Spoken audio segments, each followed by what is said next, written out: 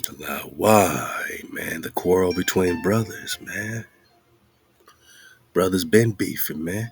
Brothers been quarreling, man. I mean, that's how the story starts, man. That's how the book starts, man. Cain and Abel, right? So what's the result? Well, look around, my nigga. What's the result? When brothers quarrel, what's the result, my nigga? Talking about the first murder, right? Murder. Thou shalt not murder your brother. But the ops, though, right? But the ops.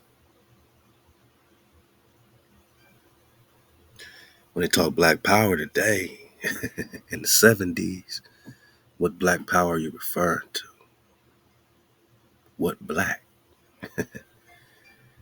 It seems that brothers been quarreling, and that's been the source of our weakness from the beginning of the book by now. Now, what was their quarrel about? Some type of jealousy, some type of covetous. What's your quarrel about today, my nigga? Jealousy, covetous.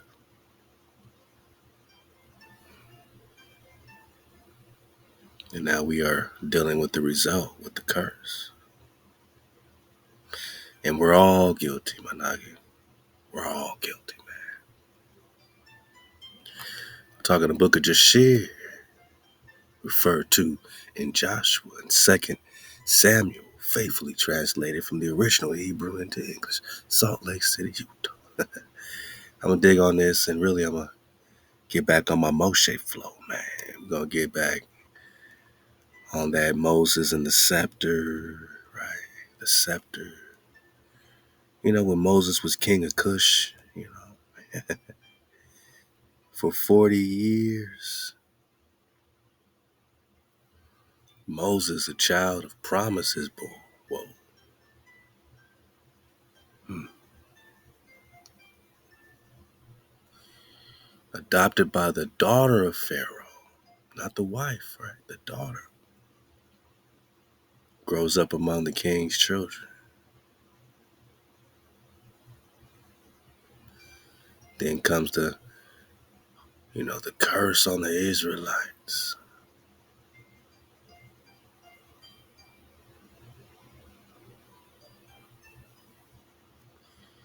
And all the youngest sons of the Hebrews being used as the mortar to build these walls in Egypt.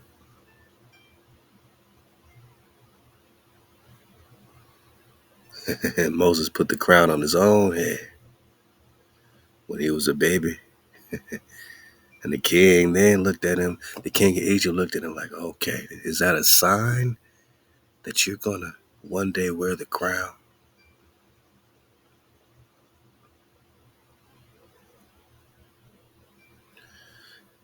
But Moses knew the importance of rest, man.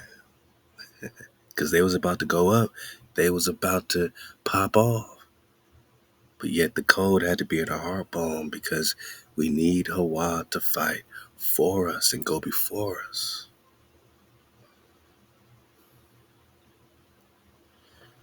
And then Moses slays the Egyptian. He leaves Egypt. Arab prophesies. Then Moses flees to Kush. We're in the book of Jasher. You get in the abridged version. At the death of the king, he is chosen in his steed. So now he's the king of Kush, and he reigns for 40 years. Yeah, so when you think of Moses, you got to think of a priest king. You got to, think of an anointed Khan. You got to think of a king. And he might not be listed in the kings of Israel, but please believe he's a priest king of Israel. He's leading the tribe. He's an exilar to the promised land, right?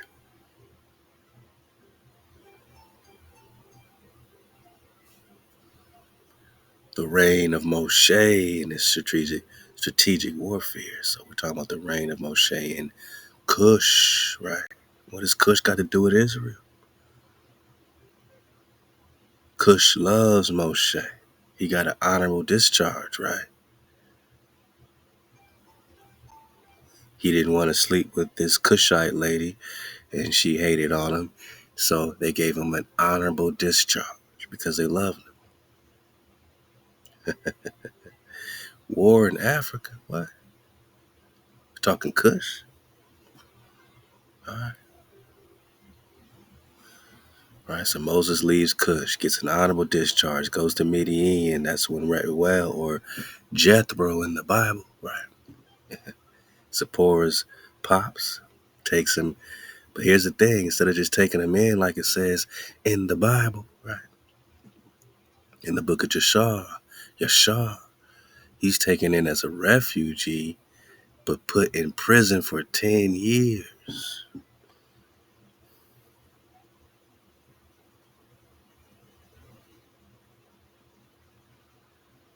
Then he's fed by Zipporah, the daughter of Reuel, while he's in this dungeon. He's left for dead. No Hebrews are checking on Moses. Nobody checking on Moses but Zipporah. And she's not even a Hebrew. She's a daughter of the Midianites, right? But she's the only queen checking up on the Khan for 10 years while he's in prison. God, so they link up, right? Pharaoh, smitten of the plague, slays a child of the Israelites every day. He's slaying Israelites. This Pharaoh is just slaying Israelites every day. Has it changed today? Look around you. But now they got us slaying ourselves. Now we're a dragon eating our own tail, right? We're a dragon devouring ourselves. But they've been slaying us every day.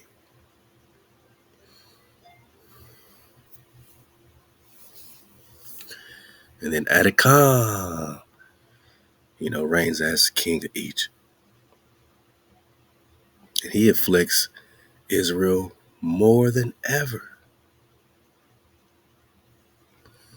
So Moses gets out of jail. He gets out of jail. He marries a poor. And he obtains possession of the stick of Jehovah or HaWah. Now we're going to dig on this stick of HaWah, because they say this is the same staff that Adam had in the very beginning. While in the Garden of Eden, Adam had the same staff, and it was passed on down. And it shows kind of the lineage, of this staff, of this scepter. And I wonder if it's a scepter of Prester John. They call it, I believe, a emerald staff here, or sapphire stick, sapphire staff. But this is what we're going to get into. But first, let's talk the language of flowers. Welcome to the 136th installment of the Priest King Prester John investigation. Shalom to the Khan. We did it again. We are back. Hope you got all 135 parts of the Prester series. But if you have not, it's all good. You got the link below. And this is a series you can definitely belly flop. You might feel a little lost at first, but we've been the lost tribe, so it's okay. Just belly flop, take a breath, and enjoy the flow, enjoy the water, and mainly, man, do your own recon. Let's get back into the Voynich Manuscript, 2016. This is from the Voynich Slovenian Mystery.com. So it says 2016, when I first discovered the internet site about the Voynich Manuscript, I was impressed by the strange looking flowers. And my first impression was that the text represents poems or short legends. Some look familiar, like the twin bells. Hemp. Whoa. Now, we've been asking about this hemp connection, right? Man, the frequency of hemp, right? Okay. Let me get my water. It's about to get good.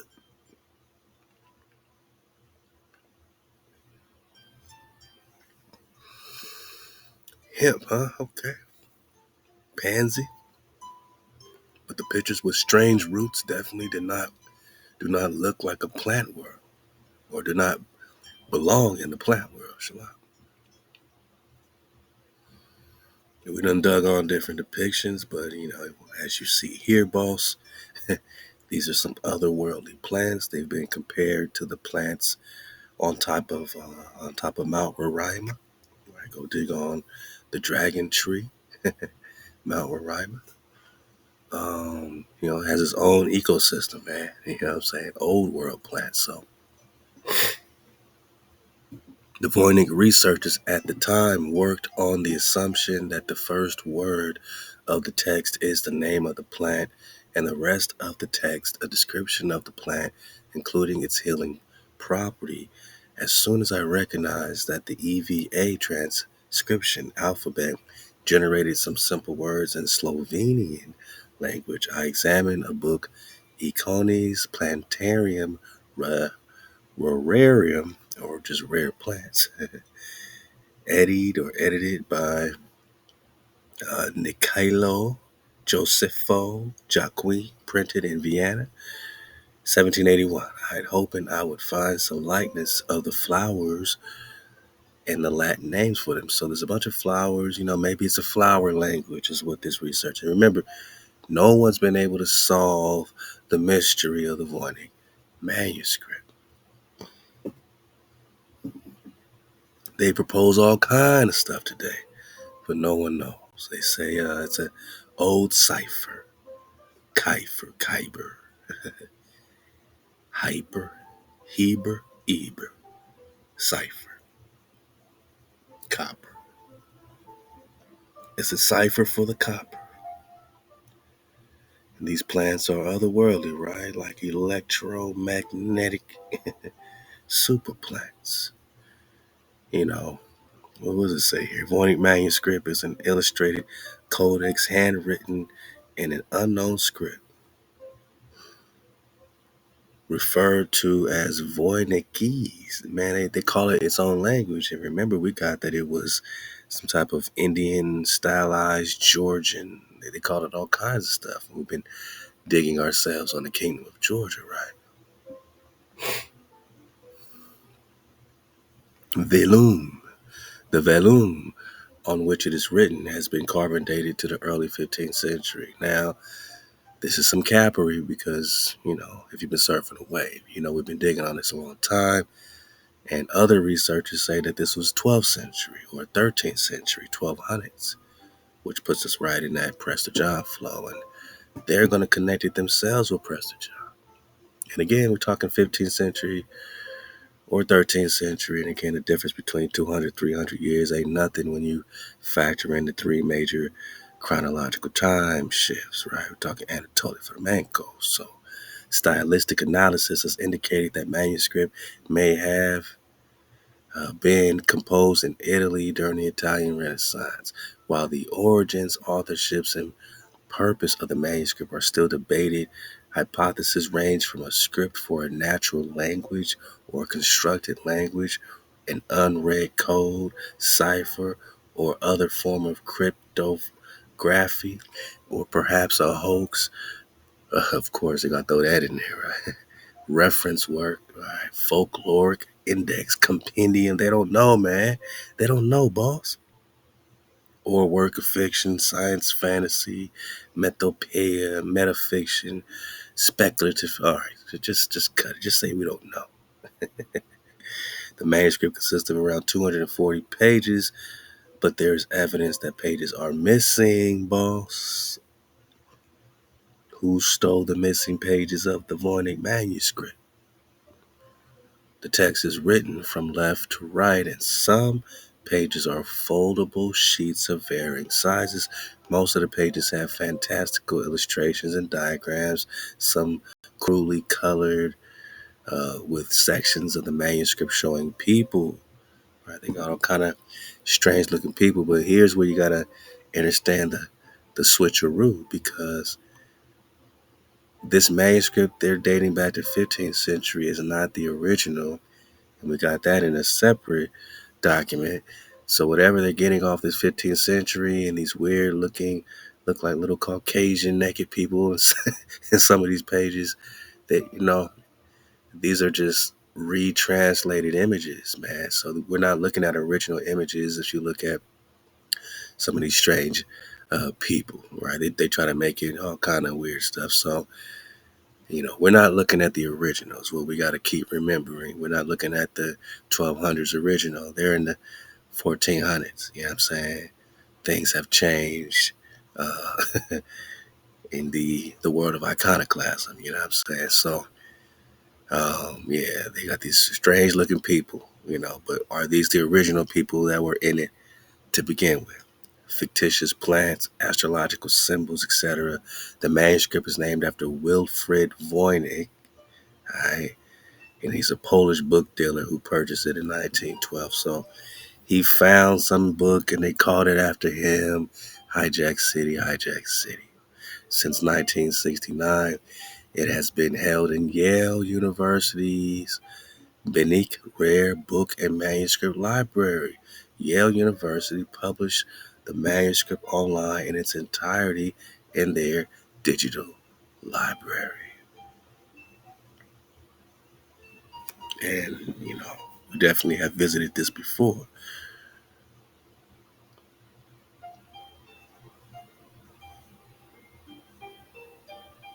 The Voynich Manuscript has been studied by both professional and amateur cryptographers, cryptographers, including American and British code breakers. Man, they trying to break the code. We trying to keep the code. They trying to break the code, right? From both World War One and World War Two, code breakers Prescott Currier, William Freeman, Elizabeth Freeman, John Tiltman were unsuccessful, boss. So they got their best code breakers. They got MIT working on this. They got all the universities. This thing's over there in Yale University, and they still can't break this code. The manuscript has never been demonstrably deciphered, and none of the proposed hypotheses have been independently verified. The mystery of its meaning and origin has excited speculation and provoked studies. They don't know, boss. They don't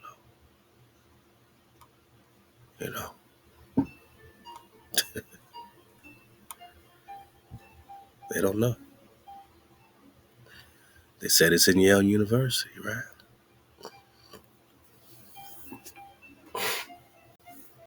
Let's get over to Yale. This is in the beniquelibrary.yale.edu collection.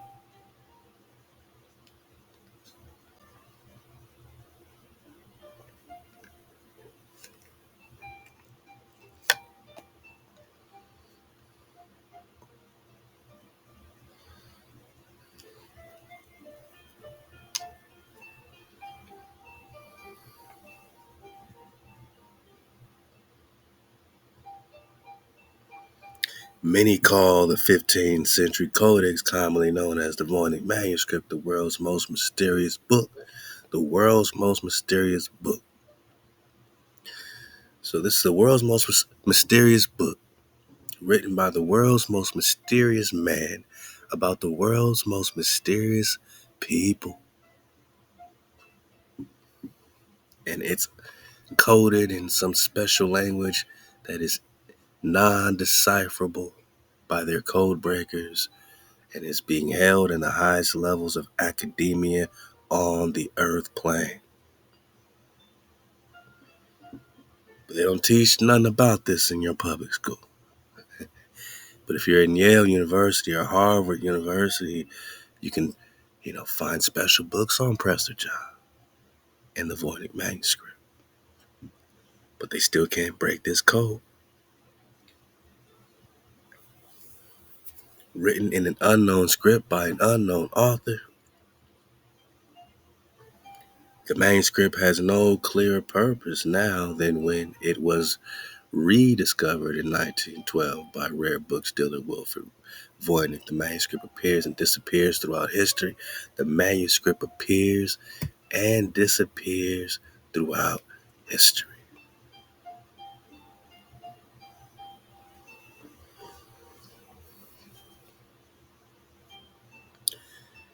Here today, gone tomorrow. Now it's here, now it's not. From the library of the Holy Roman Emperor Rudolph II to a secret cell of books in 1903 by the Society of Jesus in Rome. The book's language has eluded decipherment, and its elaborate illustrations remain as baffling as they are beautiful. For the first time, the facsimile, complete with elaborate folding sections, allows readers to explore this enigma in all its stunning detail.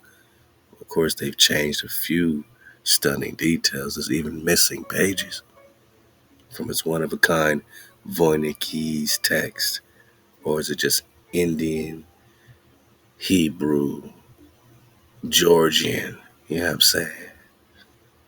And its illustrations of otherworldly plants, unfamiliar constellations, and naked women swimming through fantastical tubes and green baths. Right, so that's what we say. Is that just a 15th century remix switcheroo? Because when you see these women, they're just a bunch of Caucasians, you know what I'm saying? So we know we're talking ancient India or India Superior. When they talk Indian stylized Hebrew, we know we're talking Hebrews. So what kind of images have been, you know, remixed, re-edited, into this facsimile they're talking about? The essays that accompany the manuscript explain what we have learned about this work from alchemical, cryptographic, forensic, and historical perspectives, boss. This is some deep study, right? If you got to tie in alchemy with the, cryptography with this forensic studies and historical perspectives, but they provide few definitive answers. Instead, as New York Times bestseller author Deborah Harkness says in her introduction, the book, quote, invites the reader to join us at the heart of the mystery. So we ain't got no answers, but maybe you can help us, ask the right questions. We're just talking to Voynich Manuscript, man. The first authorized copy of the mysterious, much speculated upon, one-of-a-kind, centuries-old puzzle.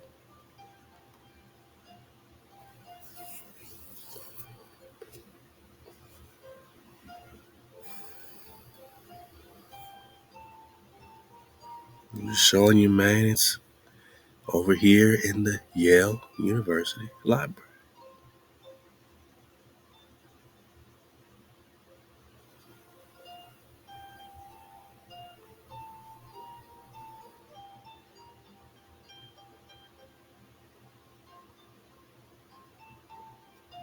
It's been digitized.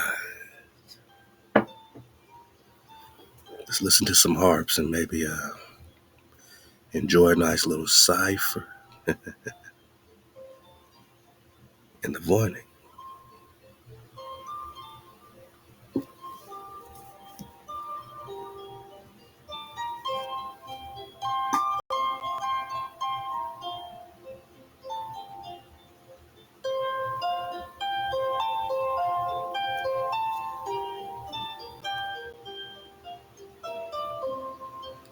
Can you decipher this language?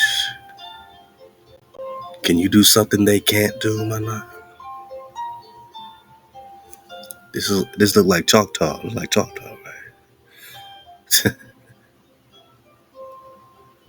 Tecum say that. That's Tecum. Oh man. Indian, Hebrew, Georgian, stylized. I don't know what to call it. They can't decipher this language, man, but it clearly is a language. It's a special code, right?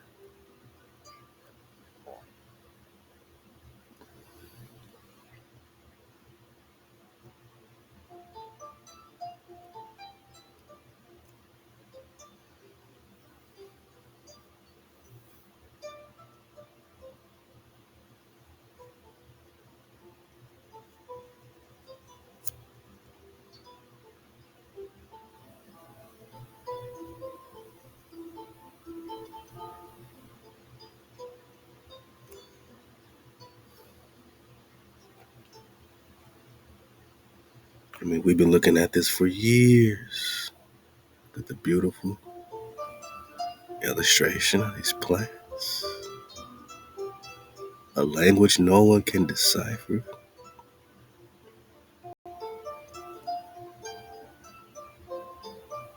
What does it mean?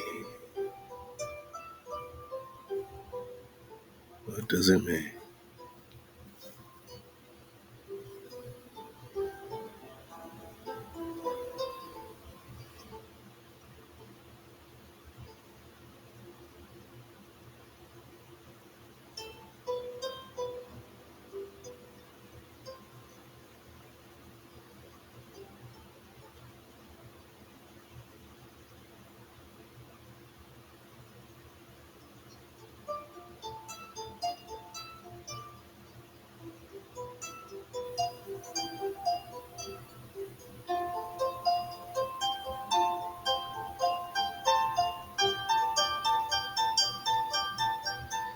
Wow.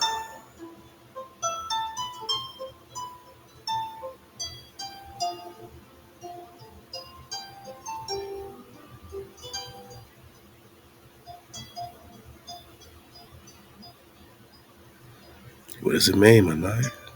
They don't know.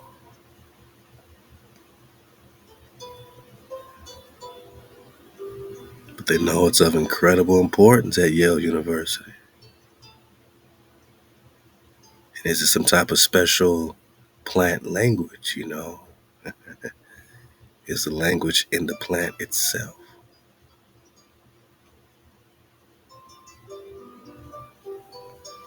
Are these pictures of plants from a world before our time? Are these pictures of plants from within the earth? Or are they from other worlds beyond the poles? Are these plants from the land of Prester John beyond the poles, my love?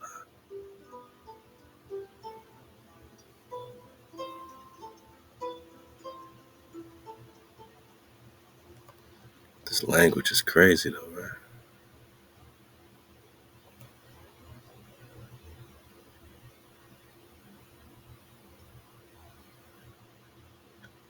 12 dots for the 12 tribes. Just counting dots, man. So interesting.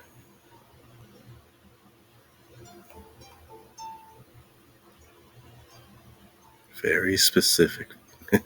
Very specific.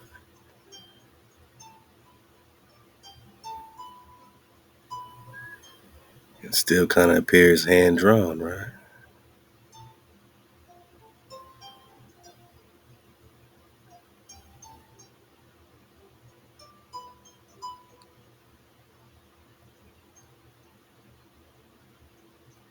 But who drew this? Wow.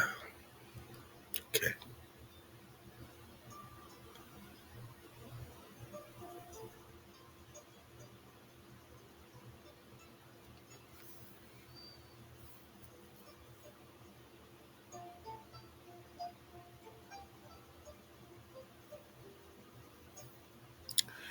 Look like some type of cannabinoids, man. You know what I'm saying? Oh, man.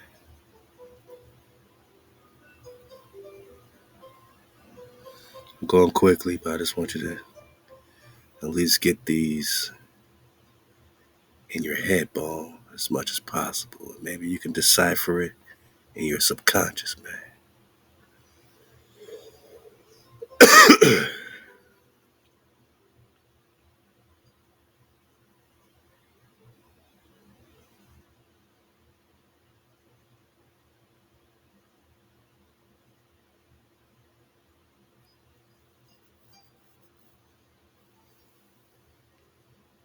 And no two are the same. All a bit different.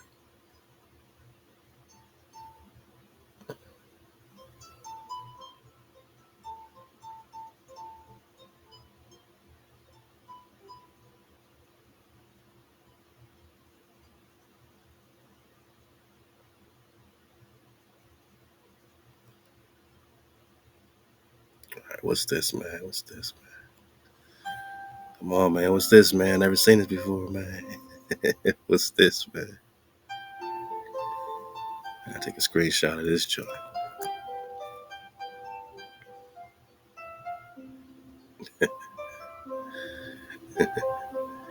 I ain't seen this one yet. All right. I know I'm gonna see something I never seen before.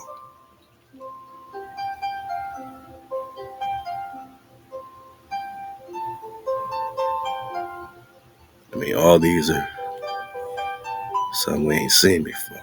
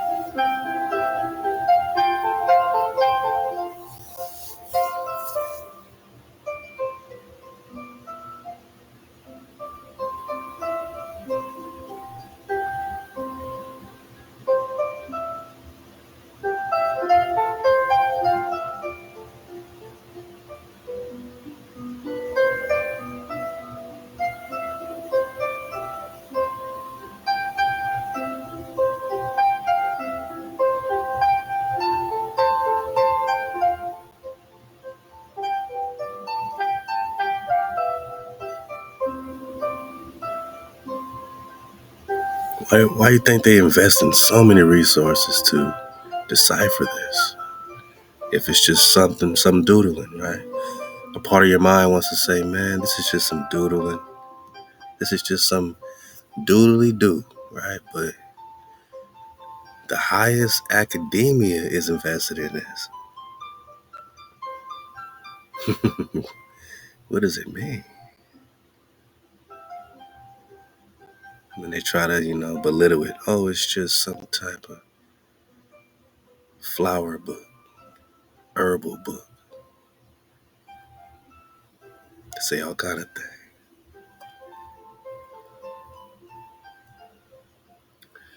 But Managa, you're seeing things that you might not be used to seeing.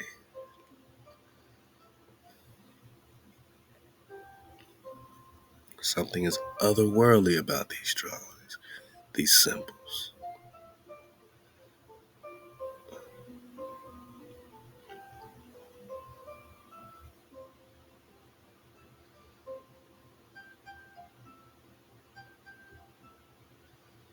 And they all connect, man. Like loopity loopity loopity loop.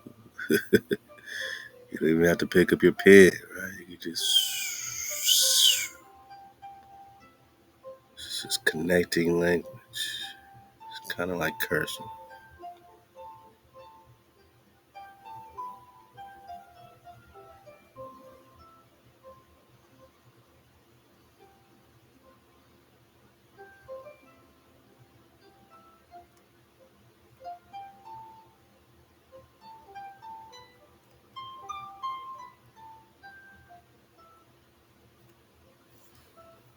Check out a few more. It's Prester 136. Why not?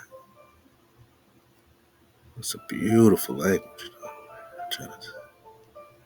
Gotta appreciate the beauty of it.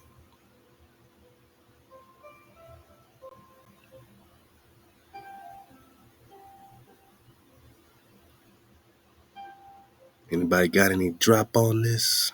Any language you've seen before?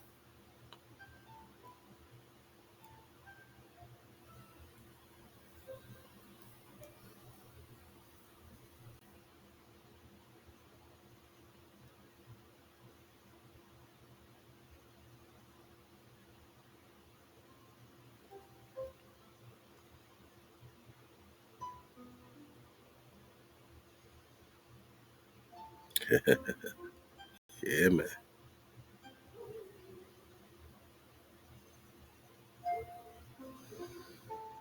Is it play?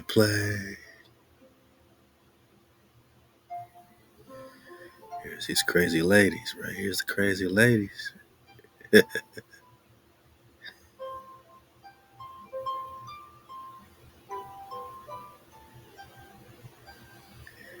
What did these ladies originally look like in the 1200 manuscript?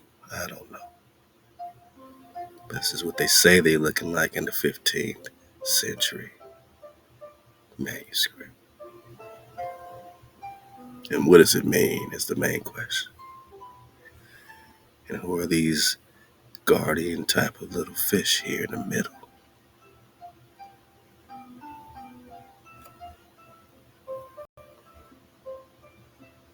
And what does it mean?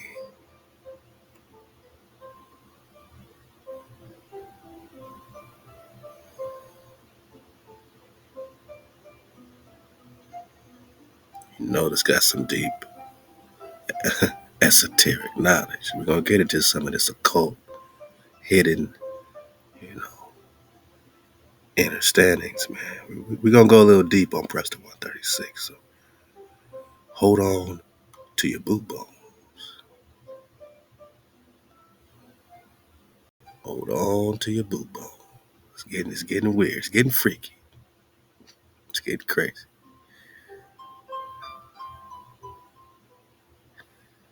So these are the women with their clothes still on. Okay. So these are the queens with their clothes still on. All right. It's crazy talk, huh? Crazy talk. And here we go. I don't know if it got something to do with fertilities or, they look like they're pregnant. Like they got some baby situation happening. I don't know, man. I need you, Tribe Nation. I need you for this one. Now they going down this type of tube. All right.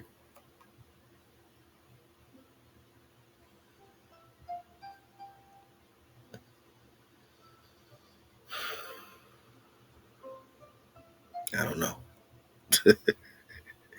I don't know. But it's a lot going on. And it's not just somebody just drawing these crazy ladies for no reason. And it's definitely a meaning and a purpose behind it. And a lot of words describing things. It's not just, isolated, unconnected situations. Like it's all connected to something much deeper.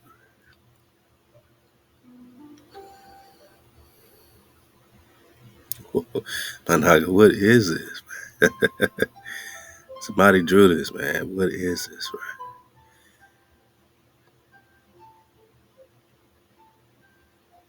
Like an incubator type of thing, like the Matrix, huh? Like the Matrix. Like they just taking baths and getting pregnant or something, man. Like some type of bath, though.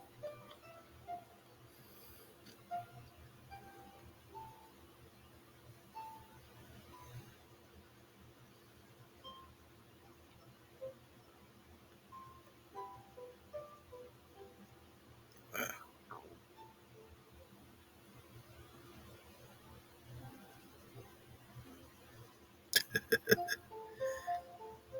Got crazy real quick, huh? Wow, this is very detailed stuff, man. Very, very, very detailed stuff. Very detailed stuff.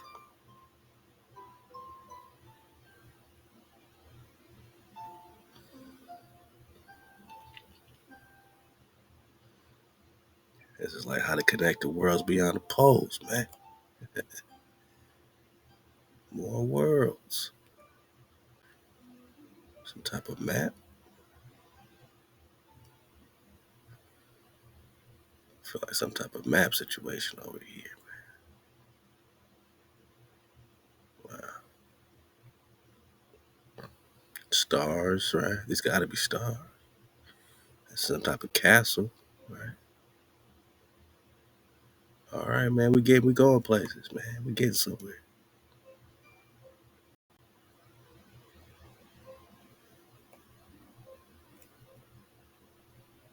Man, gotta be like some water, some type of connection going on.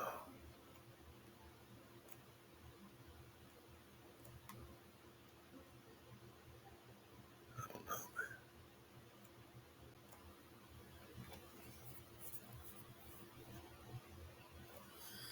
What it do, my nigga? Y'all tell me, man. What it do? What it do? And what language is this, huh?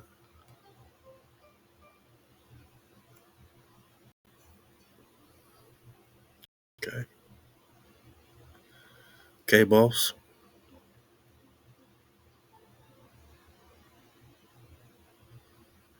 Okay, boss. All right, so this is the Voynich Manuscript. You know, maybe like you're not used to seeing it.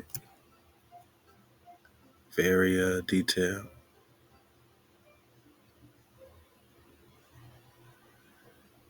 I like getting these, shots of these things. Man, it's amazing.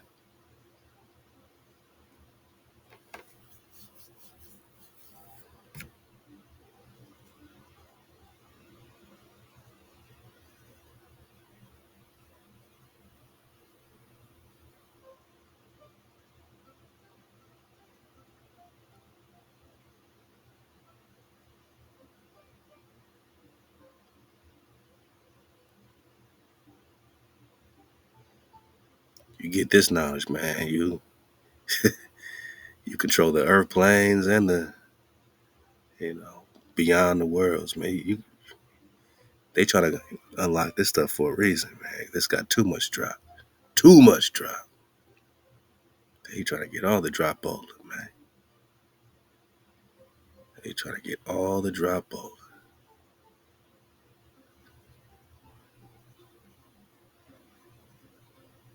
So that's how they got it, huh? That's how they got it. That's the Voynich, y'all. What y'all think? What do y'all think? Y'all leave a comment. Y'all let me know what y'all think, man. All right. It's amazing.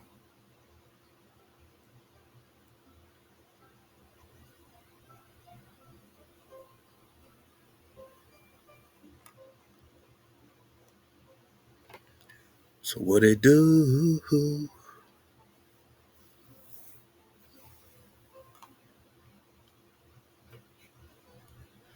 We don't know what we don't know.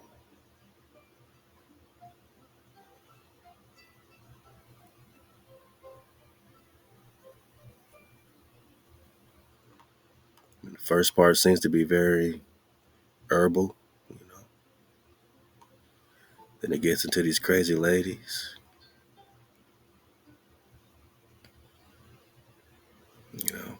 They're all over the place now.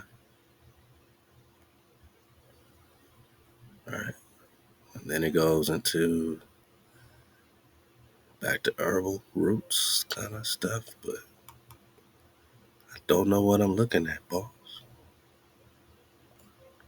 I just don't know.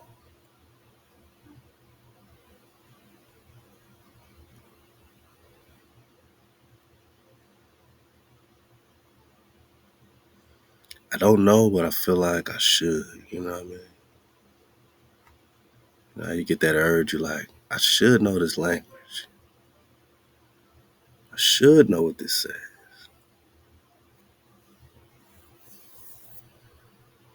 All right. We ain't in no rush. It's all happening with the cipher. So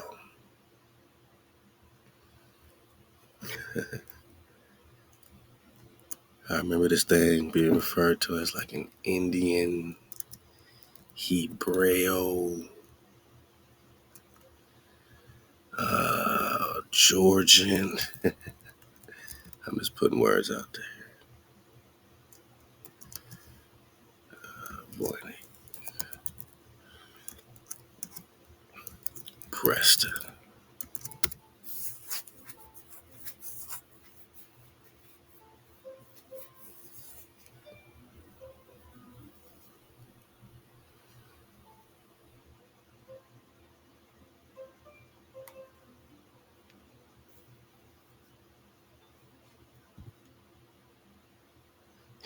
That's all they give me. They say, yeah, man, I don't know what you're talking about, man. I'll take the quotes off. Oh, I said Prester. My bad, my piece.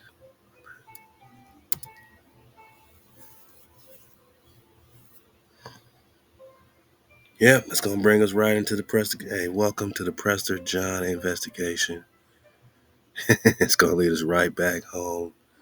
Con drop, King drop, 2016. I mean, once you get that deep, once you start putting in Indian, Hebraic, Georgian, Voynich, Prester, you gotta take you right back home.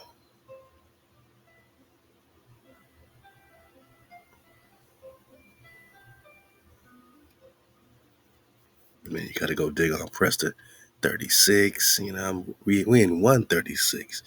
You're gonna have to go back 100 Prester Johns to get some of this drop. I didn't tell you. Google told you, man.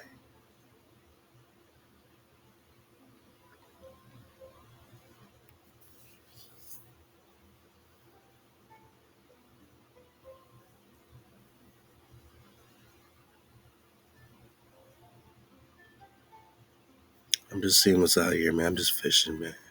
Don't mind me.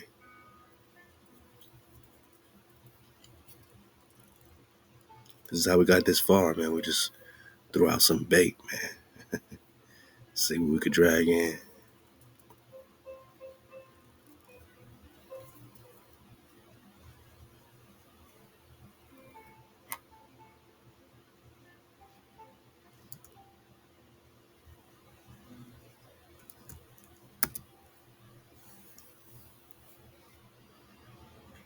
Mhm.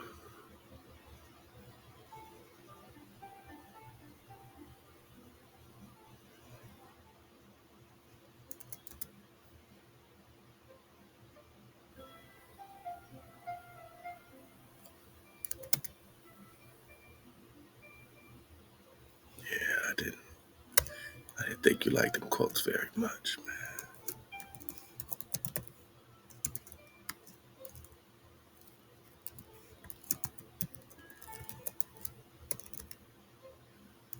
13th century.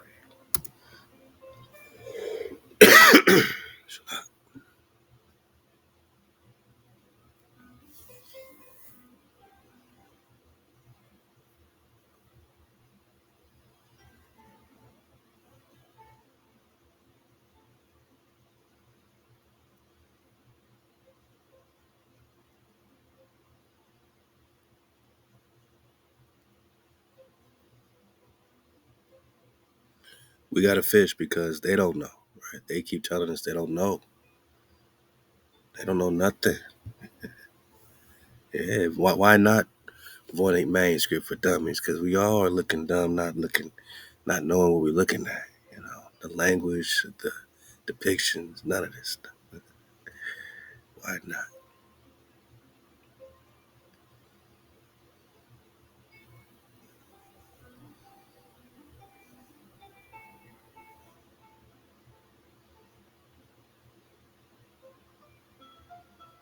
But nah, these people are over here just clout chasing off the Voynich name. They ain't saying nothing, man. All right, man. All right.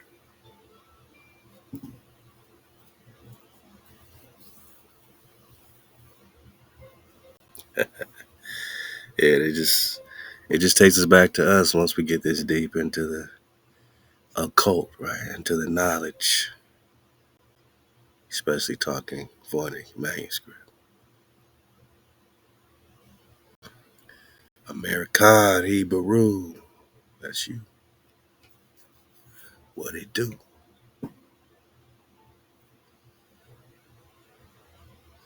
Okay, we got a playlist. You know, did somebody make a playlist of our drop? It's all good, you know. Keeps it circulating, man. Let's see what we got here.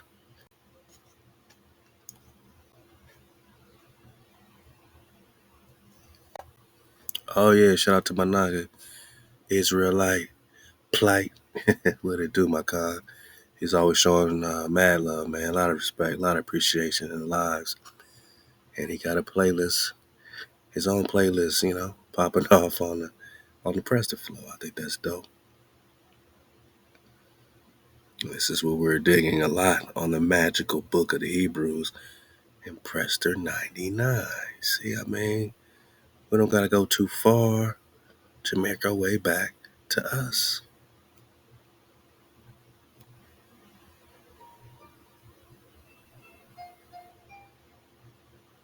Encrypted code of King David. Okay. If you're not here to solve the mystery that is their history, You're right. to unveil Hijack City, God, exit out the back door. Let's drop nation. let's go. We in the mystery business. Managas, welcome to the 99th installment Number of the 99. Prester John investigation. Let go. Shalom to all the brand new wave surfers. Don't feel like, I gotta go back to Prester John number 1. Nah, You need to enjoy. we flop. We belly flop. No education. We're just asking some questions. All right. God. Belly flop. I want to find this document. I think I talk about it in Prester 99. No more pretending our story's happening anywhere else. Look at what they call this, man. Look how confused these people are. Look how they want to confuse us. Not no more. The Nagas are aware. Popping off. Hey, shout out to American, Israelite Plight. And man, as we slowly are getting our website back up and operable with everything popping off, playlist and vibe suites, and we got our Discord, getting organized on there as well. Library getting reorganized. Like, sometimes it takes years to get back on track once they keep knocking you, off the web and, hijacking your stuff, man. But, as frustrating as it is, I'm taking the time and doing it super right. You know what I mean? And I know that we're going to have a resource for a long, long time, not just for our generation, but for our children's generation. Like, that's how we're going to build this new website here at 432thedrop.com. So I'm not just doing it for us right now. We building it for the future. You know what I mean? So it's still, being able to, educate and connect to the cons, you know what I'm saying? And be a resource, man. So we're making sure they can't even find us in this World Wide Web. They can't even find us no more. They can't even find us, you know what I'm saying? Hey, it's all good. Yeah, man. We're going to be back talking to Rubati Gotti Manis, man. David Rubini's, man. You know what I'm saying? But just think about this, man. Raja Hiraja Chola II Jataran, right? 12th century. We ain't talking 15th century. We're talking 12th century. The first Prester John and so-called Christian emperor. We know we're talking King David. Of the 3 Indies, the so-called Voynich Manuscript is a 15th century copy of the original, which was written by him in the 12th century. Body bag for the illusion. They say it with me, guys. Body bag for the illusion, boss. Man, look how we belly flopped, though. All praise HaWah, because I'm just over here searching for stuff on Google. It leads us back to us. Managa Americana has his playlist that leads us also back to us. We drop right into Preston 99, a Naga belly flop live in full effect right before your eyes. into the exact information that I'm looking for. We're looking for when it comes to this Voynich manuscript. So when we go back into it and talks about the 15th century, we have recordation that no, this is a 15th century copy of the original, which was written by Prester John in the 12th century. So now we got an author, boss. And this is why they can't, decode this encrypted flow. This is why they can't decode this language of flowers.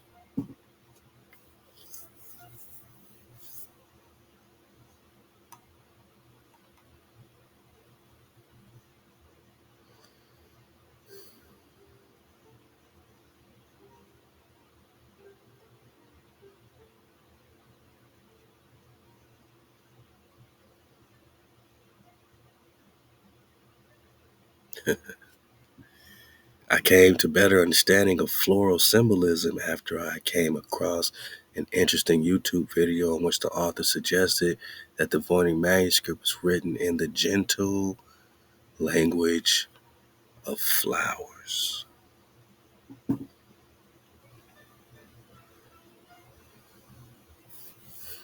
He admitted he had no clue what he was talking about, except that he found the phrase gentle language of flowers in the middle 18th century book of Gabriel Rossetti.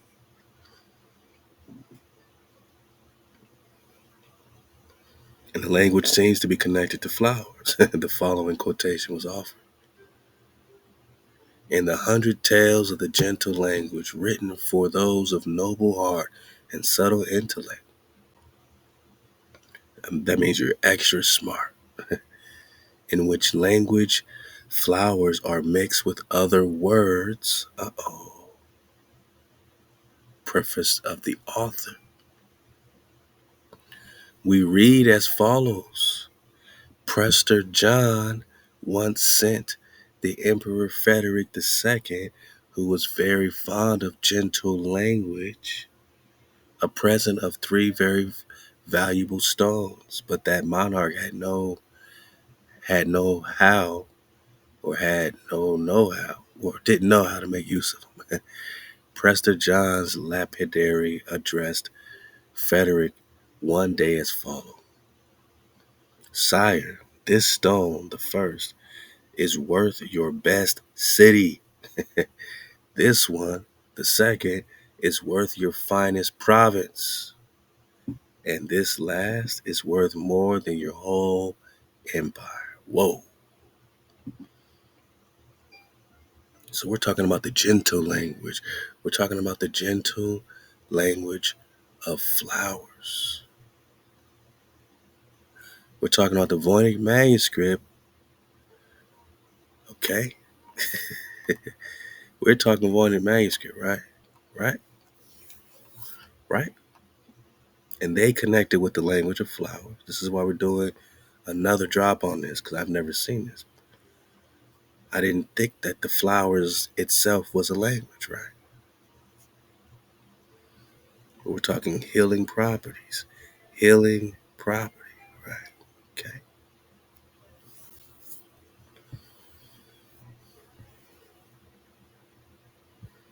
And wasn't like Noah, did Noah have some secret book of the herbs? Does that connect with the gentle language? But they started talking Prester John, right? Not me. They started talking Prester John. And about these 3 stones that were sent to the Emperor Frederick II. And apparently he didn't know how to make use of them. And Prester John's lapidary addressed Frederick and said, look, Frederick, this first stone is worth your best city, boss. This second stone is worth your finest province, boss. All right? And this third stone is worth your whole empire, boss. Thus saying, he took hold of the 3 stones, and the virtue of the last concealed him from the view of the emperor and the people. Did he go invisible, boss? Anything to do with that magic invisible ring? The magical ring that made Prester or King David invisible? You remember when Prester went invisible? When David was walking on water? Remember that drive when David walked on water? And before that, he went invisible, and the Persian king and them were trying to execute him. And all the king's men said, "This is the greatest magi we've ever seen, boss. He went invisible and walked on water." That's King David. Yeah, King David walked on water, boss. And these stones had all this virtue that can conceal him from the view of the emperor and the people. So the lapidary vanished from their sight and carried back the stones to Prester John because Frederick II did not know how to make proper use of them. And imagine the brilliance and the splendor of Prester John that would give away these three stones. Like, what else could he have that he's willing to give up stones that's worth more than Frederick's best city and finest province and worth more than his whole empire? But we're just talking Prester John.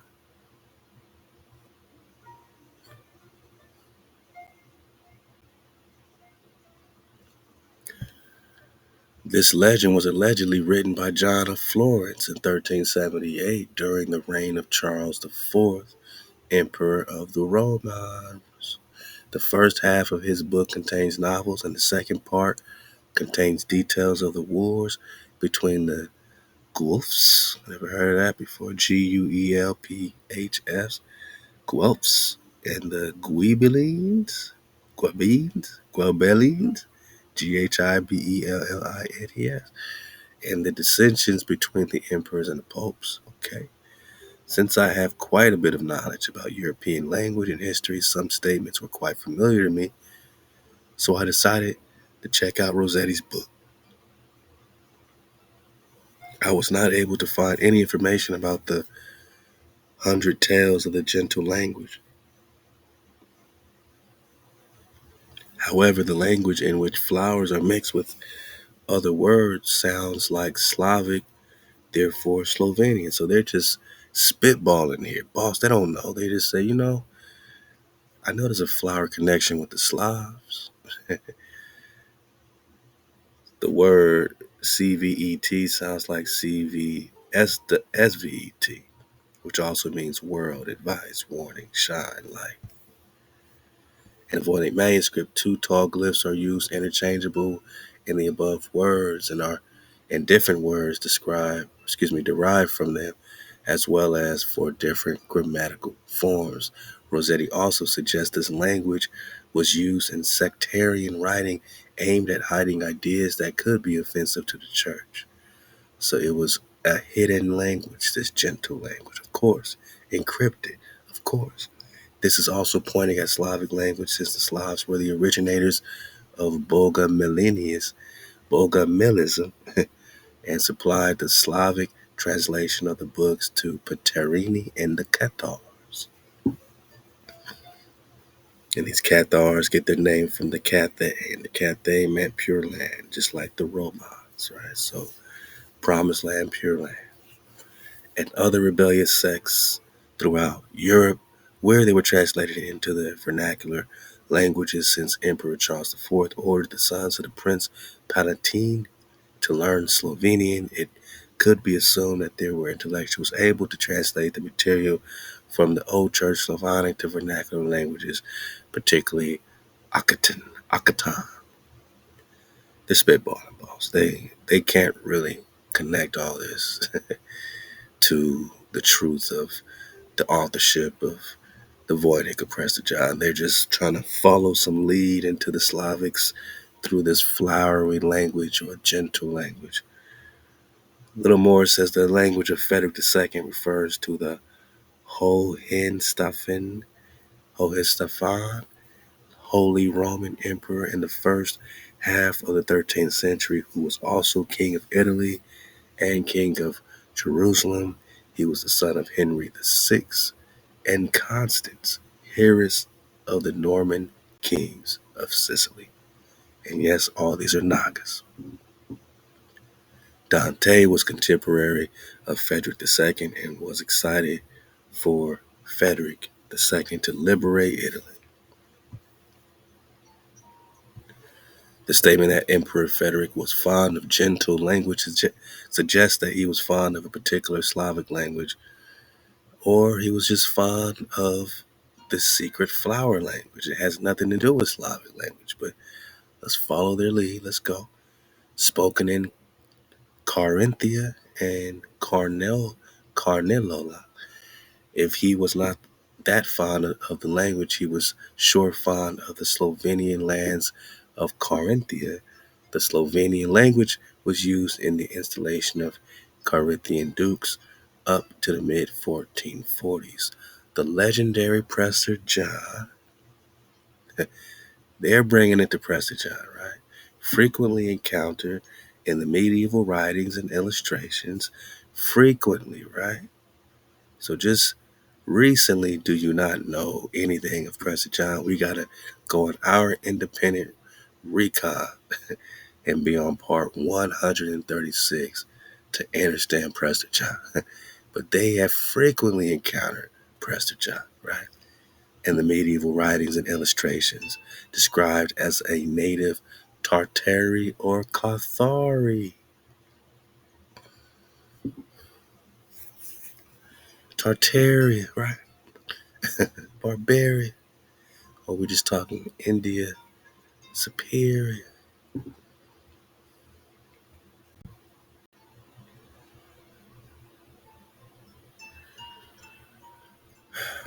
We're just talking Cathay. Cateo.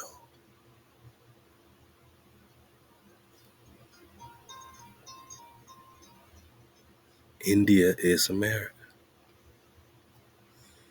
Cathari is Cathay. Cateo.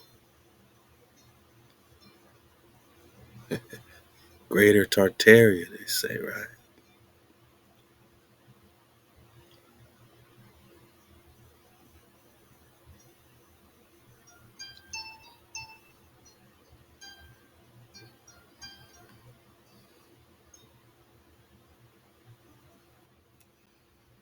We're just talking India Superior, boss. We're just talking Asia. Did North America even exist?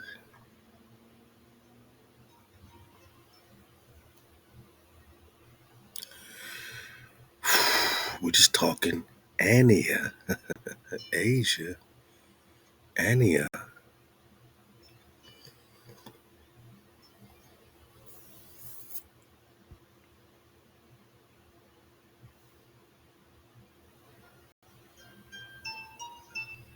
Cathay, right? Still on the map. Mansi. And later, they also call it Mangi, right? Mansi is also Mangi.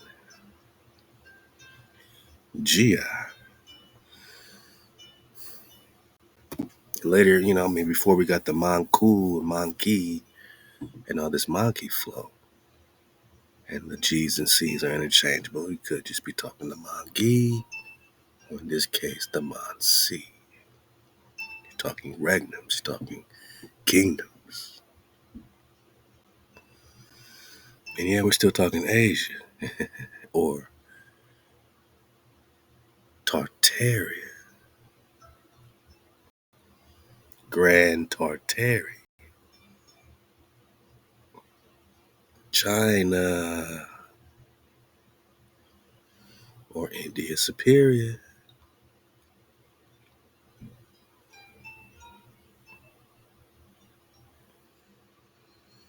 China, Asia. Where is North America? This is still connected to South America, right? Mexico, South America, Peru, Tierra del Fuego, Mexico, Florida, same thing, right? And then you got China. We're talking Asia. Does North America even exist, man? For the 1,000th time? Because that changes your perspective of who you are. If they won't even tell you that this is India Superior, why would they tell you that you are found here, right? You got to find that in 1828 Noah Webster Dictionary definition of an American. They didn't even tell you that this ain't North America. We still in Asia. We still in India Superior, Cathay, China. Chachine or Kana. Canada. Tartary connects directly with Mexico, Florida, Louisiana, all this, right? Connects directly with South America.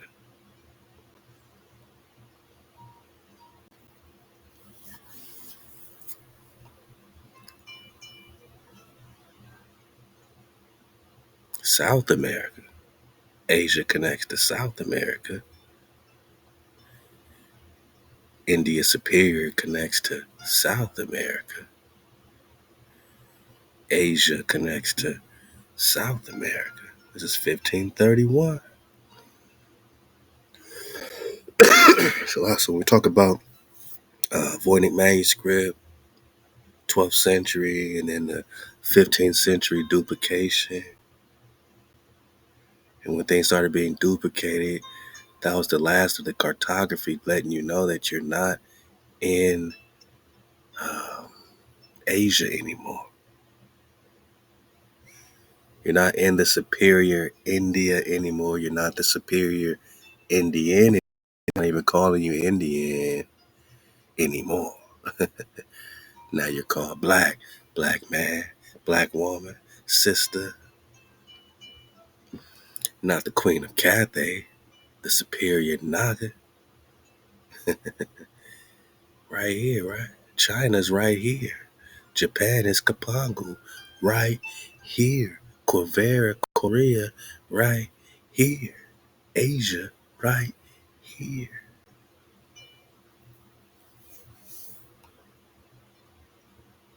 Grand Tartary is right here. This is the Grand Tartary. That means there's a less than Grand Tartary. This is Asia Major, which means that there's an Asia Minor. This is India Superior, Managa.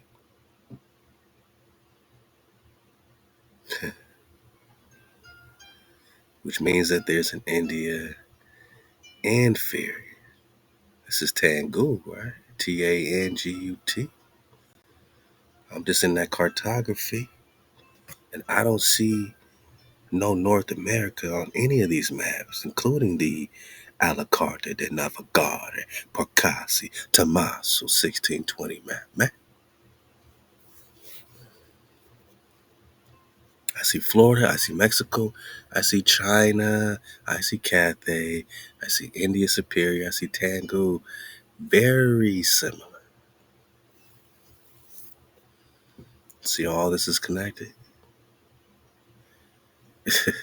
This is why all this Russia talk, all this Russia, Rus, and Rus connection goes right through this Asia flow, right? The Russian is the Rus Asian, right? The Asiatic kind. There's an India superior, that means there's an Indian inferior, man.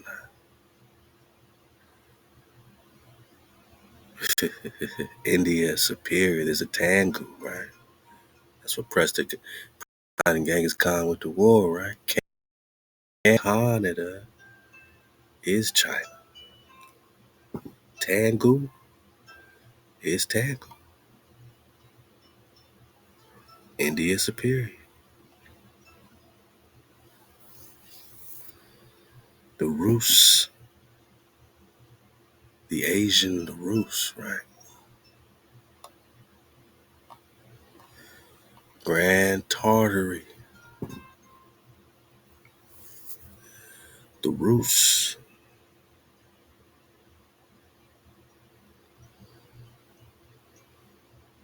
China.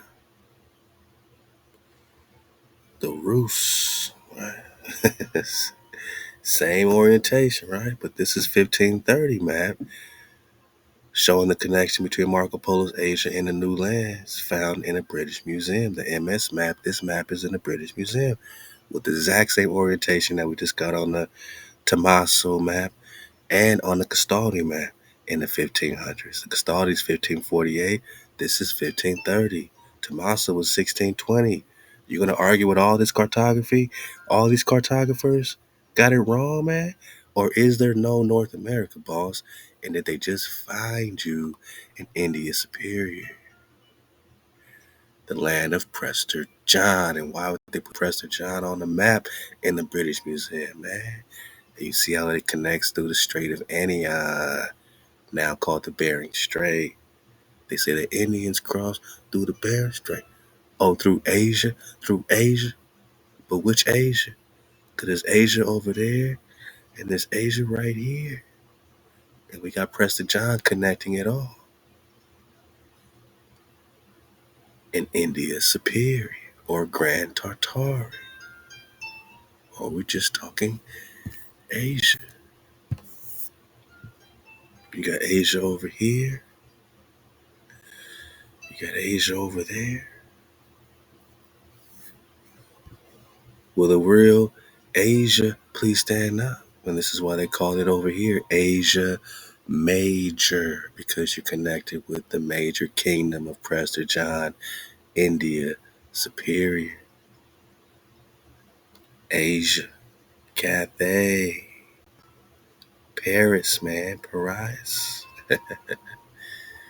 Or the real Tatar, the grandest of the Tatar.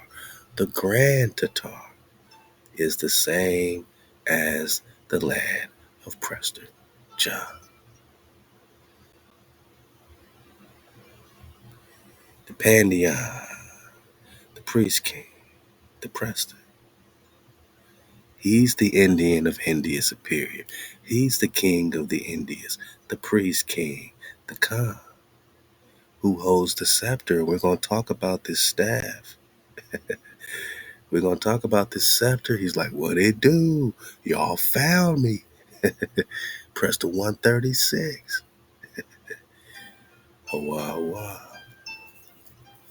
Jeremiah 30, King David, whom I will raise up unto them. But first you got to seek HaWah. Seek the code. Get the code in your harpone and realize this whole time you've been home, they just flipped the map and switched the map. And you're in Asia. You're in Asia Major. You're in India Superior, Managa. You're in Grand Tartary, the home of the priest king, the home of Prester. Grand Tartary. The language of the flowers. We're talking Tartary, God. We still talking Prester John. We're talking Tartary. We're talking Cathay or Kathira. We're talking Cathay. We're talking India Superior. We're talking Prester John in the British Museum. Asia Major. Grand Tartary. China, Asia, America, right? All right.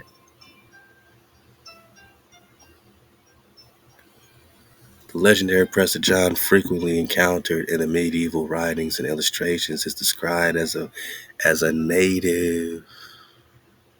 That means first, Managa.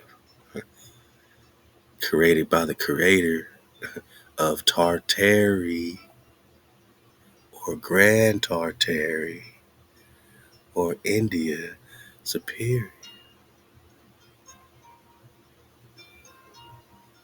Prester John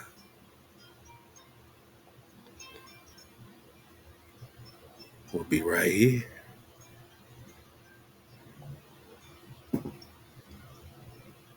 Or Cathary or Cathay.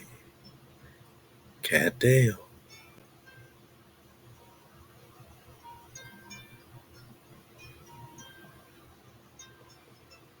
A countryman of that Angelica, the daughter of the king of the Cathari, who had a stone with which she could vanish. So here we go again with this vanishing stone.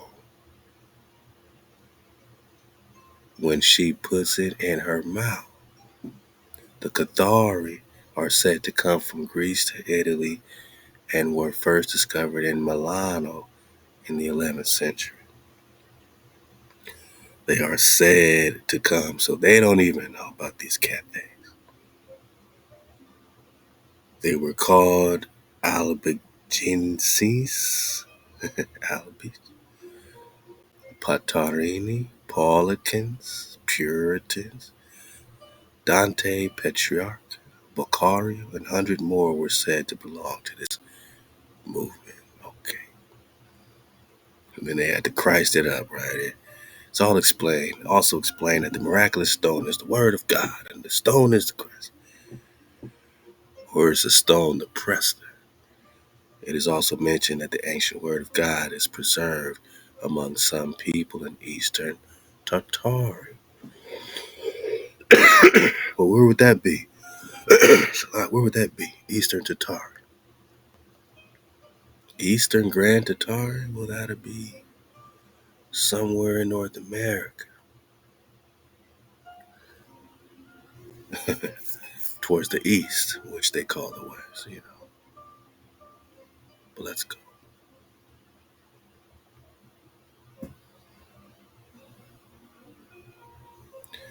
From this clue, we can assume that the ancient word of God was Bog. Come on, man. Slovenian. So that they're just trying to tie it to the Slavics as hard as they can. We're talking about Eastern Tartary, man. And to them, it had to be Slovenian. But to us, it's just Tartary. Grand Tartary.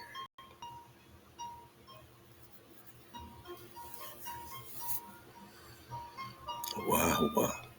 Yeah, man. It just leads back to us every time. Every time we go searching.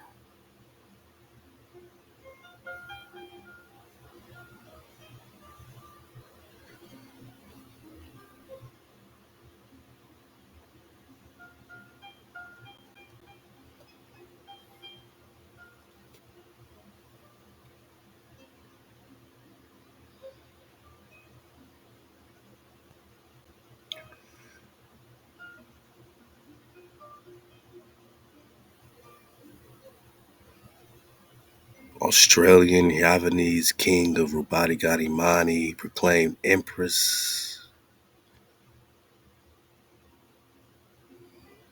of the three Indias and from about 1350. Now, this is right around, let's see, until 1530. Now, that 1530 is right around that little ice age hard hit that we got last time on the, David Rubini, you know, Rabati Mani flow, the David Soslan flow.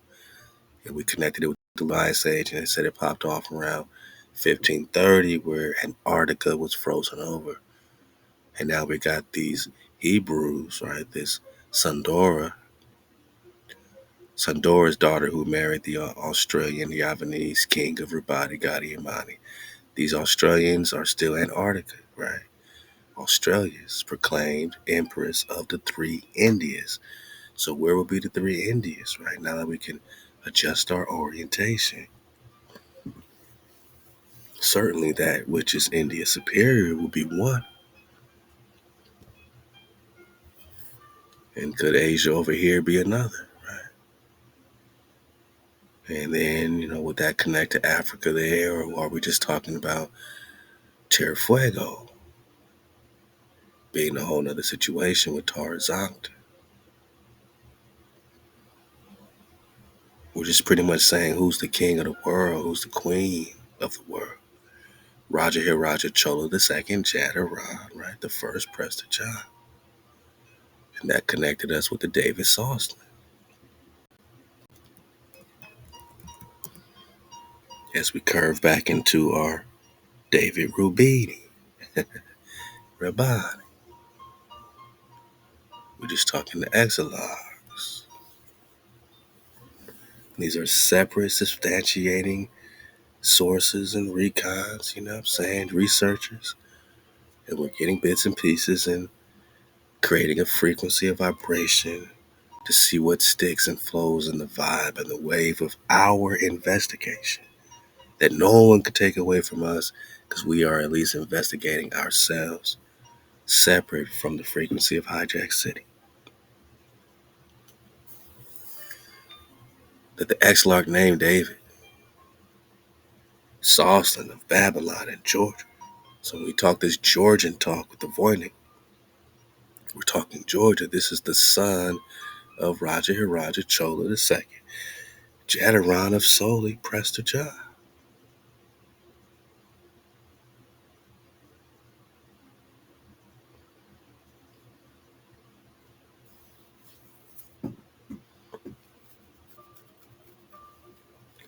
And the Prester John was a title, the priest king Khan was a title, the David title is a title. It's a frequency. So Raja Hiraja Chola Jadaron, right? They put him at the same time as the genie flow. The first Prester John. Now back it up. Empress of the three Indies, and from about 1315 to 1530, her descendants who followed an Indianized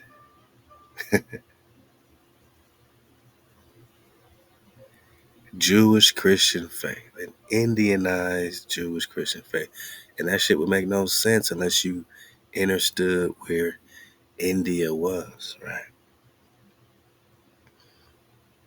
Indianized Jewish, or we're talking about the Hebrews of India superior. That's the only way to make sense of this once we see clearly. Because trying to combine the Christian faith with India over there ain't gonna make sense. But when you understand it called us Nestorian Christians, which connected with Nestor, which connects to an old king renowned for wise counsel or wisdom. Then you're talking about a wise old king connected with the ancient love song of the superior Nagas of India, the Hebrews, which they're calling Jewish and they're calling Indianized. But we're talking India superior, Indianized Jewish, or we're talking Hebrews in America, reigned as the Prester Johns or Pandian emperors of the three Indies.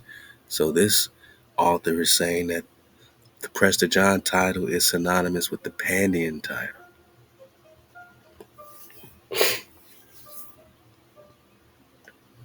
The Prester John title is synonymous with the Pandian title. The Raja Hiraja, the Raja, all this is titles for, chief, or king, emperor, Prester, Pandian. That's why it says Prester John / Pandian, because it's interchangeable.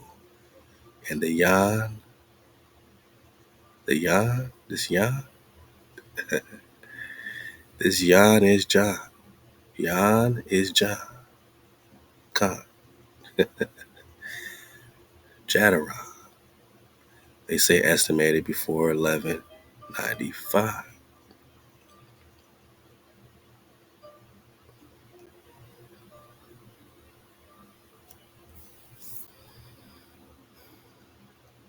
Here it says between 1163 and 1178. And the other one said estimated before 1195. And his son is also a David, which means he's also a David. And we got last time that this is, the Prester is also called David the First. And his son here is called David the Sixth of Babylon and Georgia. Keep the Georgia title on your mind. Georgia, on my mind. And man, I had to find this. Does North America exist? Link. I had to find this with the Yandex search. So I'm gonna leave it for you, man, because sometimes you gotta change your search engine. Because Google, for an hour of looking, I couldn't find this document. You know what I'm saying? They keep hiding this one, man. This one got so much drop on the India Superior flow, but no North America, right? But you see how it all connects back? You can see it pretty much connected back to that Asia, right? But you just gotta flip the map, adjust your orientation, like it has in the British Museum and the MS map. You know, you go here, pretty much connects back to here, right?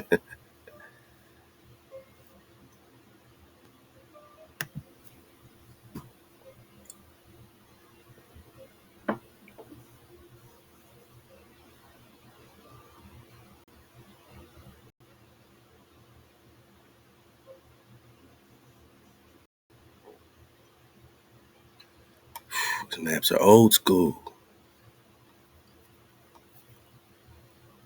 Let me go back. Still making sense of this one here. But I do see the Mangi. The Mangi like it has in this map, Gastaldi. Mangi, Mangi. Interesting.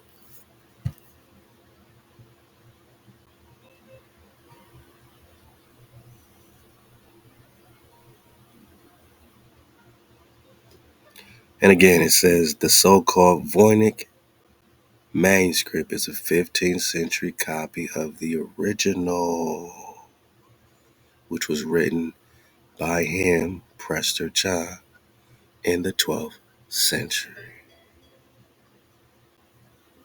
12th century Managa is 1100s. And according to Genie.com, that puts us right back in this Raja Haraja territory. Before 1302, before 1195.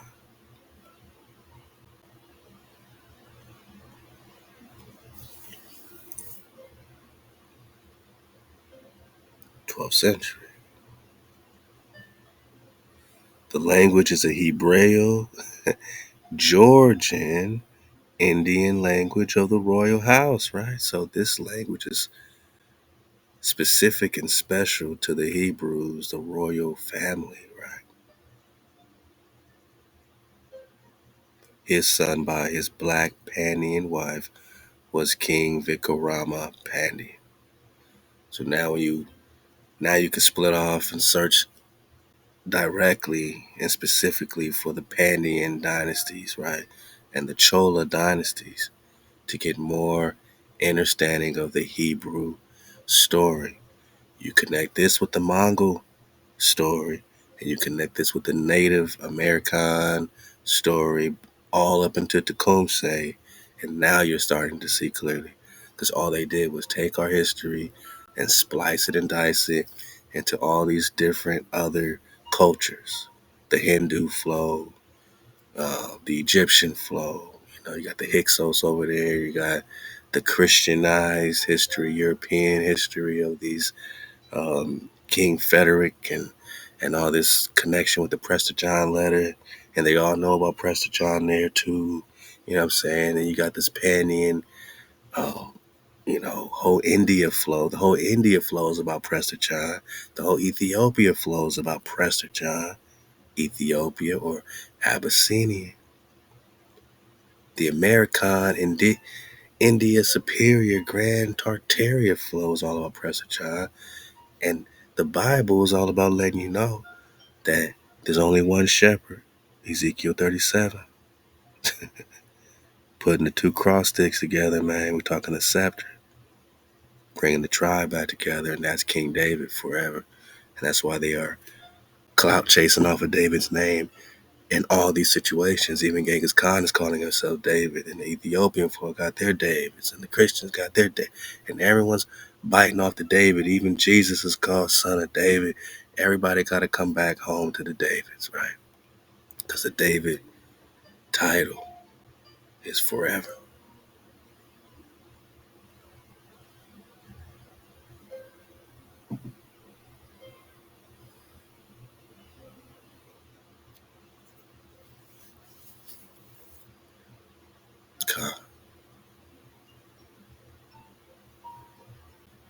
Georgia. Now you get back to the history of the Georgia title and the Hebrew flow, and how this was a very special title that connects with the kings and queens of Jerusalem, man. Now you connect this with the Cherokee flow. Do you see clearly what you fighting for?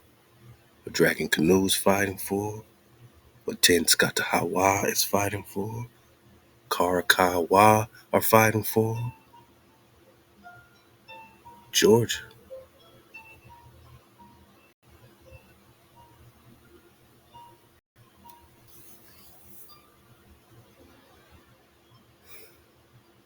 So to call in the language that this Voynich is written in, Hebreo or Hebrew, Georgian, Indian, Managa, language of the royal house. And we know we're in India Superior.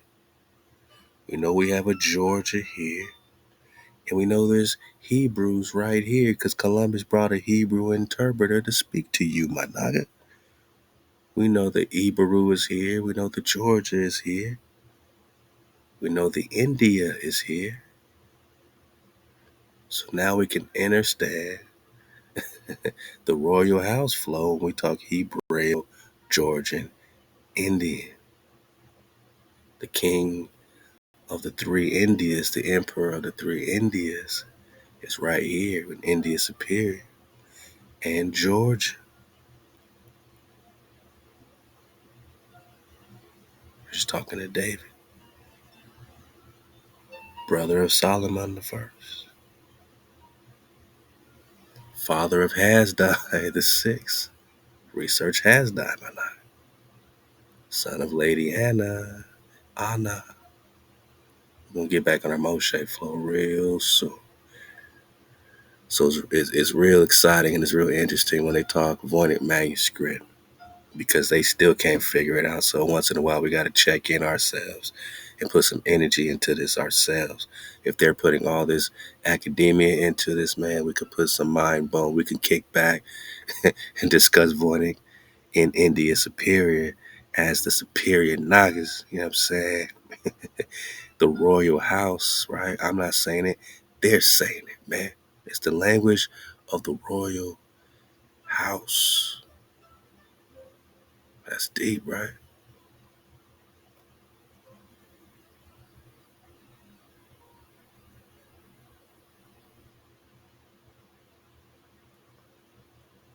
The language of the royal house. That's deep.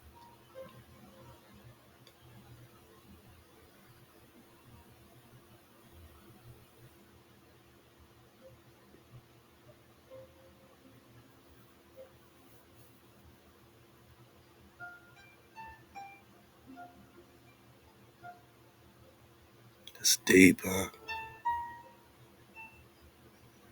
What language is this, my nut? It's the language of the royal house. It's the language of the Prester John.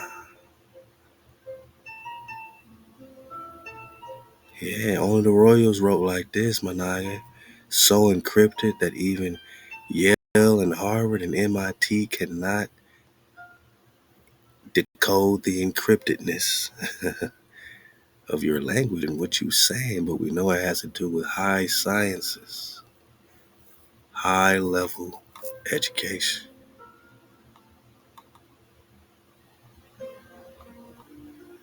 Definitely something to do with the cosmologies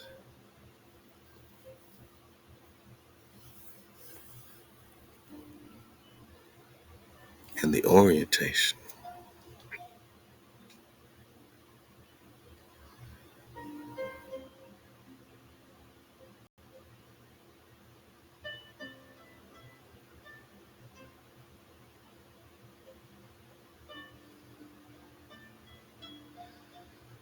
Yeah, this orientation brings on a vibration of connectivity. It's all connected. You think it's play? Okay, let's go.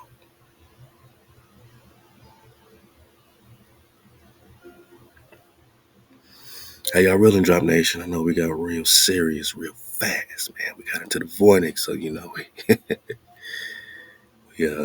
put our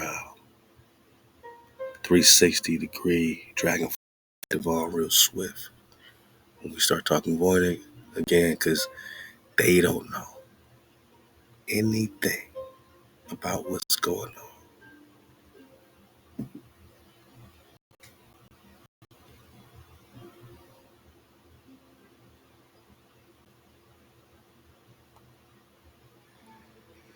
They say scientific or magical text.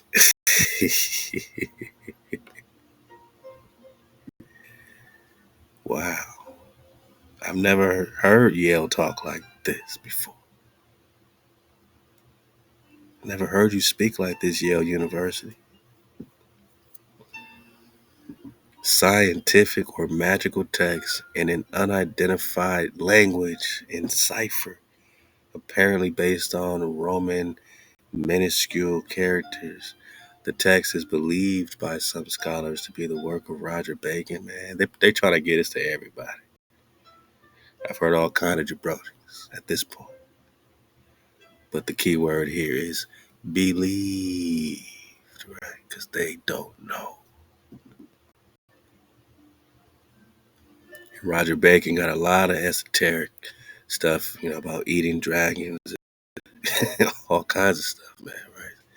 Since the themes of the illustration seem to represent topics known to have interested Bacon. So they accredited to Bacon because some of the topics that they can't even decipher in this unidentified language and magical scientific text. But somehow they know what the topics are. And they have said, oh, you know who's also interested in these unidentified topics in this magical unidentified language? This guy named Roger Bacon, man. So maybe it's the work of Roger Bacon. Yeah, maybe it's the work of Roger Bacon. Stop it, Hijack City. You don't know. You're just believing things. A history of the numerous attempts to decipher the manuscript can be found in a volume edited by R.S. Brumbaugh, The Most Mysterious Manuscript, the Voynich, quote, Roger Bacon Cipher Manuscript, Carbondale, Illinois. Whoa. Now, I can't make this stuff up, but ain't Carbondale one of the areas that the eclipse was literally crisscrossing, like right there, Carbondale? It's crazy. It's crazy talk. Although several scholars have claimed decipherments of the manuscript, for the most part, the text remains an unsolved cipher. They don't know, boss.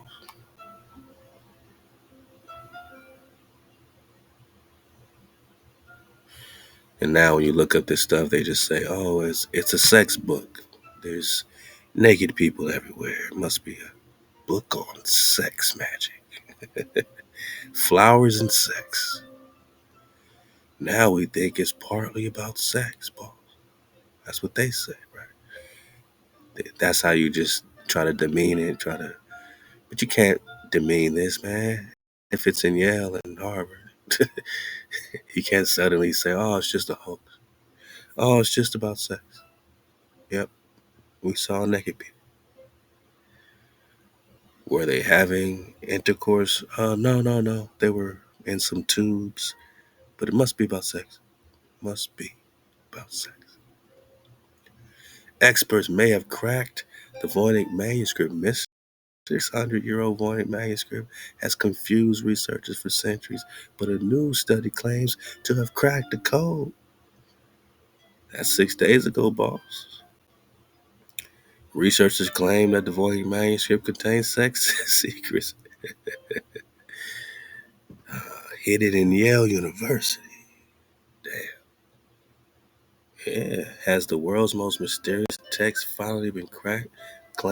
Experts claim 600-year-old Voynich Manuscript. All right. So there's still, I'm just bringing you here so you know that as of recently, the Daily Mail, the Gigazine, and Hits 96, and all these people, they're still writing about the Voynich Manuscript, the mysterious Voynich Manuscript. Still, my naga, having their theories, man, as outlandish as they seem to be, you know. So they'll connect it with the 15th century. We can connect it directly with the 12th century.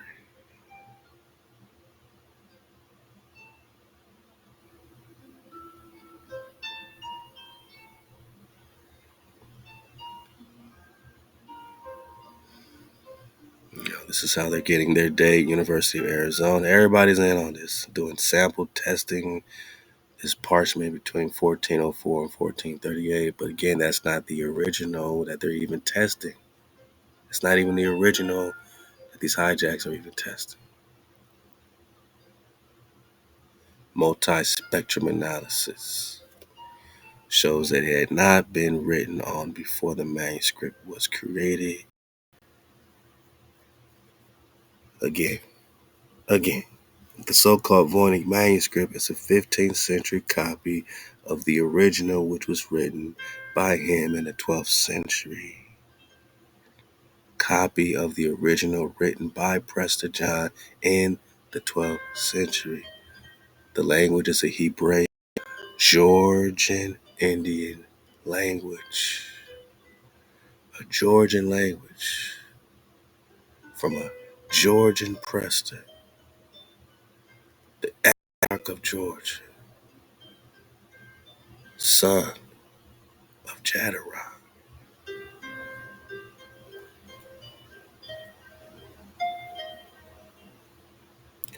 Who is Prester John? And what is this enchanted, magical book all about?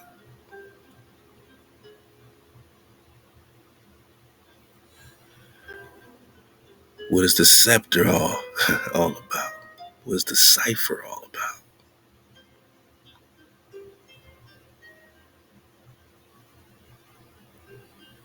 I'm also leaving this link for my noggins that like the audiobooks. Everend.com, Everand. I don't know how much they cost or what it is, but they got some free trial thing and you can check it out. I just put in Prester in the search box and they had at least a few good audiobooks, you know, a few that we have or we had in the previous drop library. We're definitely going to have them up in a new drop library. Let's go. And some knockers, you know, you just want to hear that, you know, book read on your ear bones, man. You know, so this joint has a gang of different audio books. Some you heard of, some maybe you haven't.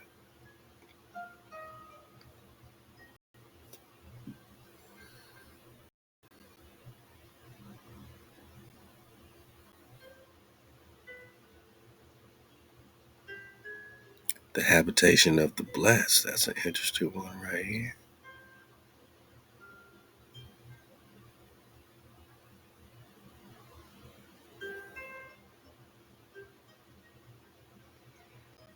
Prester John. Can't get the full title. Guess I gotta click on them for the full title. But you see, it's a gang of audiobooks.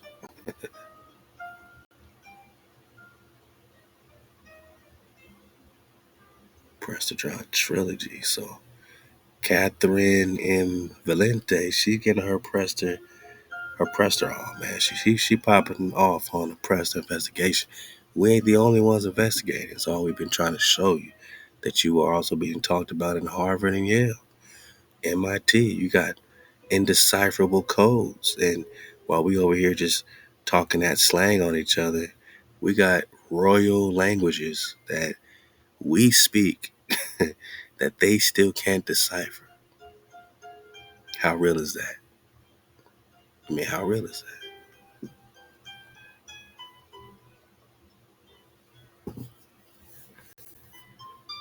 You know, in my free time, I'm gonna double back here, get some of this habitation of the blessed, man. Because I want to see what Catherine Valente is yapping on, man. You know, get some Prester drop in my earbone myself, man. So, y'all got the link. I'm gonna leave it for you. You know, this is an ongoing investigation. I mean, this is the greatest investigation of all time. You know, all the investigations lead to this. Whether you're talking Holy Grail, you're talking Atlantis, all the great investigations, El Dorado, lead into the story of Prester John, Genghis Khan, you know, the whole war, all the stuff popping off. Yeah, this one's called A Habitation of the Blessed, a Dirge for Prester John, Volume 1. Do you think it's play? Have a little sample here. I don't know if we can get that. Let's see. Sample it up, man.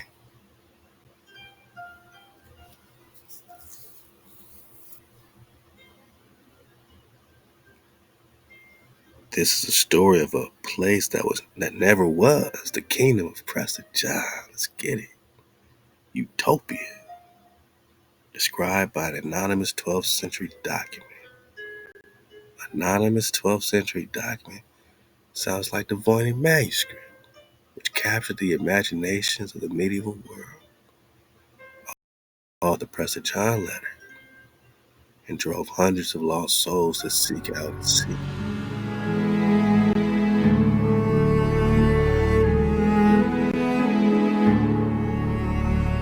Brilliance Audio presents the unabridged recording of The Habitation of the Blessed, a Dirge for Prester John, Volume 1, by Catherine M. Valente, performed by Ralph Lister. John, priest by the almighty power of God and the might of our Lord Jesus Christ, King of Kings and Lord of Lords, to his friend Emmanuel, Prince of Constantinople.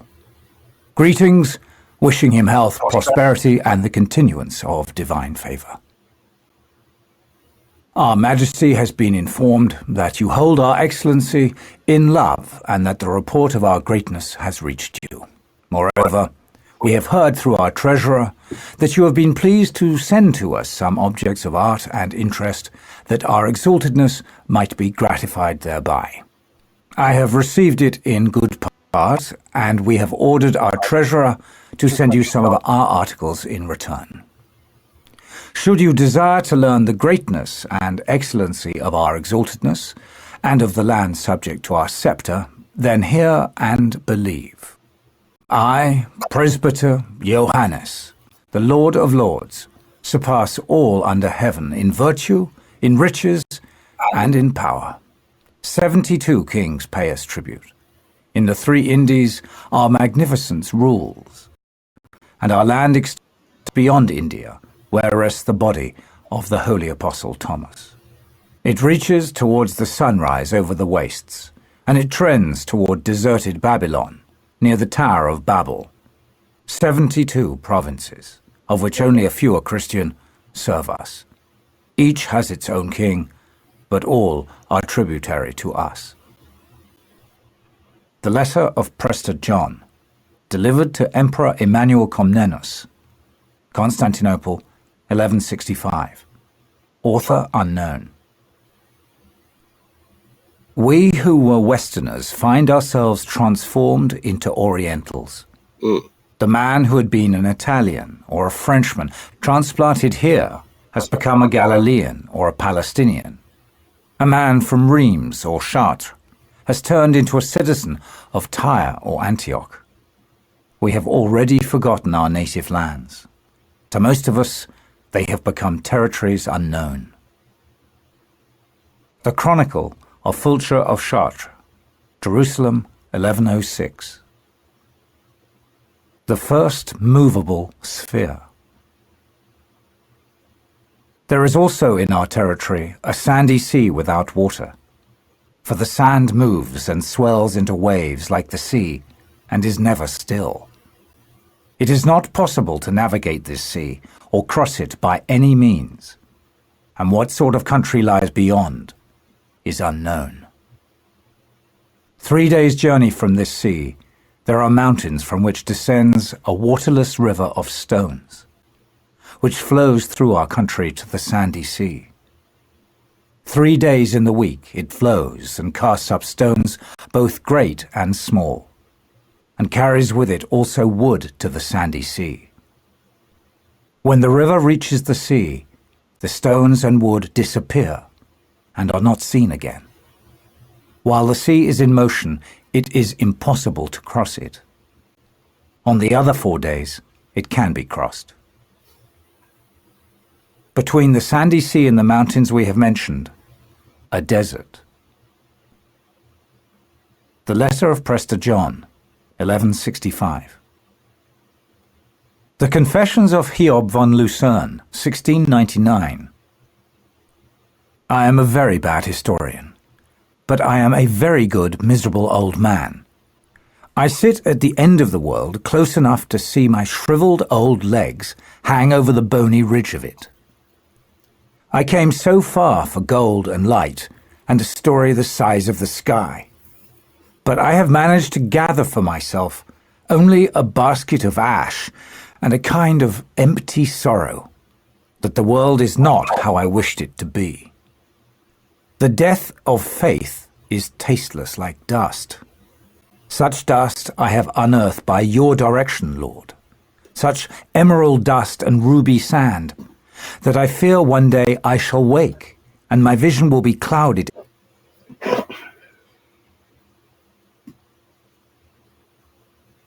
I'm over here getting cozy. Oh, that's all they gonna give me, man. All right, I'm in, man. I'm in. Y'all got the link, man. You gotta pay for this though, but might be some drop. Dang, I was getting spicy. I gotta admit, man. So yeah, man, look, man. All right, we're talking Language of Flowers, Voynich Manuscript, we're talking Tartaria, Prester John flow, man, all up in our face, bro. Rossetti explains how the mystical poets inspired by the Bible came to a fuller understanding of biblical style of writing and can transform it by way of symbolic language in such a way that it seemed like they were praising the church while they were criticizing criticizing it. And Rossetti attributes this language to Tartarians, that is, to Cathars, Patarians, Albigensians, and other sectarians originating from these religious movements. Again, these Cathars are the Cathays. All right. You can dig on some more, but they're bringing in the Prester, man. They bringing up the Prester when they're talking about this Voynich manuscript, when they talk about this plant world, this language of flowers.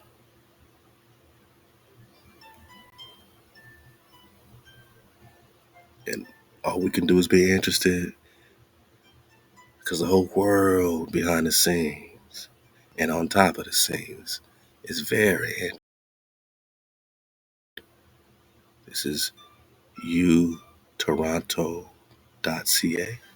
Okay. And they're bringing in another manuscript. This has to do with the travels of Sir John Mandeville. We got to get back in that because it connects to this search for the land of Prester John. The University of Toronto has acquired an ancient manuscript widely regarded as one of medieval Europe's biggest bestsellers, led by the efforts of Sebastian Sebeki, a partial copy of the Travels of Sir John Mandeville that scholars believe was penned about the mid-1300s. So we're back in the same area, now part of the Thomas Fisher rare book libraries collections. So all these are rare book collections, whether we're talking Voynich, whether we're talking Sir John Manafort. This is one of the texts that made explorers believe in circumnavigation. No ball. We're just talking about going in a circle around the land.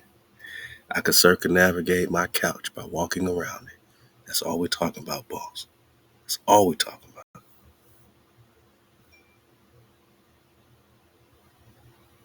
Yeah, man.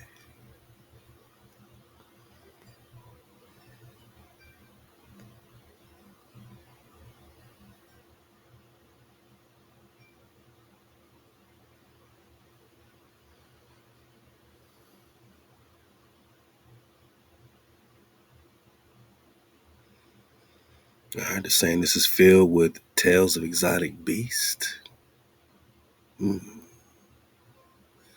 Treasures beyond imagination, as well as magical kingdoms, mythical peoples such as dog heads. Told you, man. They been here, man. Remember in Atlantis, they was cursed with dog headedness. They been here. And other strange creatures, all hallmarks of today's science fiction. Yeah, okay. Now they call us mythos. Everything is science fiction. Everything's fiction. The Voynich Manuscript is fiction. King David is fiction. The Prester, everything's fiction to them, right? If they don't want us to believe in it, they call it fiction.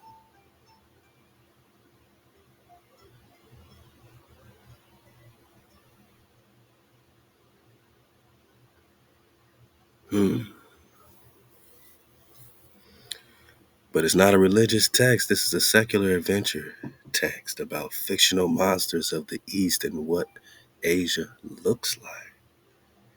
Asia Major. This is one of the great global travel writing texts, and it's remarkable for its tolerance and openness. Part of the adventure includes visiting the enchanted kingdom of Prester John. So this enchanted kingdom has an enchanted king who writes in an enchanted language, the Voynich Manuscript, magical text, scientific magical text, Indian, Georgian. Oh man, a legendary king they call Christian. Stop the hijack, because if these were Christians, you wouldn't have came over here to America to convert these savages into Christianity. You would have pulled up on fellow Christians, and you can't invade fellow Christians. So you made these people savages because they weren't your type of Christians, right? They weren't your type of patriarchs. They are true to life Hebrews. You can't convert these Hebrews to Christianity. Oh boy, but look on every corner, there's a church. I guess they have succeeded in converting you Hebrews to Christianity. It took a while, but they did it. A lot of slavery and stuff, right? They invaded the enemies of Christ according to the papal bull, doomed out verses 1452. Took a while. So this king ruled over a large settlement in India, but again, we're just talking India. Superior. Let's keep going.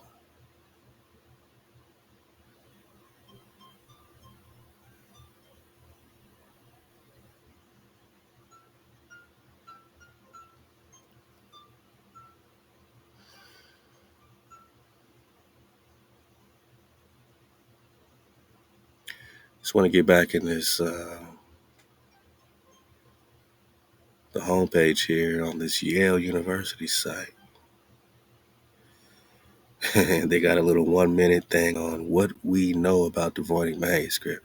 Let's get this, and then we're going to get into the book of Yashar, man. Talk Moses and scepters, man.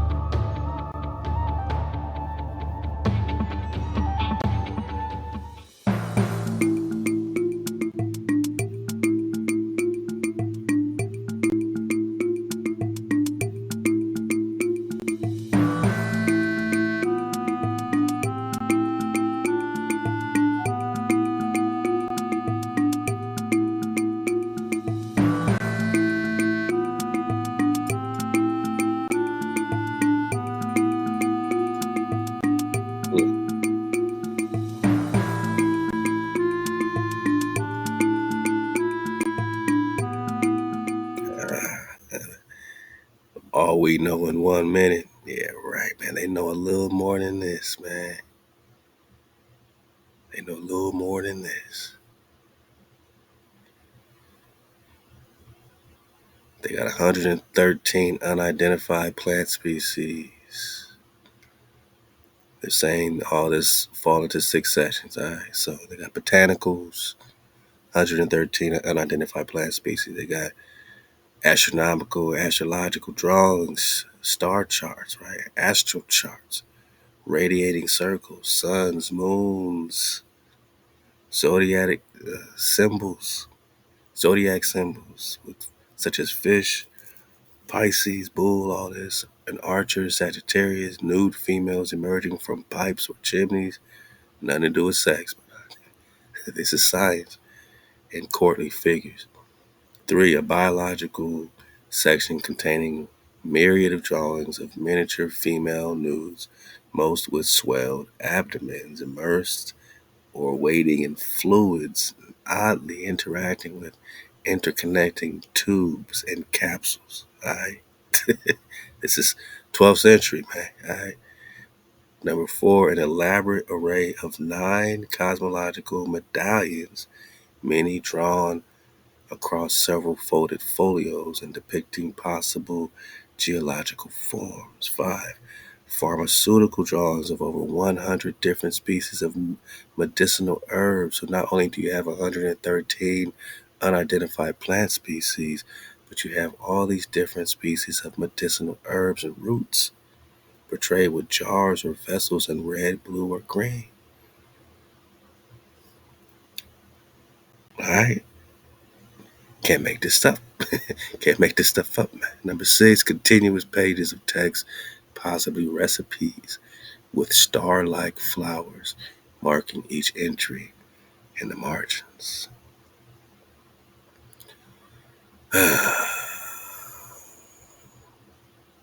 It's a lot of information. And the more you recon, the more you will know. The Voynich Manuscript with Lisa Fagin Davis. This is like an hour-long joint. So, Get a few. the Voynich Manuscript. Get a few. This crazy, mysterious manuscript written in this crazy, mysterious language, code, glyphs, sacks. We don't even know what to call it because we don't know whether it's a code or a transcription or a translation or gibberish. We just don't know. This is where people like Professor Bowen come in. It's her job to figure that out. My job is to think about the codicological structure of the manuscript, what we can learn from that, and the paleography, which is, of course, why we're here, because we are going to learn some Voynich paleography.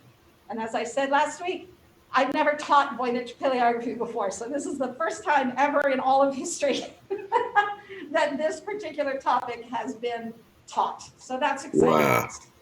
So here we go. So you've all read, presumably, Ray's the pieces that I assigned to you from this fabulous book. So they got a whole now just dedicated to the Voynich Manuscript. They got a whole lesson plan, a whole academia based just on this, man. We're still just talking Yale. And again, we know we're gonna belly flop. Get a few minutes, man. It's an hour-long drop. You got the links to get more. Let's go. In his lifetime, he refused to say where he had acquired it. Possibly because he wasn't, maybe he didn't feel that he didn't want them to know that he had ended up with it, or to enhance the mystery of it. So all of these rumors start flying around Voynich that maybe he had written it himself, or who knows where it could come from. So about 1919, Voynich comes to the United States and sets up shop in Manhattan, right across the street from the New York Public Library, and starts trying to market this manuscript. And the only way he knows, the only way anybody's going to buy this book is if he can get some scholarly credibility behind it. Somebody who can read it, who can give it a really fantastic origin story, And then he's going to sell it for $100,000. Make just buckets and buckets of money. Nobody wants to buy this manuscript because nobody knows what it is. In the meantime, just after he moves to New York, he is bragging to someone at a dinner party in Chicago about this manuscript he owns that no one can read. And the person sitting across from him does his patriotic duty and reports it to the FBI and says, there's this immigrant with this funny accent, he's probably Jewish, and he has this manuscript that's a code. So I think you should investigate him. And they do. The FBI investigates Voynich for years, accusing him of having a secret code book that he's using to spy on the United States government. Eventually, he convinces them that it is, in fact, an ancient manuscript. And he does this with the help of several professors, one from the University of Chicago and one from the University of Pennsylvania. This gentleman, Professor Newbold. So William Newbold is the first person to put out a Voynich theory and then be publicly humiliated about it. It's a long line of people who have had that experience. His humiliation happened after he was dead. So it didn't have, they waited to publish the rebuttal of his theory until he had died. And so his theory is that the manuscript is written in basically micrography, that each glyph or letter form is made up of tiny little letters that when you put them together, they create an encoded text that he then decodes. It's not true. It's just not. And his theory results in he draws this conclusion that the whole thing was written by Roger Bacon. Roger Bacon, 13th century Roger Bacon. So this idea that Bacon had a telescope. So this is supposed to be a drawing of the one of the nebulas, the Andromeda Nebula, I think. And the world goes crazy when this is announced in 1919. And then his book is published posthumously. And there are all these articles in the newspaper. It sounds familiar, right? This is what happens today. Somebody puts a theory out there to the world, the press goes berserk.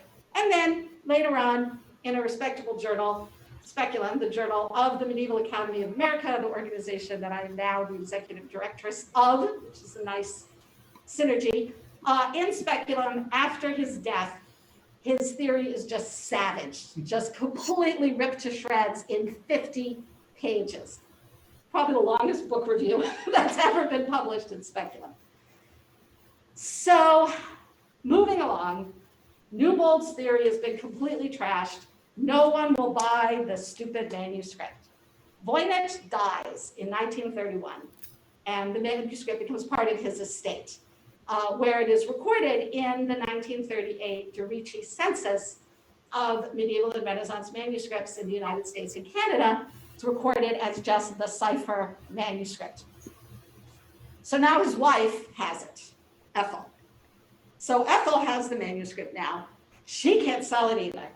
And the office manager, business manager, Ann Mill, continues to try and network and try and work her contacts to see if she can sell this manuscript.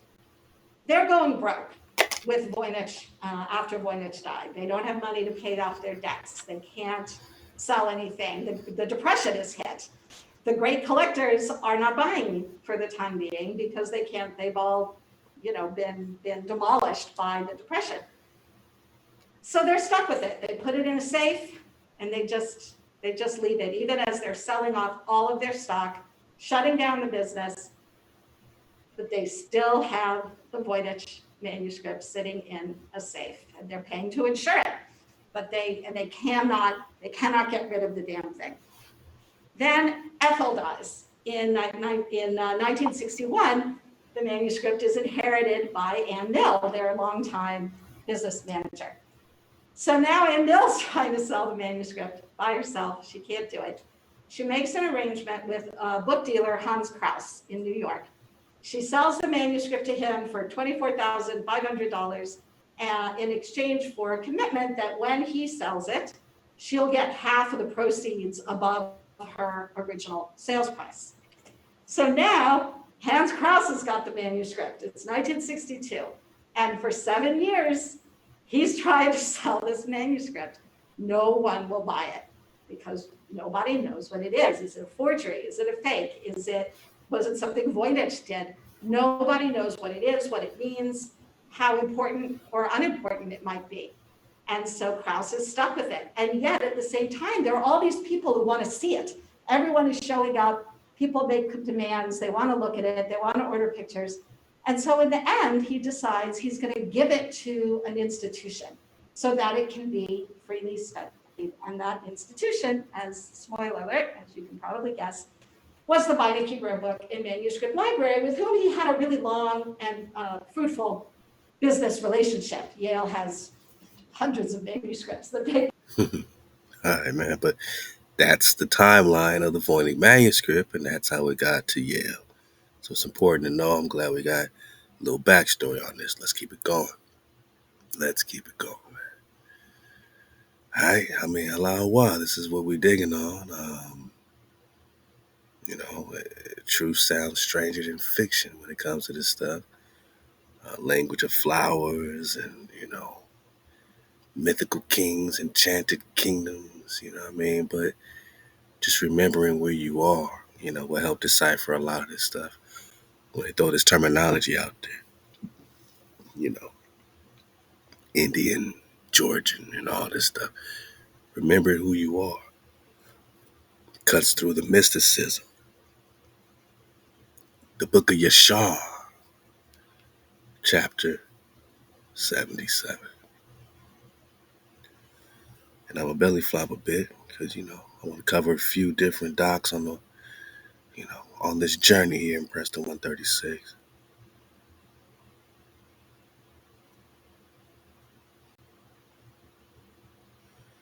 So, right here we got Moses confined to the dungeon of the house of Rahuel. All right. And at the end of 10 years, which was the first year of the reign of Pharaoh over Egypt, in the palace or the place of his father, Zipporah said to her father Reuel, no person inquires or seeks after the Hebrew man whom you did bind up in prison now 10 years. No one's checking for Moses.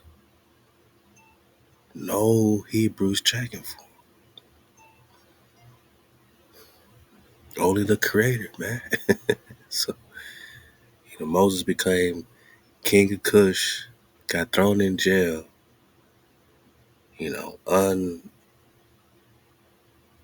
what's it called? I don't know, but he was an innocent man being thrown in jail because Reuel thought he was fleeing the Kush army, and in reality, he had been given an honorable discharge. He threw him in jail, forgot about him, support checking for him. So after 40 years serving as the king of Kush, my nigga, 10 years in a dungeon, my nigga, that's 50 years. Moses is now in his 70s. He now is free out the dungeon because Zipporah, his queen, continues to feed him and check on him. Now, therefore, if it seems good in your sight, let us send and see whether he's living or dead. But her father knew not that she had supported him.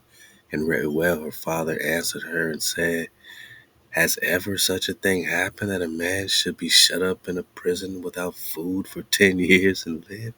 And Zipporah answered her father, saying, surely thou hast heard that HaWah of the Hebrews is great and awful and does wonders for them at all times. He it was who delivered Abraham from Ur of the Chaldeans, and Isaac from the sword of his father, and Jacob from the angel of the Lord, who wrestled with him at the ford of the Jabbok. And also with this man has he done many things. He delivered him from the river in Egypt, and from the sword of Pharaoh, and from the children of Kush, and also can he deliver him from famine and make him live. And the thing seemed good in the sight of Reuel. And he did according to the word of his daughter, and sent to the dungeon to ascertain what became of Moses. And he saw, and behold, the man Moses was living in the dungeon, standing upon his feet, praising and praying to HaWah of his ancestors. And Reuel commanded Moshe to be brought out of the dungeon. So they shaved him, and he changed his prison garments and ate bread. And afterward Moses went into the garden of Reuel, which was behind the house, and he there prayed to HaWah, his power, who had done mighty wonders for him. And it was that while he was praying, he looked opposite to him, and behold, a sapphire stick, a sapphire staff, was placed in the ground, which was planted in the midst of the garden. And he approached the stick, and he looked, and behold, the name of HaWah of hosts was engraved thereon, written and developed upon the stick. And he read it, and reached forth his hand, and he plucked it like a forest tree from a thicket. So this thing was stuck in there, just like the King Arthur story. No one could pull the sword, right? But here comes Moses. He plucks it like a forest tree from a thicket, and the stick was in his hand. And this is the stick with which all the works of HaWah were performed. This is the same scepter, Managa. This was the same staff.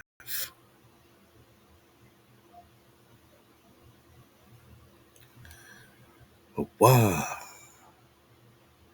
And this was the stick or the staff with which all the works of HaWah were performed, after he had created heaven and earth, and all the host of them, seas, rivers, and all their fish. So this was the staff that HaWah was already rocking with in the creation, in creation. Verse 43, and when HaWah had driven Adam from the Garden of Eden, he took the stick in his hand. So HaWah passed the stick to Adam. And he went and tilled the ground from which he was taken. And the same staff came down to Noah,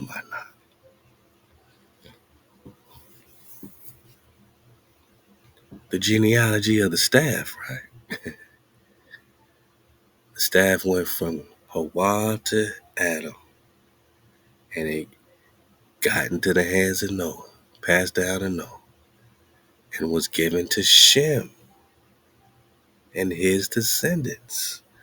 Which ones? Obviously, this is an abridged version, a short version, but we're just seeing how it flows. So from HaWah to Adam to Noah to Shem to his descendants, right? That's why it's important to know who you are, because this is your birthright. To this day, you think it stops today? Stop it.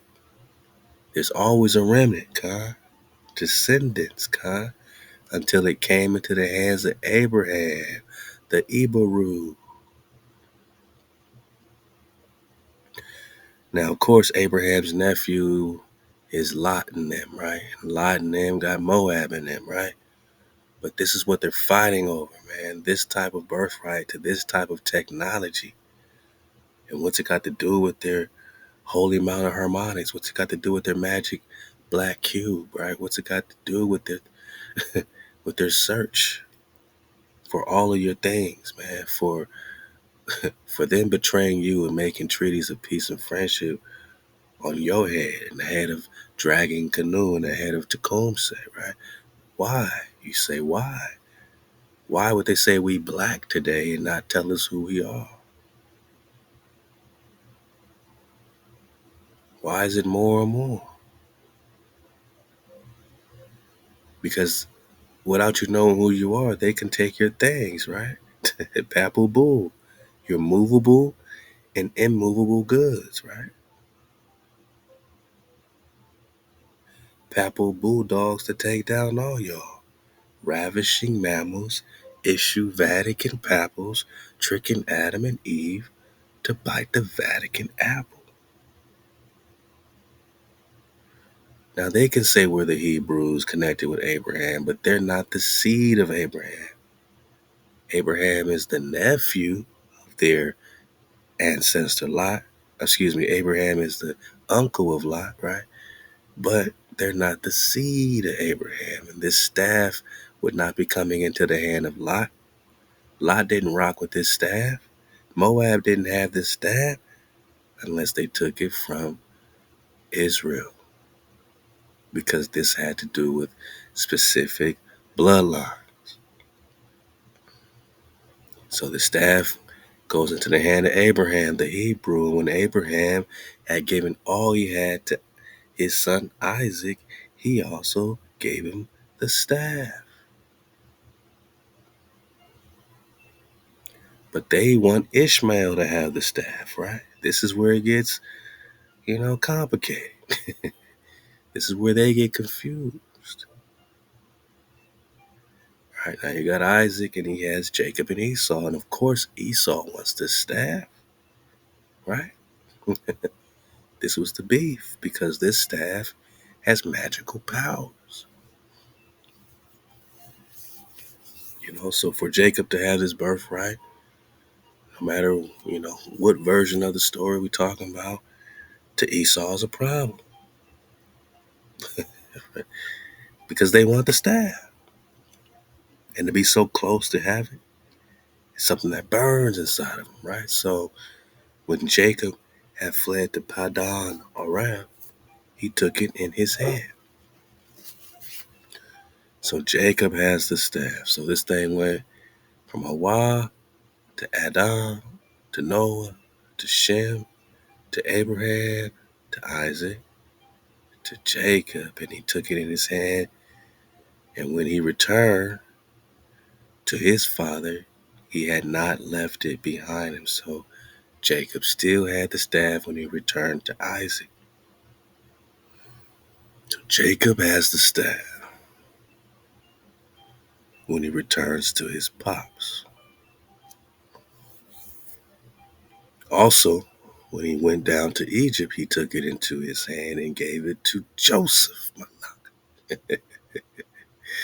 All right, 12 tribes of Jacob. All right, Joseph had the staff, man. Remember, Joseph was ruling in Egypt, right? So it was put there for a reason to Joseph let's keep reading, right? So one portion above his brethren, for Jacob had taken it by force from his brother Esau. And again, it was, what they say was Jacob's mother, tricking Isaac into giving Esau's blessing to Jacob. Or you got the lentils story of Jacob selling his birthright, but either way, there's a reason the staff gets in the hands of Joseph, so that it can get in the hands of Moshe. And now we're talking about the divine planning of the Creator, you know what I'm saying? And after the death of Joseph, the nobles of Egypt came into the house of Joseph, and the stick came into the hand of Reuel the Midianite. And when he went out of Egypt, he took it in his hand and planted it in his garden. And again, back to the Jacob and Esau, where it says he's taking it by force. That's not saying he stole it from Esau. That's saying they had some type of rumble. Maybe Esau didn't want to give it up after he sold his birthright. So that could be interpreted many different ways with a 360 dragonfly perspective. Why would Jacob have to take it by force? You know what I'm saying? Would HaWah allow Jacob to take it by force on accident or against the will of the Creator? Or was it Jacob's to take by force? Did Jacob just go around taking stuff by force from his brother Esau? Or is this a specific situation where Esau didn't want to let go of this staff, right? This sapphire staff. Why did Jacob have to take it by force? We need more story on that. But either way, it gets into the hands of Joseph.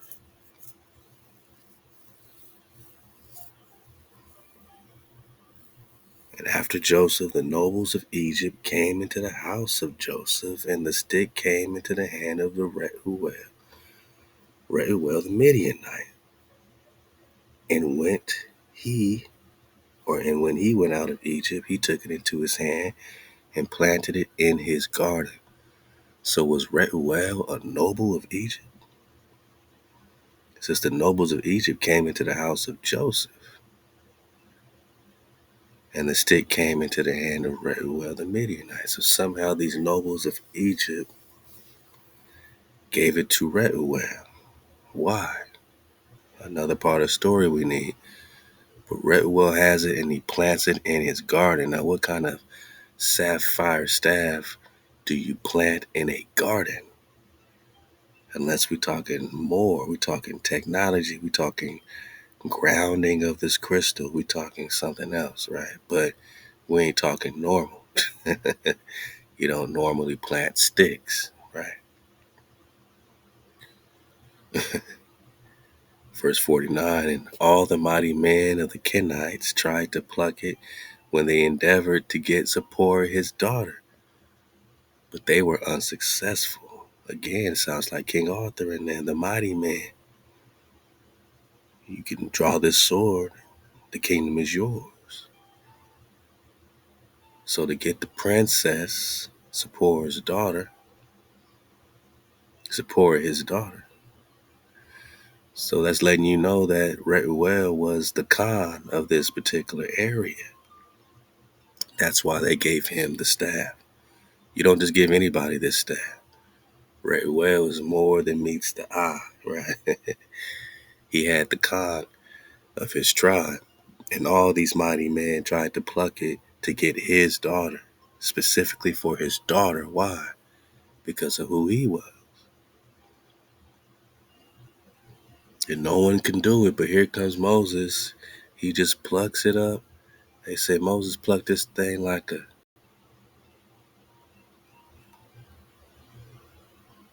thicket, and he stretched forth and plucked it like a forest tree from a thicket.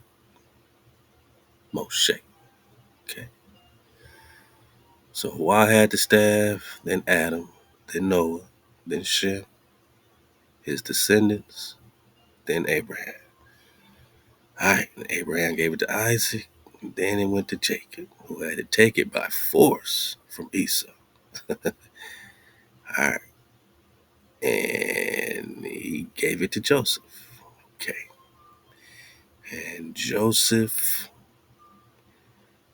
made sure it was passed to the nobles of Egypt.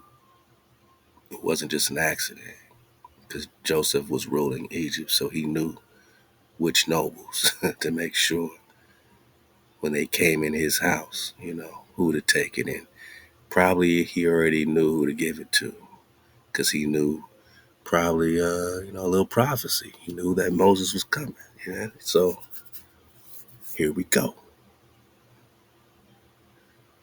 But Reuel throws Moses in a dungeon for 10 years. Moses has to survive that. Then he gets out, plucks it out after it was planted in a garden. And all these mighty men tried to pluck it, but they were unsuccessful.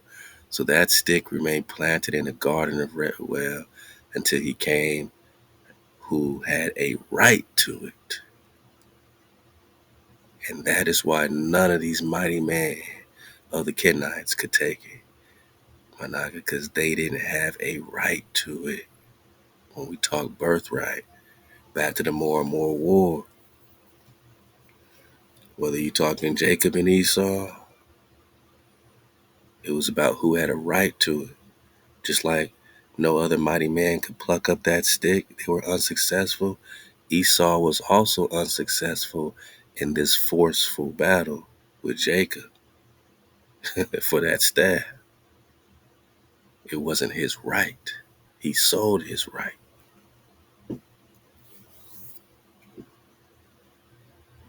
Joseph had a right to it. Jacob had a right to it. Isaac had a right to it. Abraham had a right to it. We're talking Abraham the Hebrew.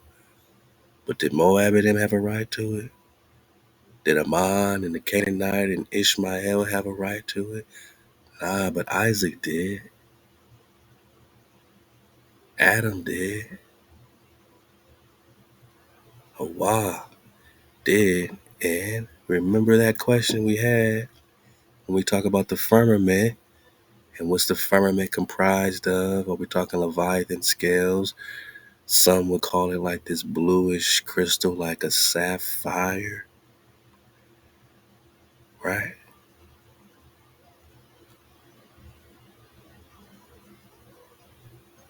Behold, a sapphire stick placed in the ground was planted in the midst of the garden. So this stick was in the Garden of Eden. This stick was in the Garden of Rehuel. It's a sapphire stick. Does it have anything to do with the firmament? We are talking creation. Verse 42, and this is the stick with which all the works of HaWah were performed after he had created heaven and earth and all the hosts. So this stick being from the time of creation must mean that this sapphire connects with before creation, or, you know what I'm saying, like the firmament, but not like, you know what I'm saying? So you can only pluck this out if you have a right to it.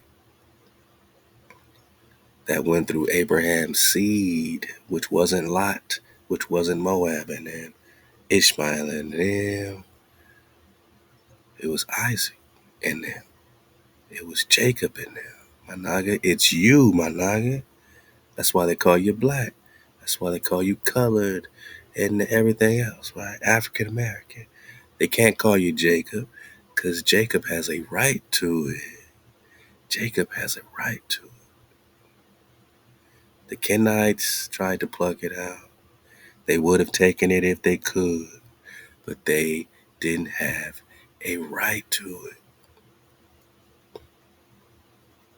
You see the importance of your birthright? And when Rehuel saw the stick in the hand of Moses, he wondered at it, and he gave him his daughter Zipporah for a wife. Because not only did Moses show that the Creator was with him, because he was miraculously alive after 10 years without food, even though we know Zipporah had his back. But from Rehuel's perspective, this dude is still alive. He's clearly touched by the Creator. And then he just goes and picks out this staff, which no super big, muscular, mighty man, no giant can pull it out. No one could pull it out. None of these mighty men could pull it out. When they endeavored, they were unsuccessful. But Rehuel saw the stick in the hand of Moses. He wondered at it and gave him his daughter Zipporah for a wife. Moses was the king of Kush for 40 years. He had to earn Zipporah. Zipporah, they couldn't have just rocked out, you know what I'm saying, without the blessing of her dad. He had to get the blessing. Yeah, and he got it, you know what I'm saying? Then he went to go save the Hebrews, Managa. Then he went to go save Israel, man. Yeah, now we could talk Edom and the children of Esau and that. Now we can get to it, right? Okay. We'll be back. Now we could talk Moab and them, right? But first, Moses had to get the scepter and he had to get his wife. And just like the scepter couldn't have went to no one else, Zipporah couldn't have went to no one else. That's an ordained connection, right? Let's get it, man. All right, let's get it. We've been teasing on China. Remember China, right? China on your maps, right? China. We got China here.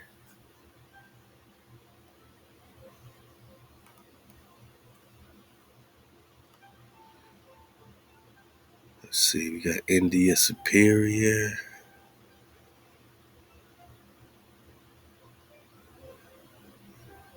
It's probably here. I don't see the China on that one. Let's see this one. Okay, we got a China here. China, boss. India, Cataya, Mangi, Florida, boss. Mexico, China. Okay. We got China here connected to America, man. Mexico, New Hispanic, China. Okay. Okay, boss.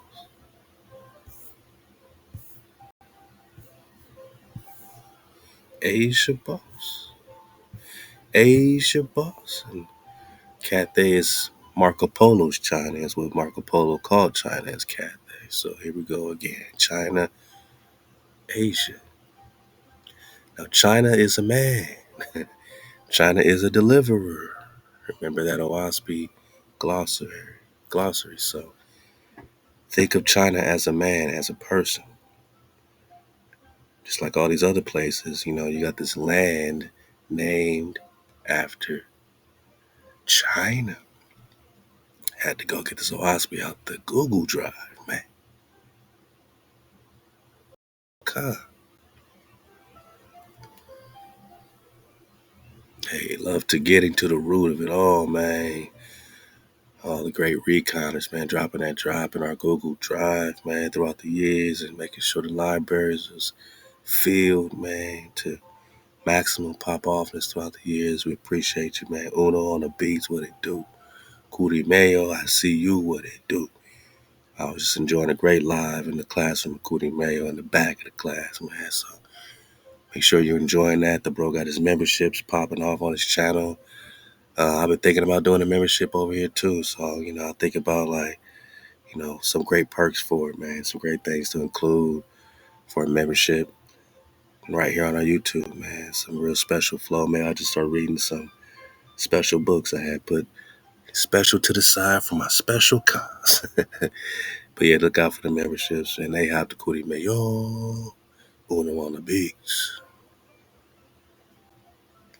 Shalom to all the guys on Patreon. Look out for the recaps. I got y'all, I promise.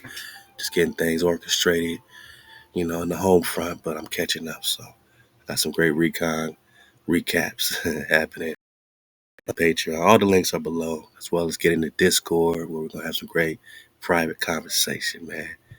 And definitely start checking in on the website as we unfold it. The new wave of 432thedrop.com. Because that's where this is going to be at anyway. So this Oahspe Bible, got a lot of interesting elements. And we got it a long time ago, put it down for a while as we just wanted to make sure our foundation was strong, man. Make sure our code is in our heart bone before we start digging all this type of stuff. Before we get into the esoteric, all the occult type of stuff, connected with the magic and all that, we got to make sure we got foundation. Because you could easily get swayed into, trying to skip over your elements, your layers, your HaWah, your breath. So make sure you got that first. And then with discernment, always say a prayer for discernment. HaWah gives you a dragonfly perspective, 360, seeing clearly. Then we could come back to this. Then we can dig on the glossary again, you know. One of the most comprehensive, amazing glossaries I've ever seen. Got a definition for Algonquin that's mind-blowing. It says the United States of North American Indians before their destruction by the Christian. Damn. That's an Algonquin. The United States of North American Indians before their destruction by the Christian. All right. And then we got China. Where's China?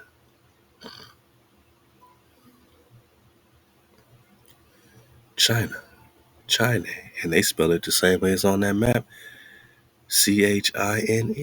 They spell it the same way, Chine. That's on the Grand Tartary map. Chine. Chine.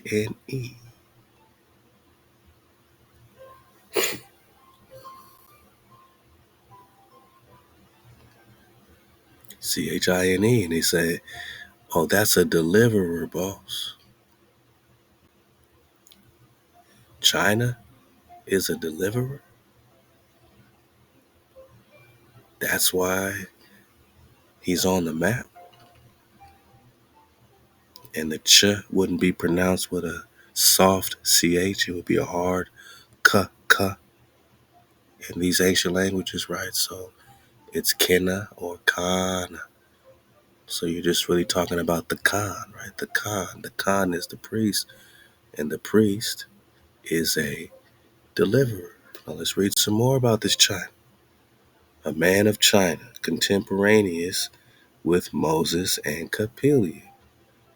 We said, boss, we don't know all these definitions, boss. What's contemporaneous in 1828?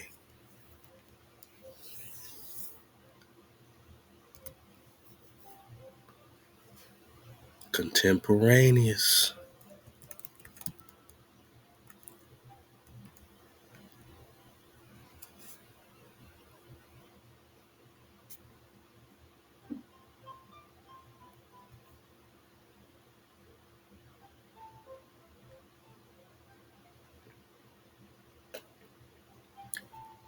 Boss man, living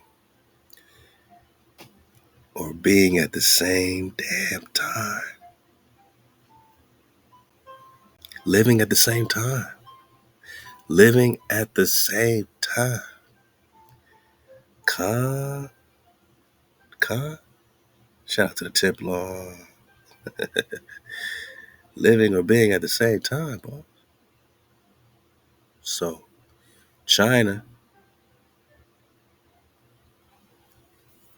is a deliverer that is contemporaneous with Moses and Capella. And Capella, it says here, is another deliverer, a man of India. Okay, we say which one, right? India superior. So,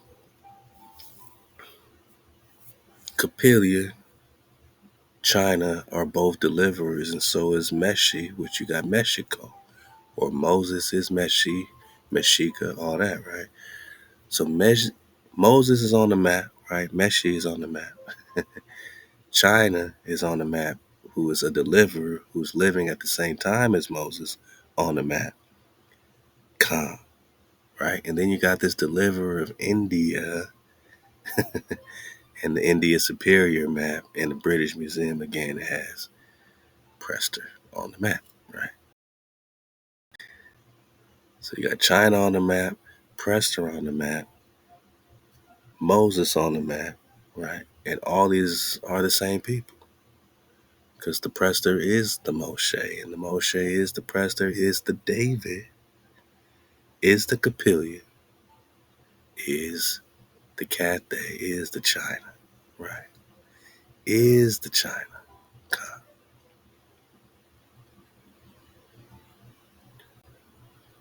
So this China is a man living at the same time as Moses, as well as this other deliverer that's happening at the same time, because he's contemporaneous with Moses as well. And like Moses, he delivered the faithless out of bondage, not by migration, but by establishing their freedom throughout India. He was wrought miracles, sometimes spelled Kapele, and there's a star named after him too, by the way, Capella.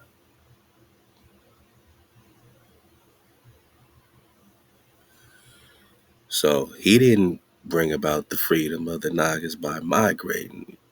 He established their freedom throughout India, man. That sounded like he was on his Tecumseh flow.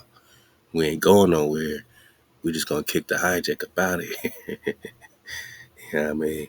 China, he's also contemporaneous with Moses and Capella. So all of them are living at the same time, boss. With miracles, boss. Moses or Meshi or Mexico at the same time as China, or and Capella, who's the Khan of India, and all this is North America, with the Prester on the map and the British Museum. Come on, my naga. We just talking Prester John. They went to war searching for Prester John so that he could so-called help them with the war on. Nah, I think the Moors and the Christians made a treaty of peace and friendship. And I think they both went against the Hebrew king.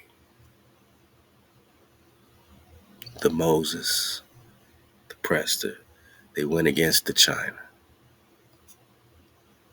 They went against the Indian of India Superior.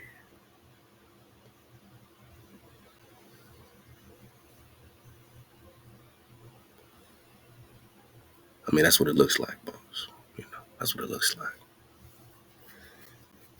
He was to China a great deliverer. Where's China? Right here. He was an Isu by birth and was wrought miracles, just like Capella. They all got miracles. Moses got miracles, China got miracles, Capella got miracles. The country China was named after him. And after his death, his body was reduced to ashes. Jehovah caused a wind to gather up the ashes and restore China to life for 7 days. So he got restoration, during which time he preached before the kings and the people. Then Jehovah, or HaWah, sent down a ship of light and poured China up to heaven. What? Yeah, man, this is all happening, man. This is all happening.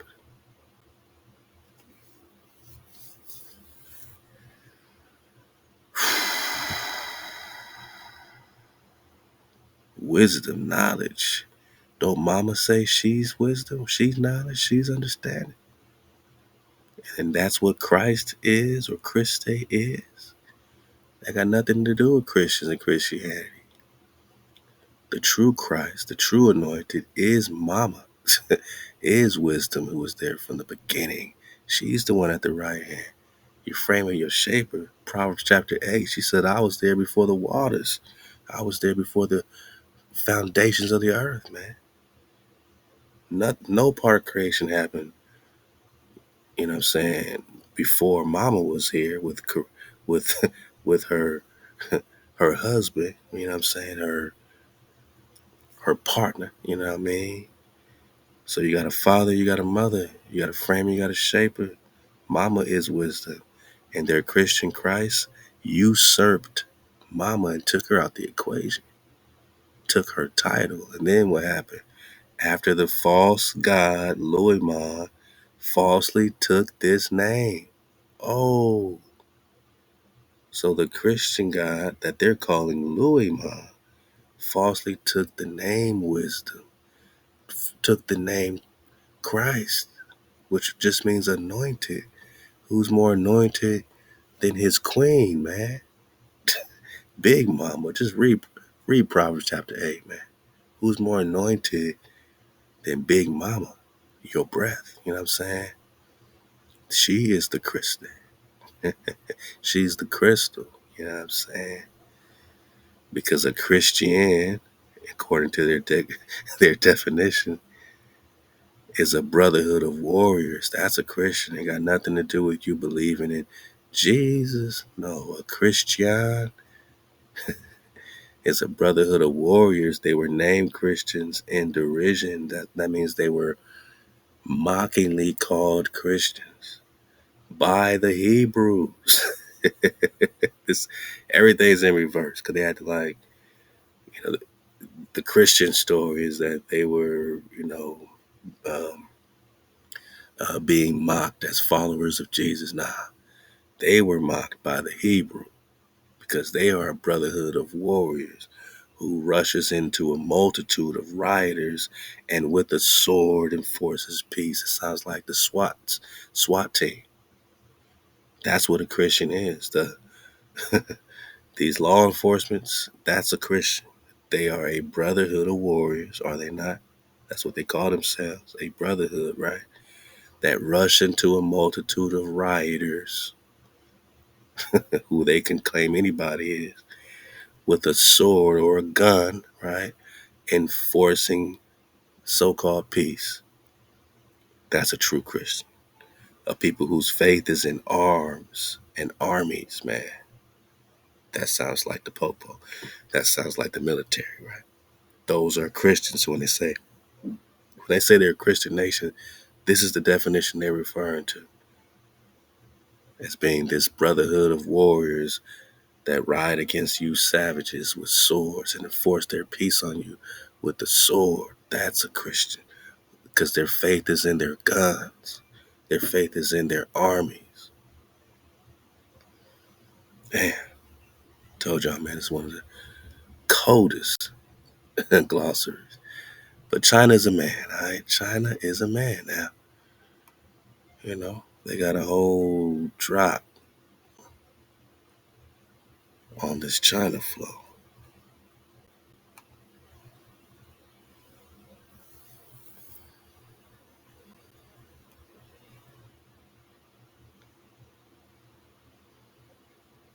Just checking this out. It says they got a book of praise that's similar in style to the Psalms of David, but relating mostly to the heavens of the earth and the ethereal. That's why I said you gotta have your foundation strong.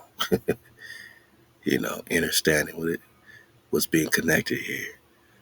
And their book of Esra, a spiritual history from the time of Moses down to the discovery of America, Managa. So this is the timeline they're bringing in specifically on your discovery. Also a history of the heavens of the earth for the same period of time. Descriptions of the heavens of the Brahmins and the Buddhists and the Christians and the Mohammedans, with rules and signs for determining the same. Yeah, look, I don't know about the whole veracity of all this text and all this stuff. We just can now start looking at certain of this application when in relation to our investigation. How can we apply? How can we get the babies out the bathwater? Remember that we get the babies out the bathwater. Page 465. We're going to check this out. The book of the Ark of Bond, the raising of Moses, Capilla, and China. See? So they're putting them all together, right? There are miracles in Egypt, India, and China. And now, where's Egypt? Where's India? And where's China, right? That's all we need to understand for orientation pies and orientation enchiladas, man. We understand all this is happening here. I say here. Okay then. India, China, okay. So we don't have to make them separate people. We could say the miracles happening in India are the same miracles happening in China, boss. Mexico.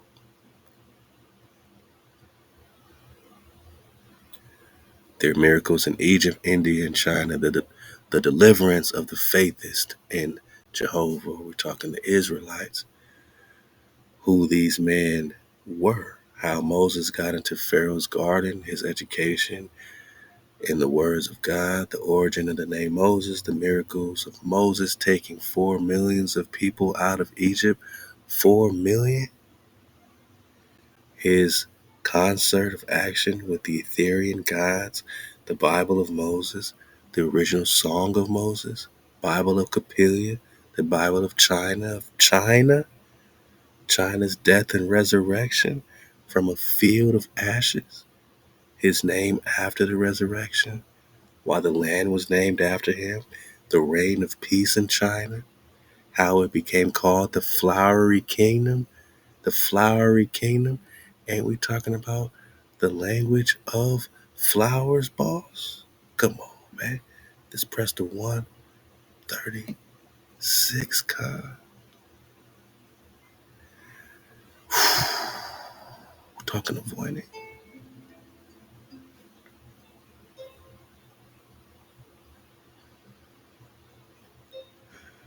The language of flowers? I can't make this stuff up. The Flowery Kingdom? Triumph of the Faithists? And how and why Leica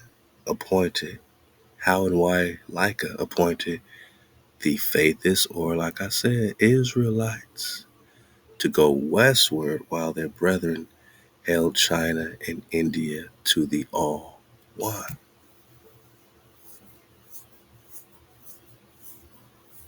What does it mean? Right. Wow. The Flowery Kingdom.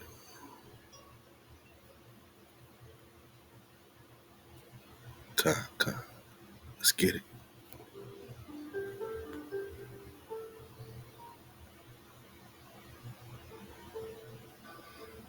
Man, underneath the Book of Ben, the 8 entities and Jehovah, science, philosophy, metaphysics, etc., Etherian God's reappearance. All right, it gets deeper. We making our dismount.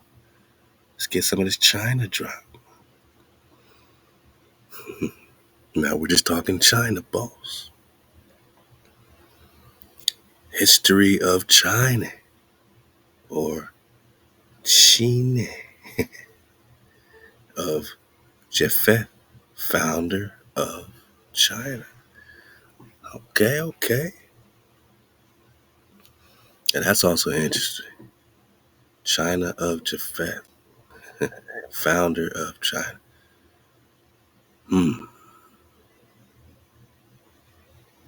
These are the generations of the 7.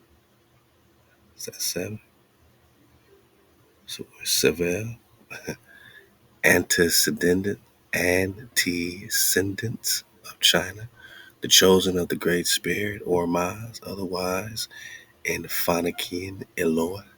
That is to say, Sewa beget Higan, who beget Aso.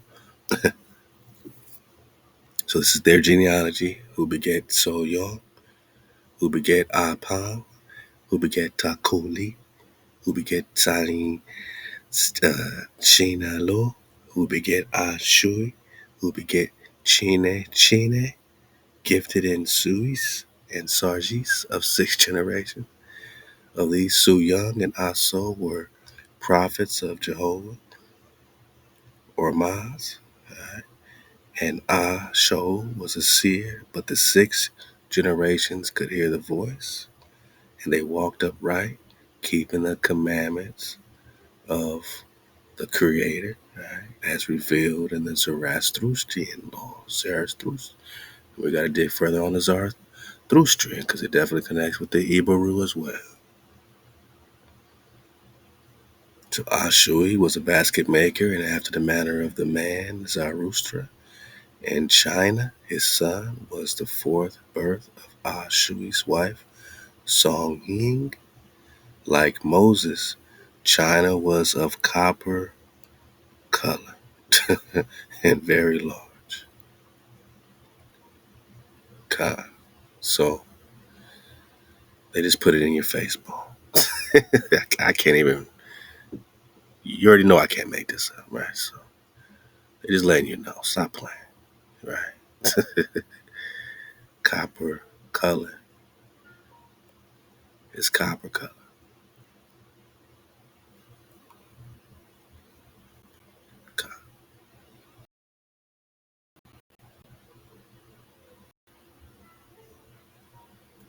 Copper color.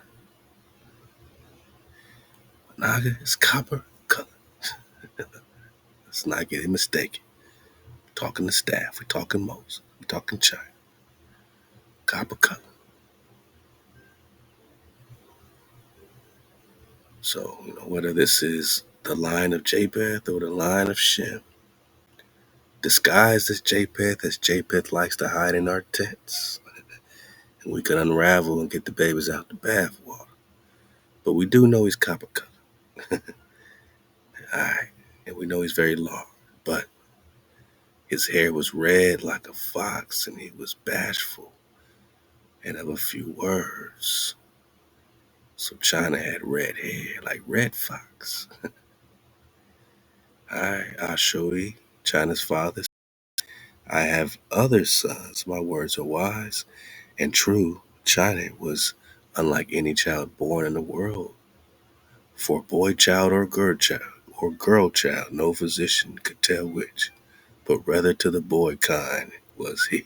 The angel of Jehovah came to me before the birth and said, the child shall be called China, signifying no sign. Now this is when, we dodged the hijack of the Oahspe because they try to get into that, what they call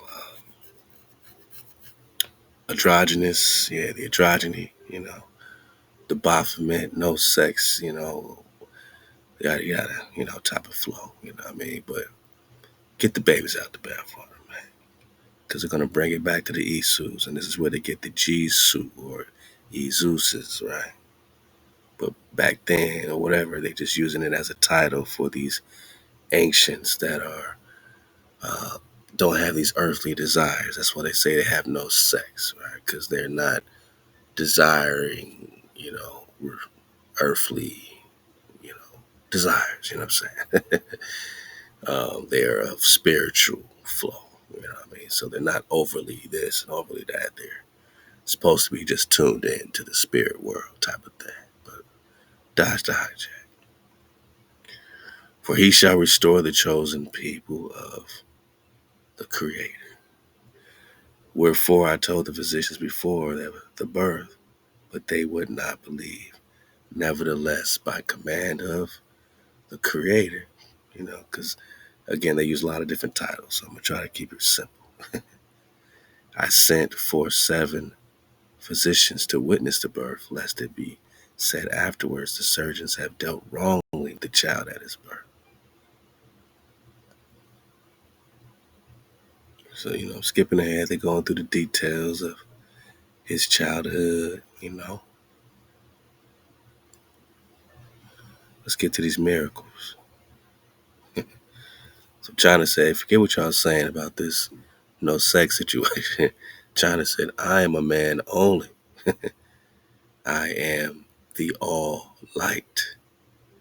My voice is that lives forever. This is China speaking, right? Worship me not. Worship not man. Worship all light. Don't worship me, man. Worship the greater light, right? Worship all light. I am Jehovah ever present, or the Creator ever present. Because of my abundance in man, man opens the mouth, makes words. To know me is to know all things. He who strives to me is my chosen. He who knows me not, knows not me, proves not me. He who knows me cannot prove me. To every self am I the self of that self, to perfect that self which is in all selves. Such a man is one with me, to travel on such a road that is the right road. All right, man, this is what he's saying, man. Hear me, oh man, I come every 3 1,000 years. I newly light up the world. My voice cometh upon the souls of men. Thy all highest is me. Thy all lowest is sin. Two things only set I before thee, O man, the self that is myself, and the self that is thyself. Which will thy serve? For hereon hangeth either thy resurrection or thy hell. In the time of the first of ancients, I asked the same questions, who said, I will serve thee. And again, they put these titles here. I don't know all these meanings. So, I dodged the hijack. Thou all self, he was my chosen. Whoso answered, I will serve the self of myself, was Satan's. The latter went on the wrong road. Their trail was blood and death, war, their glory. They fell upon my chosen like tigers have they pursued them. I called out in the ancient days, why persecute you, my chosen, and destroy them? And they answered, they will not war. They serve not our king. They serve the King of Kings. They practice peace. They uphold not our God, right? Because this God is not the creator. I stretched forth my hand from the second heaven. I bowed down to my virgin daughter, the troubled earth, Ma-La. And I took my chosen and put them in Brahma's hands. Okay? And they were shapely and fleet-footed, valiant in love and good works. And I sent great learning unto the sons of men, and wisdom and peace and great rejoicing. And Ma-La blossomed and was fragrant as new honey and cleanly and full of virtue. Her daughters hid the thigh and the ankle. Their full breasts were concealed, and their words were of modesty. Her sons were early to rise, producing abundance, with songs of rejoicing and with dancing. My beloved shaped the ways of man. Their progeny were as the sweet blossoms of an orchid, as the fragrance of red clover. I said unto them, fear not, thy sons and thy daughters are of great glory to thee. Count thou the days of thy wife, and rejoice when the birth draws near. For it is fruit of me and of thee. And they taught the little ones to clap their hands and rejoice. I made them for this. Sing, O earth, hold up thy hand. I said to my beloved, for mine is a place of glory and sweet love, sparkling with good delights. None could restrain them like young colts and young lambs at play. Their capers were unceasing and most tender.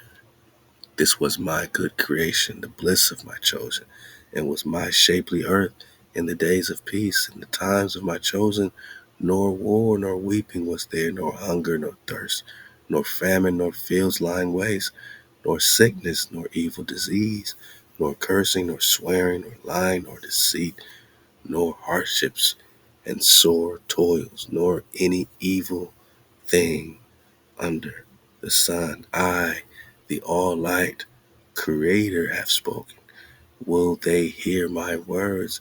How will man judge me, the Creator? Hath he gone amongst my beloved and my upraised, who obey my commandments? Hath he seen the beauty of the earth and the hands of my chosen? O man, thou fool, thou goest into a dark corner and says, how dark? Thou goest before my enemies and say, what a vain creation. Our searches among them that serve not me, and says, miserable world, among them that hate me, and says, how wickedly they kill one another. Oh, that the Creator had made a better creation. Thou criest out, there is no happiness on the earth. All is in misery and sorrow and pain and death. And this is thy standard, O man, to judge the Creator. Thou sayest there is no peace, nor delight, nor love, nor harmony on the earth. Stubborn man and contrary and of narrow judgment. Oh, that thou wouldst stand in a clean place, and I and their judge. Hast thou measured my chosen, who have faith in my person? Why hast thou treasured thyself, and put thyself undermost of all things? Who hast thou found that denied my person, but dwelt in lust and self-conceit? Where is your standard above, save the All-High? Where is your standard, save the All-High? What is thy dispute about the All-Low? If I call myself the All-High, art thou better pleased? If Satan calls himself the All-Low, will thou be satisfied? Or shall a man not speak of the All-High, nor of the All-Low? Are there any not such names? And shall they not have names? Amen. We just get in the book of the Ark of the Bond. China spoke Jehovah's word, saying, they have sought after pleasure, and after thee, O earth, they have bowed down to men, to the king and to the rich man, and now behold their misery. The king said, come serve me. Take your spear and your strong bow and arrow. Come with me, I will show thee great delights. Thou shalt slaughter my enemies, and I will give thee wages. And they ran to serve the king. Yea, they washed their hands of the blood of my innocent ones, because the king said, brave, good slaughter. Then were they pleased, highly recompensed. I have said, you are on the wrong road.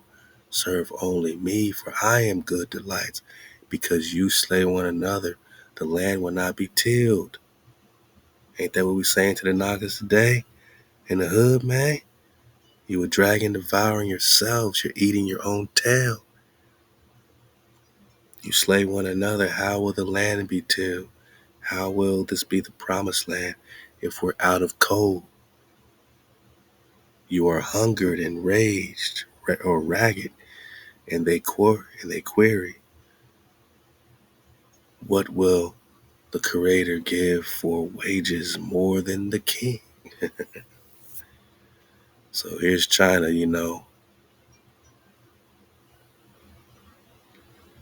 giving them the ways, just like Moshe. He says, my Creator is my king. Him will I serve. Then the king says, go for them, slaughter them. They put the Creator higher than me. And they said, it is a good and wholesome thing to serve the king and kill his enemies. Join his military to serve my country by killing men. This is a great glory, right? But the voice of my beloved rose up to me. My lambs fleeing before the wolves and driven away from my goodly pastures. Behold me, I am come to them, to the lovers of peace and virtue and loving kindness. My hand is stretched over them in great power. Sounds like Psalms 18. My word is given unto them and not dead, and is not dead. I will call them together. They shall again hold up their heads and rejoice because of my presence. And after the Creator's voice came to China, he traveled far and near, and because of his wonderful wisdom, men of great learning and even kings sent for him. And wherever he went, he preached after the same manner, for peace and love and against war. For 3 years China traveled, proclaiming the Creator above all else in heaven and earth, most high over everything. This is what China's talking about. This is what the deliverer China is talking about. The Khan, most high over everything, the Creator above all else in heaven and earth. And then he rested 140 days, sleeping like a young child, saying not more than a child would say. So he chilled out for 140 days, man. Right? Then came a change upon China. He was as a new man in the world and not as a god. And he rose up saying, My Father, Creator of men, calleth me. I hear his voice. It was like a burning fire in my soul, moving me, not with pain, but with great power. He said, China, my son, my house is on fire. My little ones are burning. Go thou, China, to them. They are in fear and trembling, and they know not what way to turn. The kings of the earth have outlawed them. These Hebrews, right? Doom Verses, 1452. Hebrews expelled out of Spain, 1452. Columbus finds you, 1492. They are in fear and trembling. They know not what way to turn. These kings of the earth have outlawed them, these Saracens, right? Search them out, vanquish them, right? They are hunted down and are famished. Go thou to them, O China. For that end created I thee, alive in the world. That's why I created you, China, to go save my children. For thou be my voice unto them. Sounds like Moshe, right? Sounds like Moses in the burning bush. And China said, HaWah, say, who can overcome the fire when he remains in the house? He goes outside where there is water. Call thou my people out of the house of my enemies. Give them a well spring of clean water. They are parched up and at thirst. Say to them, the Creator lives, HaWah lives, his love abounds. Come you to my fountains that are not dried up. Come you and hear the covenant of my son China. I swear to thee, O HaWah, thou my almighty, I will have no other God but thee, thou Creator, most high over everything, my life. All light, most glorious, thou art my King, holy, holy, ever present, O my Captain, my all highest Captain. I salute you in the rising sun, in the high noon, most mighty, and in the sweet setting sun. I know nothing but you. To you I swear this, my most solemn oath. HaWah, HaWah, call thou up your dragons, your angels, holy and my most wise, thy recording angels. They shall hear my covenant unto you, my Creator. They shall write it in the books of heaven, O my Master. And while the sun stands and the moon and the earth and the stars, my oath unto you shall stand up against me. Thou only shall be my king, shall be my God, my Creator, my power, and heavenly ruler. And all other kings I forswear, and all other gods and captains and great rulers, none of them will I bow down to or worship forever. I, China, have spoken. So this is the covenant between China and the Creator, like Moses. Verse 18, I swear unto you, thou great spirit, thou art my bond to the end of the world. I will not war, nor abet war. To peace forever am I sworn, and they impress me and torture, and though they impress me and torture me, or slay me outright, they shall not force me. I will not draw one drop of blood in any man or woman or child whom thou hast created alive on the earth. So you're talking about nonviolent, right? So, so we got Moses, King Kush, slicing and dicing, Joshua slicing and dicing. But this version, right? This version of Moses, this China, is rocking like Martin Luther King, man. For real. And he's making it happen, man, right? He's making it happen, man. So I swear unto thee, thou all person who are so large that the whole earth and sun and stars would not fill the hollow of your land, to be like unto thee, O HaWah, fair dealing unto all men as thou wouldst, good, forgiving, and without anger forever, and equally in all possessions with your chosen. HaWah.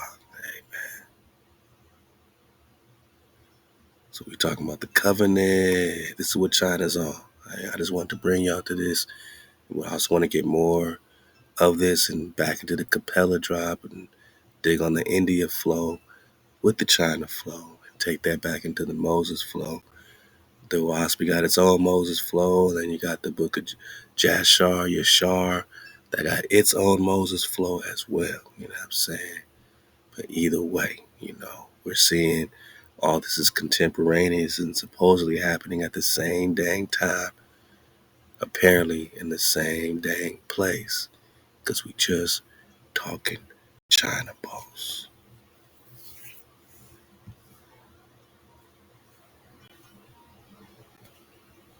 We're just talking India and Capella, right? Meshi and Mexico. And it was all connected. You could walk through Greenland to get to these other Nagas in the UK and Scotland, right? The Ross, the Roos. We can connect this way. We can connect this way through the Bering Strait or the Strait of Anion. So we're connected to Asia boss and Europe boss on both sides. We all connected. They say the Russians are invading. Russia is Asia, is it not? And it's all connected. So what are you saying? These are the three Indias. That's why all these, copper colored Russians are being shown on the walls, and in Russia they're showing you all these are copper colored cars, just like Capella and just like China, as it just said, are copper colored cars, just like the American and India Superior found here. Are what? Copper colored cars. Don't let them take your con. Don't let them take your birthright. Because you were just found here, not brought here on slave ships. You were found here, my Naga. Let's get some more, man. Let's get some more, man. All right. All right, so let's get some esoteric flow going, man. I got a few drops for the dismount. We'll connect as much as we can on the way out the door. Let's dig on some frequency drop. Then we're going to dig on some Kabala drop and make a dismount into these anomalies in Antarctica, man. And, really surf the wave with the homie Night. It was called Night God. So, Night God, what it do, man? Let's dig on this frequency drop. Nothing rests. Everything moves. Everything vibrates. Hey, fair use in your caboose, section 107. Copyright, what's it called? Copyright 107. You know what I'm saying? Fair use, man. All right. Let's get it. Shout out to ethereal wisdom, man. At this frequency, reality changes completely. The Kybalion. Vibration is the primal force that gave origin to our universe. It was the first phenomenon, a violent interaction between forces which led to all particles. The word. Nikola Tesla understood this truth, as indicated by his words. If you want to find the secrets of the universe, think in terms of energy, frequency, and vibration. Today, studies are showing that Not only do our everyday objects vibrate and have a certain frequency, but so do our thoughts, feelings, and emotions. Let's go. In the next few minutes, we will explore the fundamental role our thoughts, feelings, and emotions play in the reality we experience. We will see how the reality we experience is not simply a random event, but has been deliberately shaped by our vibrational state. Additionally, we will analyze how by changing and raising our base vibration, we can immediately begin to experience a completely different reality. Let's go. This concept goes beyond mere. Oh, come on, boss. Come on, boss. Gotta dodge the hijack. My bad, Joe. I get it, man. I get it. I mean, yeah, we're talking energy, frequency, and vibration, man. The beginning was the word. The word is the sound. The word is the frequency. Vibration is law. Law is vibration. Haka, take the wheel. Wow, it's the breath. Yeah, the security.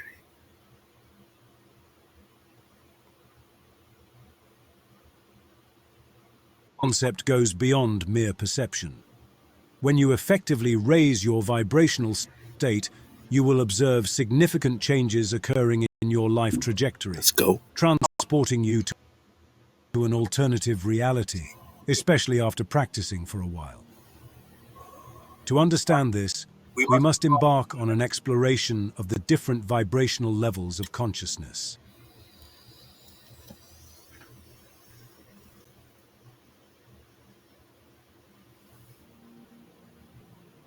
Dr. David Hawkins, in his book Power versus Force, presented a series of discoveries about human consciousness.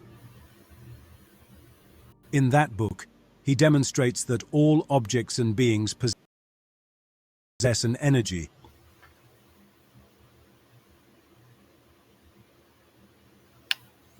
We got it, y'all. We got it. that vibrates at different Let's frequencies. go. Hawkins created the scale of consciousness, a chart that equates emotions with different frequencies, covering a range from 1 to 1000. The graph of the scale of consciousness, elaborated by Dr. Hawkins, showed that consciousness, and therefore each human emotion, has a specific vibration. On the scale, it can be observed that harsh emotions such as shame, sadness, fear, or guilt vibrate at low frequencies, while feelings such as love, happiness, acceptance, and peace vibrate at higher and more uplifting frequencies. God. This study determined that the average vibrational level of a normal person is 207 on this scale. Why does this happen? Throughout our lives, we accumulate energy blocks and negative conditioning that drag us toward lower vibrations. Various factors lead us to this situation. There are internal factors such as limiting beliefs, traumas, or bad habits, as well as external factors such as fear and constant worry, resulting from the constant bombardment of the media and power structures. This context keeps us in a low vibrational state, affecting our creative power and our level of life satisfaction, which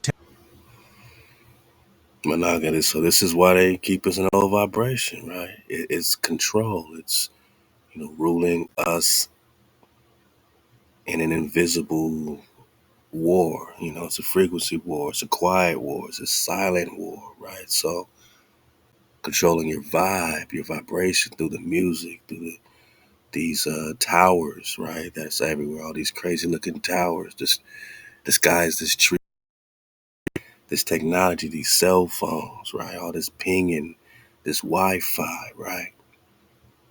All this media, like they just said, right? All this stuff keeps us, who's beefing with who?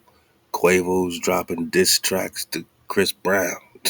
Chris Brown's dropping diss tracks to Quavo.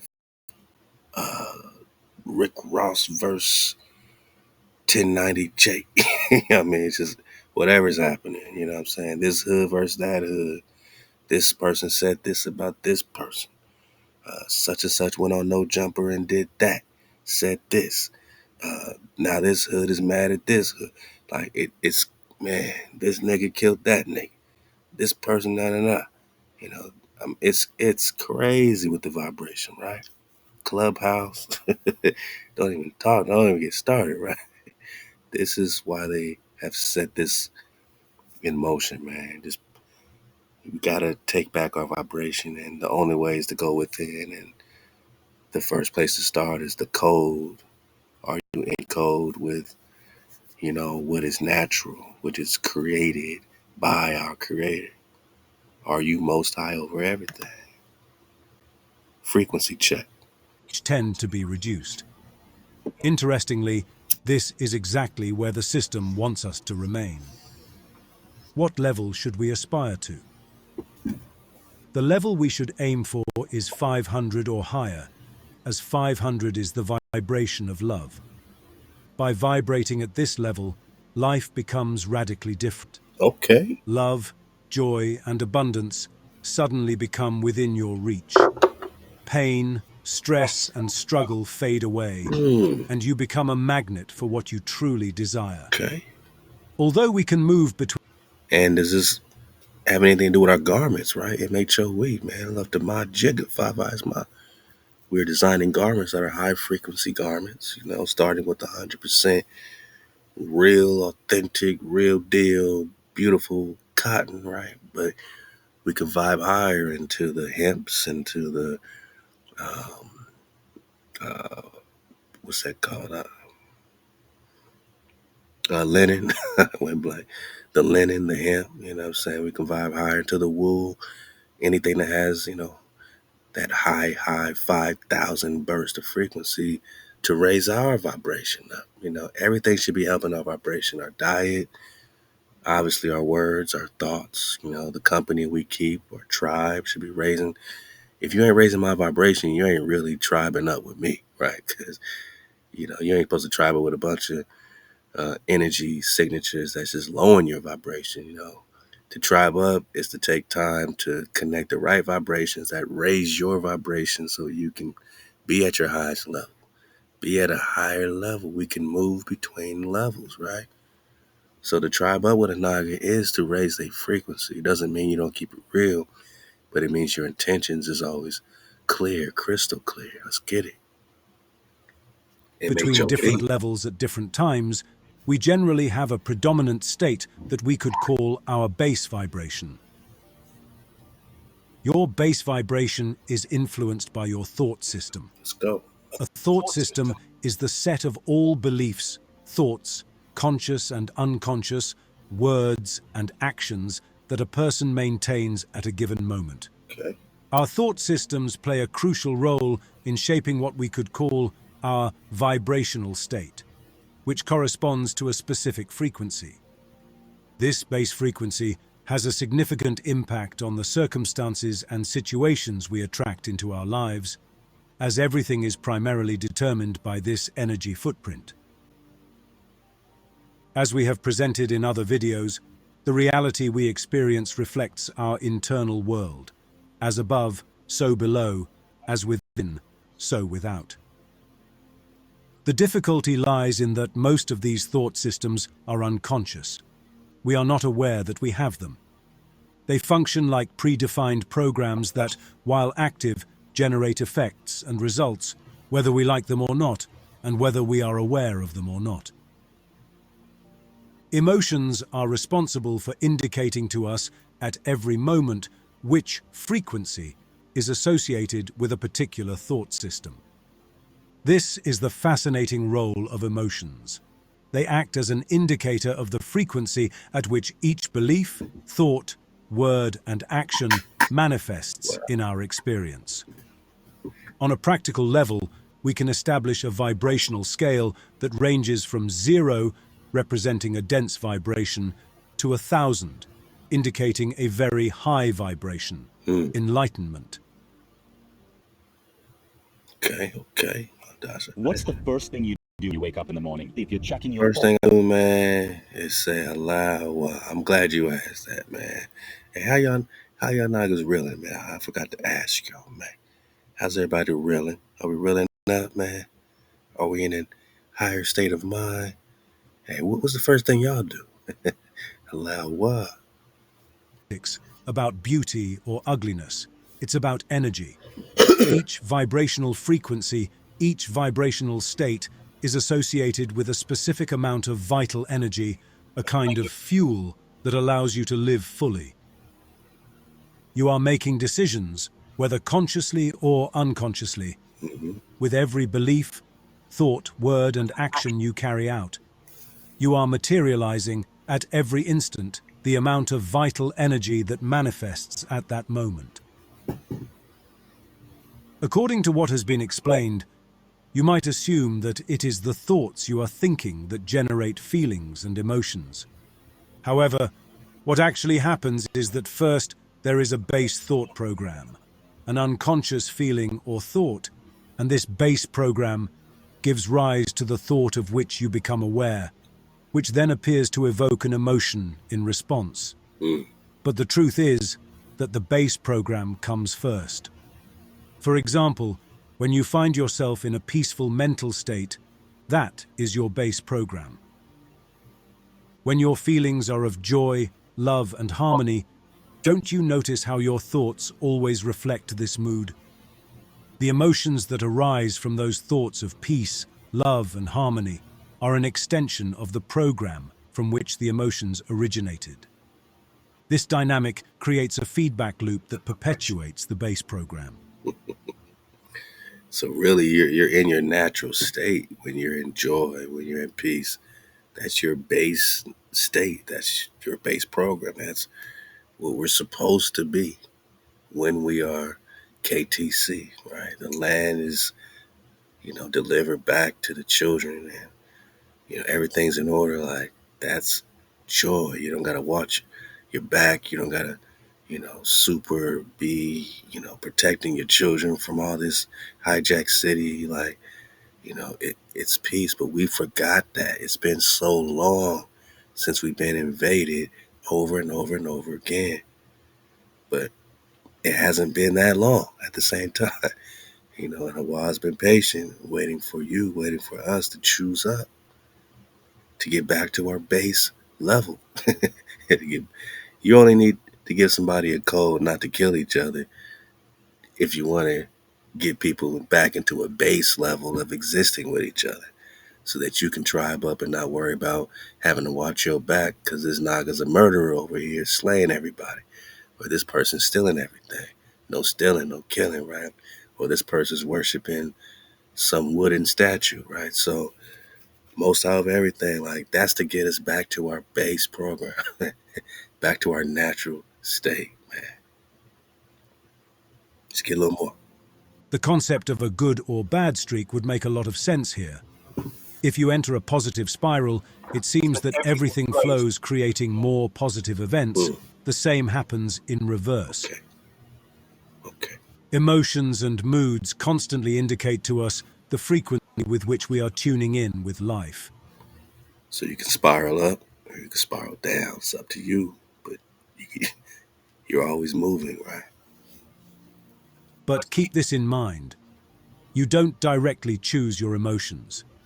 The only thing you can do about it is become aware of them. Whether you know it or not, believe it or not, what you are actually choosing at every moment are the beliefs you hold, the thoughts you harbor, the words you utter, and the actions you take in every situation of your life. If you don't like what you're feeling, you can choose to change the beliefs that sustain it, the thoughts that cause it, the words that confirm it, and the actions that support it. And to change them, the most effective way is to take it step by step, through approximation. For example, the leap from shame to guilt and from guilt to apathy involves a drastic increase in energy. These changes are reflected precisely in our physiology, where each emotional level correlates with a different amount of energy. The question is, How can we change our base vibration to experience and attract what we desire? Let's address some key aspects that we must understand to achieve this and live a life full of peace and purpose. Acceptance. What do most people tend to do when they learn about vibration and how to raise it? They tend to enter a mode of resistance. They think, what I'm feeling right now is bad, I must resist it and change it. If you identify with feelings like fear, desire, anger, or pride, you might label them as negative and seek to change them. However, every time you focus on changing something, often your energy is directed towards what you don't like, thus reinforcing it. Instead of resisting, it's important to allow and accept what you're feeling. Letting go is key, but often misunderstood. It's not about trying to let go, make it disappear, but rather let it be, allow it without resistance. When you fully accept what you're experiencing, even if it's anxiety or negative thoughts, you allow it to flow without resistance. Repression, suppression, expression, and surrender are common ways of dealing with feelings, with surrender being the most effective. Like Jack City. The best prayer I got, man, is Halal HaWah. That's our brainbow, man. Hey, man, this is some decent, connection right here, man.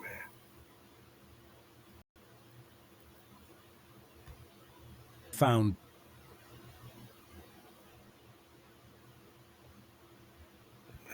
lies on Hawkins's scale at the level of 350. Let's get it back. Acceptance is key to raising your vibration. Notice where it lies on Hawkins's scale at the level of 350. By entering a state of acceptance, you can instantly free yourself from lower states of consciousness and elevate yourself. Effort and surrender. Learning to balance effort and surrender is essential in personal development and manifesting reality. We often focus on surrender, allowing things to happen without worrying about the how. However, we must also make conscious efforts in the present moment. This involves orienting towards the process rather than obsessing over the goal. True joy is found during the journey, not just in reaching a goal. So that's why learning to balance effort and surrender is so key, because when you focus on something, you are creating it with your intention. But then, when you let it go, you are leaving it up to the universe. Basically, you're saying, this is what I want. This is what I intend. This is what I would like to experience. And once you let it go, you're basically saying, my viewpoint may be limited. Maybe the universe, my higher self, already knows what's best for me. In this way, you are co-creating what happens in your life. Focusing and refocusing. This principle closely resembles the previous one. It's important to have a goal, but also to immerse yourself in the process and trust that the goal will be delivered to the universe. Your actions are within your control. The more you focus on what you can't control, the more things will be out of your control. Bang. Instead, by focusing on what you already have in your life, you will cultivate a sense of gratitude and abundance. God. It's true that we get more of what we focus on. If we focus on lack and scarcity, that's what we'll continue to get. The key to raising our vibration and manifesting the desired reality lies in how we use our attention and focus. Instead of resisting what is in the present moment, we must direct our attention towards what we want to experience. Successful reality creators focus on what they desire and take conscious actions to move towards it. It is when we focus on our desires and take action that the universe begins to work in our favor. Focusing doesn't mean ignoring challenges, but rather choosing where and how we direct our attention and energy. Where you direct your attention, you direct your energy, and where we direct our energy is where things manifest in our lives. Therefore, it is essential to choose wisely what we focus on and what energy we feed. However, we must be careful when applying this focus. Focusing too much on the goal and therefore on the distance between where we are and where we want to be can be counterproductive. That's why it's important to focus on what is within our reach and then surrender it to the universe. The law of assumption, which we have already discussed on this channel, can be very helpful in this process. I'll leave a link on this topic in the description. What we put on a pedestal becomes our obsession and creates imbalance. This imbalance generates resistance, lowering our vibration and increasing anxiety. Placing excessive emphasis on a goal pushes it away from us, generating obstacles and sabotage. By reducing the importance of these end goals, focusing on present actions, and surrendering the goal to the universe, we eliminate resistance and allow things to flow effortlessly. It is crucial to identify where we are attributing too much meaning and work on reducing it to achieve our goals more smoothly. In conclusion, to raise our vibration and create the desired reality, we must be aware of our thought system. By observing our emotions and feelings, we can detect in which vibrational state we find ourselves so we can change it and elevate it if necessary. Practicing acceptance and letting go allows us to transcend lower emotions to increase our vibrational state. Additionally, we must balance conscious effort with surrender to the universe, trusting in its collaboration to manifest our desires. Ultimately, directing our attention and energy towards what we want to experience without obsessing and with full confidence allows us to become masters of our own reality and live the life we've always imagined. So we surrender to the Creator, right? We don't just surrender to the universe, boss. We surrender to HaWah, most high over everything we believe, and we know that the code we keep, puts us in the right frequency, the right vibration. So I hope you got something out of that vibration flow, controlling our thoughts. We always talk about that. Sylvanus till Texas, the teachings of Sylvanus and the Nag Hammadi break it down real smooth as well. Your thoughts are like evil, wild beasts, ravishing in our mind bones. We control these beasts. We get these beasts out of our minds, our thoughts. We control our reality. And we get hijack free, man. Hijack free.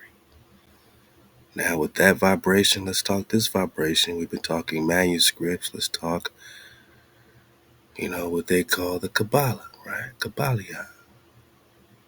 They referenced it in the previous video. Let's get a few minutes for the dismount. Prester 136. We're getting esoteric, a little occulty with foundation, a little Oahspe.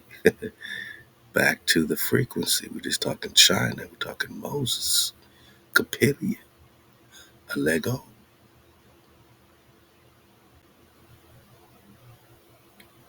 Cappadocia.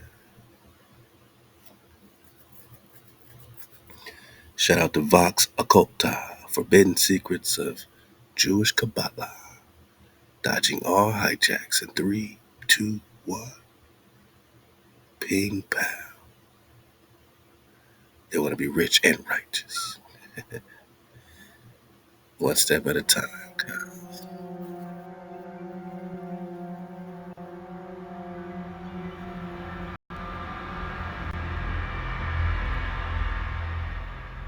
One is filled with admiration on penetrating into the sanctuary of the Kabbalah, at seeing a doctrine so logical, so simple, and at the same time so absolute.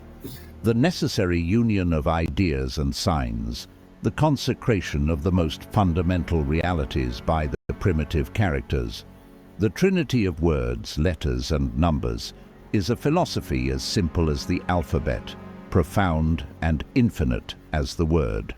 Theorems more. And we just got the word as vibration. So when you get this, just really focus on the vibration, get the babies out the bath water, and know that whatever secrets we talk about belong to the royals. The real royals, the Khans, whatever secret languages that they can't decipher in the Voynich belong to the Khans. Whatever energy, frequency, vibration that they attribute to magic, in a good way, in a good vibration, belong to the Khans. And it's been twisted, it's been, strangled out of us, you know what I'm saying? They've stolen our magi. They've connected us with a hijacking. They've hijacked us, man. We worship hijacks. We worship all these,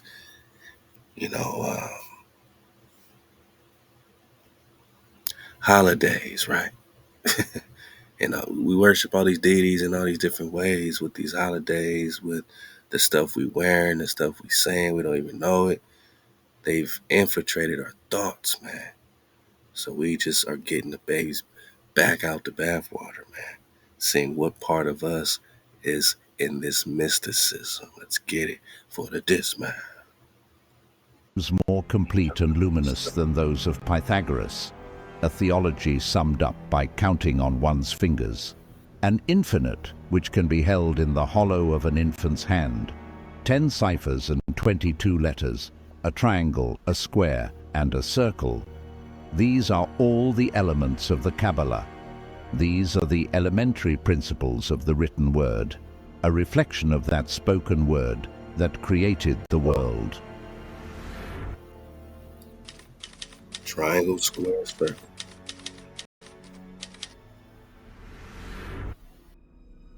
Hebrew theology was divided into 3 distinct parts.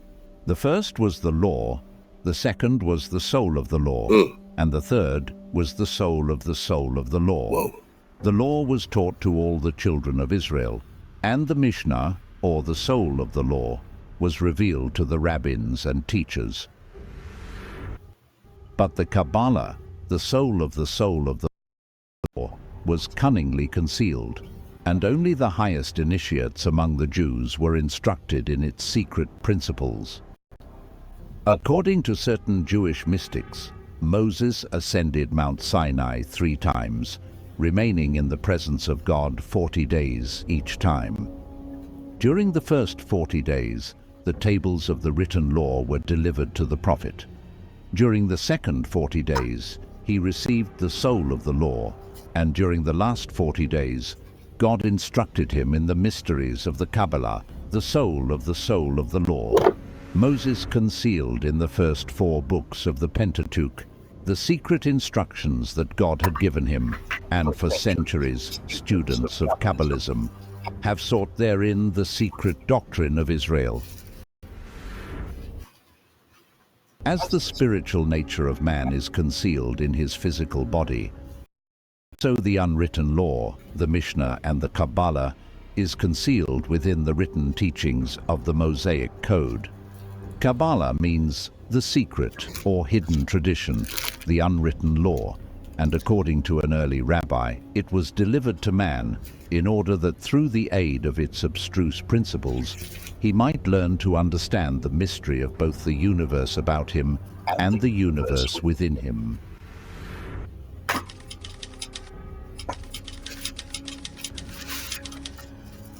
The origin of Kabbalism is a legitimate subject of controversy. Early initiates of Kabbalistic mysteries believed that its principles were first taught by God to a school of his angels before the fall of man.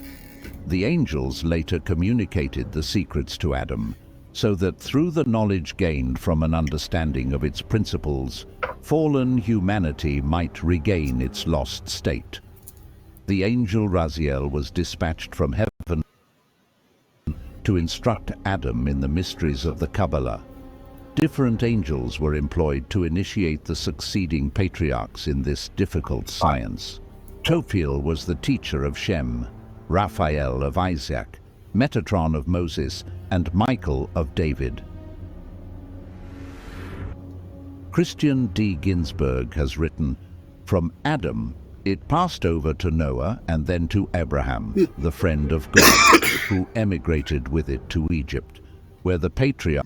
And it's really interesting because this Michael-David connection has always been there, even in the New Test.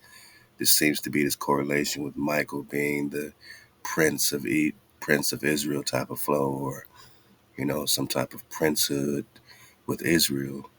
But so does David, right? And for him to be correlated in this way is very interesting. You know, even with the Revelations flow written by John, right? But which John? We talking John the Baptist, or we talking Prester John? So we know they got our babies in the bathwater. And as long as you got your foundation, just like we're going in this Kabbalion, you know, even in the New Testament, as long as your mind is right, your heart is in the right place, you can get the babies out that bathwater as well, because they always put a little truth in with all their deception. There's always some truth in there. So yeah, but the Michael David connection and just, you know, rocking, you know, like, you know, someone's like Michael got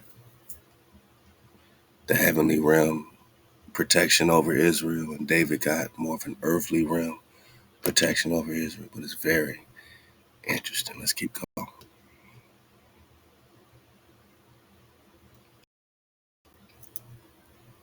Patriarch allowed a portion of this mysterious doctrine to ooze out. It was in this way that the Egyptians obtained some knowledge of it, and the other Eastern nations could introduce it into their philosophical systems. Moses, who was learned in all the wisdom of Egypt, was first initiated into it in the land of his birth, but became most proficient in it during his wanderings in the wilderness, when he not only devoted to it the leisure hours of the whole 40 years, but received lessons in it from one of the angels. Moses also initiated the 70 elders into the secrets of this doctrine, and they again transmitted them from hand to hand. Of all who formed the unbroken line of tradition, David and Solomon were most initiated into the Kabbalah.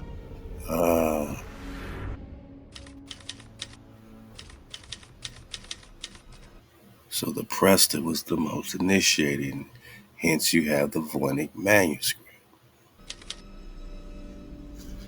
According to Eliphas Levi, the three greatest books of Kabbalism are the Sefer Yetzirah, also known as the Book of Formation, the Sefer HaZohar, the Book of Splendor, and the Apocalypse, the Book of Revelation.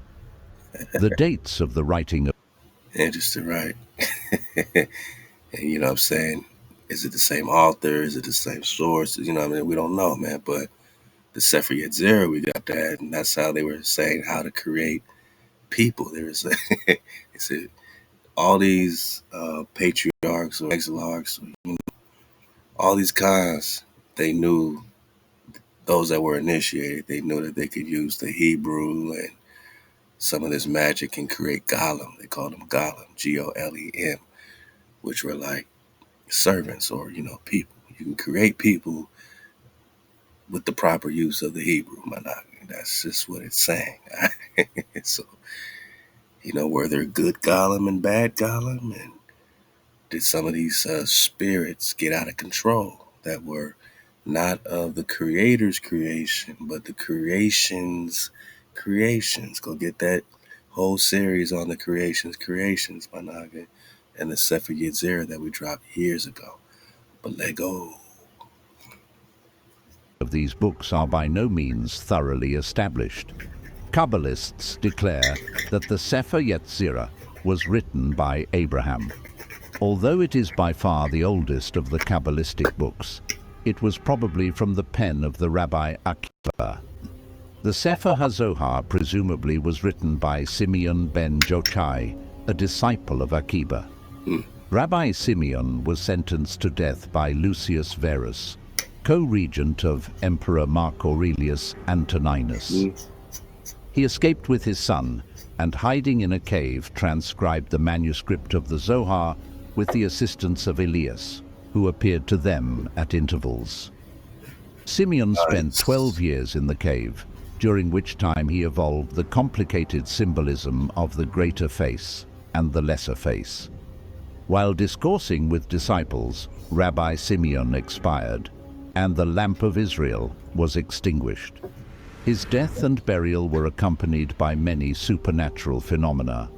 The legend goes on to relate that the secret doctrines of Kabbalism had been in existence since the beginning of the world, but that Rabbi Simeon was the first man permitted to reduce them to writing. 1200 years later, the books which he had compiled were discovered and published for the benefit of humanity by Moses de Leon.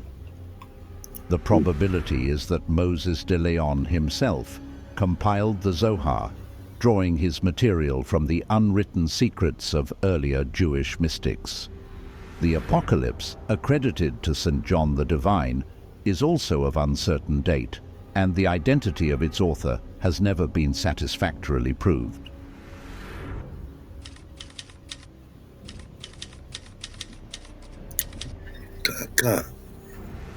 This rare cut shows the name of God in 72 languages inscribed upon the petals of a symbolic sunflower. Above the circle are the 72 powers of God according to the Hebrew Kabbalah. Below are 2 trees, that on the left bearing the symbols of the planets, and on the right. I can't even front, man. This looks a lot like some of this Voynich flow. You know what I mean? Some of this look a lot like the Voynich flow, man. All right, man. Fall back, man. Stop. It's look a lot like the Voynich flow with these little petals and flowers and some of these charts we saw, right? With the Hebrew, man. Now, my only thing is they use a lot of this modern Hebrew when they're bringing it out, and I know it got a big difference if you use the paleo, right? The picto. I know that's a big difference in frequency. So, again, I'm not, proceed with wisdom, but just understand they're using modern Yiddish. You know what I mean? But what happens when you use the picto, the paleo? Let's go. The signs of the zodiac and the names of the tribes of Israel. The esoteric doctrines of the Kabbalah are in alignment with the secret teachings of all the schools of philosophy, but the method by which its secrets are revealed to the wise and concealed from the ignorant is most unusual.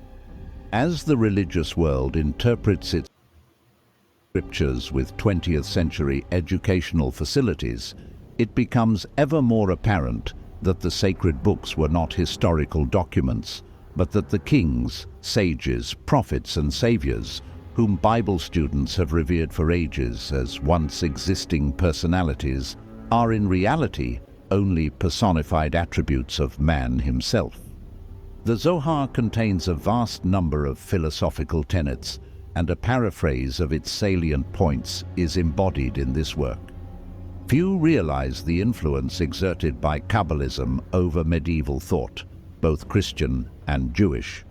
It taught that there existed within the sacred writings a hidden doctrine which was the key to those writings. This is symbolized by the crossed keys upon the papal crest. Scores of learned minds began to search for those arcane truths by which the race should be redeemed, and that their labor was not without its reward, as their subsequent writings have demonstrated. The theories of Kabbalism are inextricably interwoven with the tenets of alchemy, Hermeticism, Rosicrucianism, and Freemasonry. The words Kabbalism and Hermeticism are now considered as synonymous terms, covering all the arcana and esotericism of antiquity. The simple Kabbalism of the first centuries of the Christian era gradually evolved into an elaborate theological system, which became so involved that it was next to impossible to comprehend its dogma. The Kabbalists divided the uses of their sacred science into 5 sections. The natural Kabbalah was used solely to assist the investigator in his study of nature's mysteries. The analogical Kabbalah was formulated to exhibit the relationship that exists between all things in nature, and it revealed to the wise that all creatures and substances were one in essence, and that man, the little universe, was a replica in miniature of God, the great universe. The contemplative Kabbalah was evolved for the purpose of revealing through the higher intellectual faculties the mysteries of the celestial spheres. With its aid, the abstract reasoning faculties cognize the measureless planes of infinity and learn to know the creatures existing within them. The astrological Kabbalah instructed those who studied its law in the power, magnitude, and actual substance of the sidereal bodies, and also revealed the mystical constitution of the planet itself. The 5th, or magical Kabbalah, was studied by such who desired to gain control over the demons and subhuman intelligence of the invisible worlds. It was also highly valued as a method of healing the sick by talismans, amulets, charms, and invocations. The Sefer Yetzirah, according to Adolf Frank, differs from other sacred books in that it does not explain the world and the phenomena of which it is the stage by leaning on the idea of God or by setting itself up as the interpreter of the supreme will.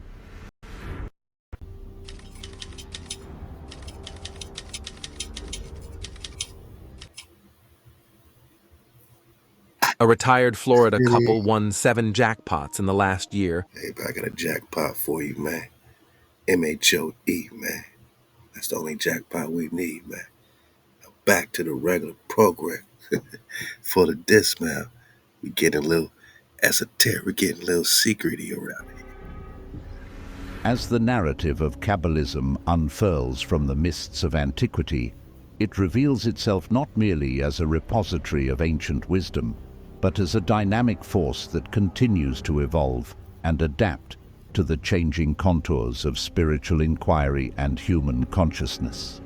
Far from being an arcane relic, Kabbalism's core tenets resonate with contemporary quests for deeper understanding and integration of the diverse aspects of existence. In the modern era, where the dichotomy between science and spirituality increasingly blurs, Kabbalism offers a unique framework for exploring the interplay between these realms. Its mystical interpretation of the universe, grounded in symbols, numbers, and letters, parallels modern scientific discoveries in quantum physics and cosmology, suggesting a profound interconnectedness of all things. This synthesis of ancient mysticism and contemporary science invites a re-evaluation of our understanding of reality, emphasizing the underlying unity and coherence of the cosmos. Kabbalism's emphasis on personal transformation and enlightenment also finds echoes in modern psychological theories, particularly those exploring the depths of the unconscious mind.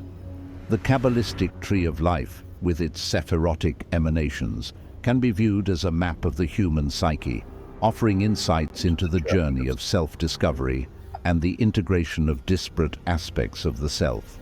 Carl Jung writes, "In a tract of the Lurianic Kabbalah, the remarkable idea is developed that man is destined to become God's helper in the attempt to restore the vessels that were broken when God thought to create a world." Only a few weeks ago, I came across this impressive doctrine that gives meaning to man's status, exalted by the incarnation. This psychological dimension of Kabbalism bridges the spiritual and the therapeutic, providing tools for navigating the complexities of the human condition. The Kabbalah, more than a mere system of esoteric thought or a relic of bygone ages, remains a living bridge to the transcendent, offering keys to unlock the mysteries of creation and the human soul's place within it. Its principles, though shrouded in secrecy and symbolism, resonate with the universal search for meaning and the interconnectivity of all existence. Through the study of its sacred texts, the Sefer Yetzirah, the Zohar, and the Apocalypse scholars and seekers alike delve into the depths of metaphysical speculation, exploring realms beyond the grasp of ordinary consciousness. These texts, attributed to venerable sages and prophets, serve not only as conduits to divine wisdom, but also as mirrors reflecting the multifaceted aspects of human understanding. The influence of Kabbalism extends beyond the confines of Jewish mysticism, permeating the fabric of Western esoteric traditions. Its concepts and symbols have been woven into the tapestries of Hermeticism, alchemy, Rosicrucianism, and Freemasonry, revealing the shared heritage of humanity. Dang, this Rosicrucian thing, this Rosa, this Barbarossa, Baba, this Swan, looks a lot like this flower language flow. So what secrets are they using with this gentle language of the flower? You know what I mean? Flowery kingdom flow. And, you know, how does it connect? I mean, all this Freemason stuff, all these original Masons, you know, are all connected with this Solomon flow, right? The Sylvanus Texas flow. All these are originally the original Templars. We're talking about the guardians of these secrets of the House of Israel, before they got hijacked and turned into all these other organizations and groups and, you know, societies and fraternities, and all of them got a little piece of something. You know what I mean? What's the intention? That's what the crystal will be. You know, what intention is put on this information, this vibration. You know, that's what the inner search is before anybody even goes down this journey. What's your intention of searching for Prester John? Because you can use this information for something, to put the children of Israel into a further crux, into further sleep. You know, you can keep all this stuff secret. Instead of us publishing all this work, we could have kept all this secret and try to use it to work against the House of Israel, right? So what's your intentions before you start the journey? What's your intentions on this knowledge or this secret? You know, why you want to keep this secret? What do you want to do with it? You know what I'm saying? Do you want to let it out? Do you want to free this secret? You know, do you want to connect? Do you want to use it for connectivity? A lot of this is connected with the quantum, they said. The quantum is all about the oneness of things, right? Everything's connected. It's all happening. You just got to surf the wave, you know. But this flowery language keeps popping up, right? Looking like the Voynich, right?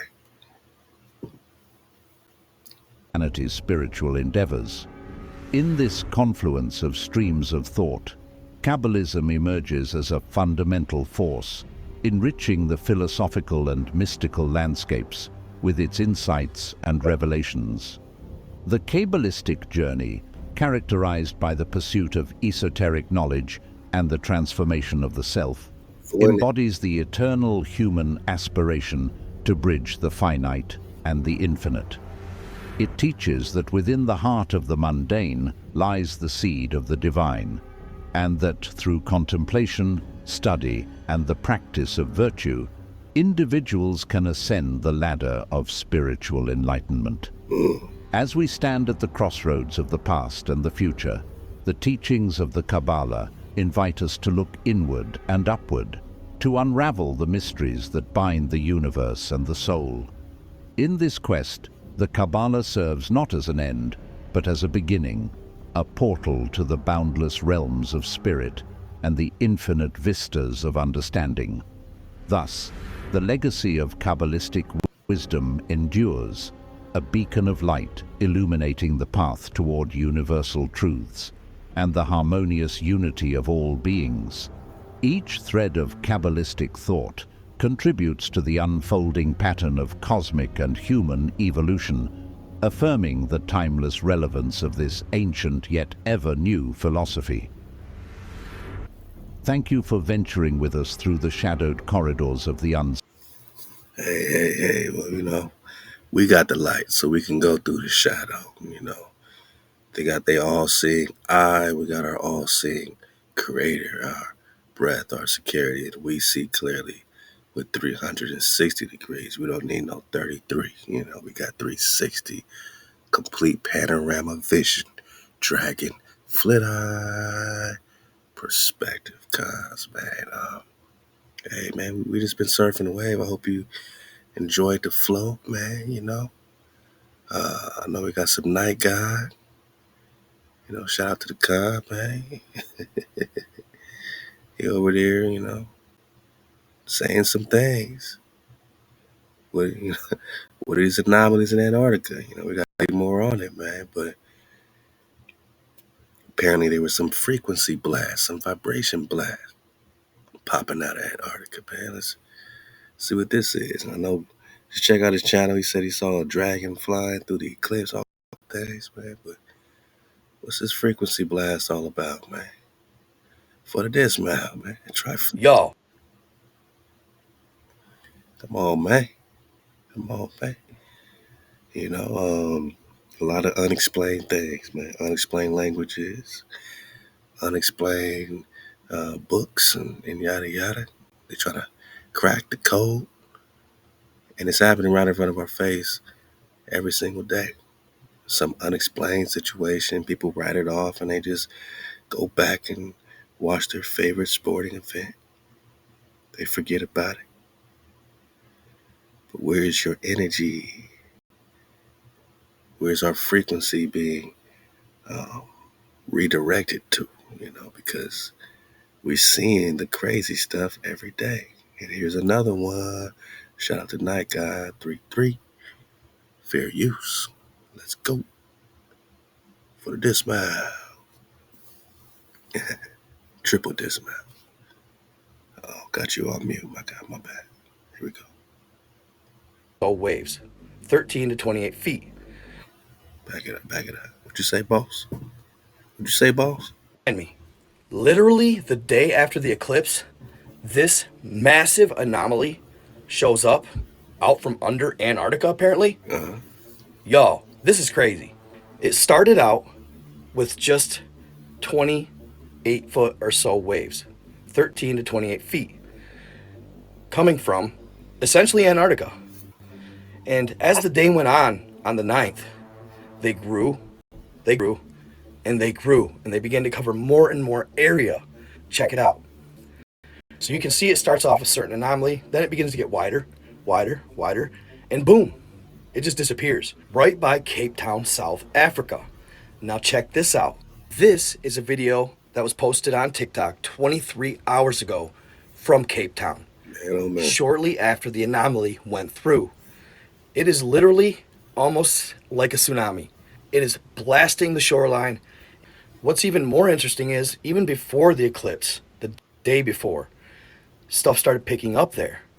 Whatever is causing this, and I know people are saying, oh, it's just swell waves, blah, blah, blah. Y'all, there's something going on. So after going over some things with my girlfriend and shooting some ideas back and forth, I think we've discovered where exactly this large burst of energy came from. What's happening, y'all? We are back at it again. If you could do me a solid, like, follow, subscribe, and share this video so we get as much traction as possible. Only 30% of my viewers are actually subscribed and following. So if you like my videos and you watch them regularly, please take the time to follow and man, hit that red button, man, and make sure you also are in this classroom, because I know they like to unsubscribe people to these channels. You gotta re-hit the button. No matter how many times you gotta hit the button, hit the button. ThaWaDa. Let's get it.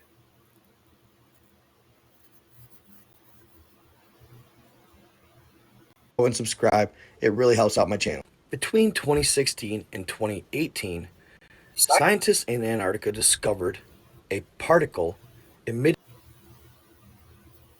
from under the earth known as neutrinos. Neutrinos are the most abundant particle in the universe that were thought for a long time to have zero mass. But they recently discovered that in fact it does have slight mass, but it's so small they cannot assign an atomic mass to it. It's also the only subatomic particle to interact with one of the four fundamental interactions, and that is the weak force. Long story short, that means it can pass through any mass unimpeded. For example, every day, trillions of neutrinos are emitted from the sun, and they pass through you. You don't even know it. Why is this important? Well, they can use these neutrinos to map planets, to map the core of the sun. They even believe that they can use it to communicate, possibly faster than the speed of light. And they've also discovered that UFOs emit these same subatomic particles. So essentially, they can use them to track UFOs within our airspace. So back to the source of our possible energy burst. The way they track these neutrinos is by these modules called DOMs, for digital optical modules. And they basically track these neutrinos when these neutrinos interact with the nuclei of ice. Their facility in the Amundsen Scott Research Center in Antarctica, they've buried 5,000 of these DOMs over 2,500 feet deep in. And what do you think they really tracking? UFOs or dragons? They're using these to track dragons, Monaga. They've been putting up these joints, these sensors and all this stuff to track dragons, man. Unidentified flying objects. Let go. Into the ice. What most don't know is those 5,000 DOMs are capable of producing 2,400 volts of electricity. They get this electricity from an undisclosed nuclear power deep within the Antarctic ice. They can do that because it was there and they discovered it before the Antarctic Treaty. Needless to say, when they kick this thing on, so basically, when they kick this thing on, it's 2,400 volts times 5,000. Around 12 million volts of electricity is emitted from these DOMs at the Ice Cube Neutrino Research Facility. Let's just say when they first fired it up, it caused an earthquake in New Zealand. And that was an early on discovery. Who knows what the power this thing can produce even is. But that's, I believe, why you see the energy waves or the waves coming out from Antarctica. And then this goes back to what I believe the entity is. In the beginning of my video, what did I say? They can use said neutrinos to track UFO spacecraft. Dragons. Now, whether this was just a byproduct of them firing it up, or whether or not they fired it up intentionally to zero in on said craft, I can't say. And all this is just speculation, of course. I'm not saying any of this is absolute fact. I'm not even trying to promote it as such. This is just a theory, and this is my theory. But I believe that anomaly, whether it was multiple crafts, one craft, I don't know. But they fired up that Ice Cube neutrino facility and detected with neutrinos that massive anomaly or that craft in the ocean, or multiple crafts. Now, I don't believe that necessarily one craft would make such a massive anomaly, but it could give off energy, or multiple crafts could give off energy that would cover that span of area. Therefore, the waves and the interaction with the craft causes all of this that is taking place, from the wind, the waves, the animals moving, the sea life swimming away, weather anomalies, period. Again, this is just a theory. It could be absolutely nothing. Could be. Hey, could be nothing, could be something, man. I appreciate you. Like Gizzle, man, always stepping in there with some drop. We want to get out of here with this, man. Best dismount of all time. ThaWaDa to the cons, man, just for surfing this wave. Always 9 above the barrier, man, of Hijack City. The search for Prester John allows us to be at a higher frequency because we know we're searching within. Again, all this is within us. We're not searching for something outside of us. All of what we're searching for is within us, man. Prester John legend and its sources, compiled and translated by Keegan Brewer. For the dismount, we're talking knights. We're talking the mysterious Oriental leader. Oriental leader, Prester John, who ruled a land teeming with marvels and might come to the aid of the Christians in the Levant, held an intense grip on the medieval mind bone. It has received much scholarly attention, but your copper-colored self just found out about it. But it has received much scholarly attention, but never before have the sources been collected and coherently presented to readers. All right, so this is what we're getting, this is what we're getting, and this is what we got. The Center for Medieval Studies at the University of Sydney, Australia. This is what we're talking about. This is an image they're giving us. Straight up Naga, right? Holding the towel. X marks the spot. El Pretiani, Ethiopia, or Abyssinia. I'll be seeing you. God, man. Always a good belly flop. Always a great belly flop. Just understand that they're talking Arthurian, they're talking King Arthur, like with the sword, like we talked about earlier, where Moses plucking out the sapphire stick. They have these scholars, so-called scholars like Frederick Zarnik, who is considered to be the founder of the academic study of Prester John. So yes, there's an academic, there's high academia when we talk about Prester John. We're on Prester John number 136, my nine. We just keep finding more information, more documents. None of this was presented in our public school, man, or Black History Month. But then they're going to put a Naga right in your face, bone, so you know they're talking about Naga history, man. Where's that Naga? Where that Naga at? Oh, there go that Naga. Mama, there go that Naga. They're going to give us this. You can search everywhere for different depictions. You still going to get Nagas. You can keep searching. You still going to get Nagas. Ka, I'll be seeing you.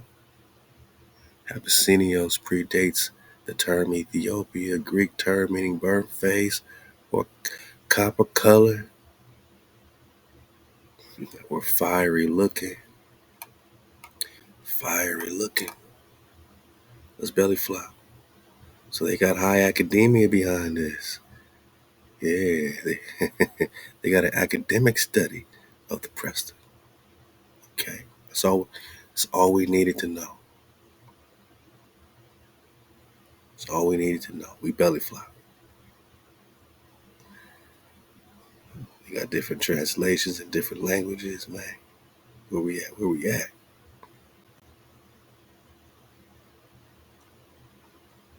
Okay. Relatio de David, second version. Okay.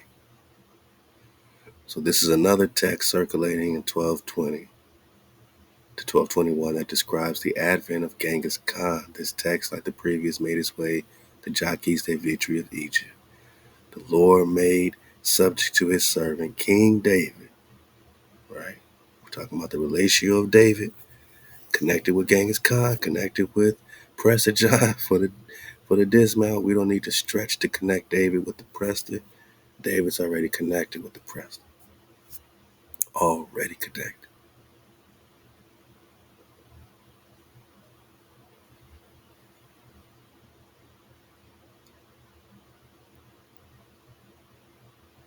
I'm gonna jump right into the story, man, for the dismount.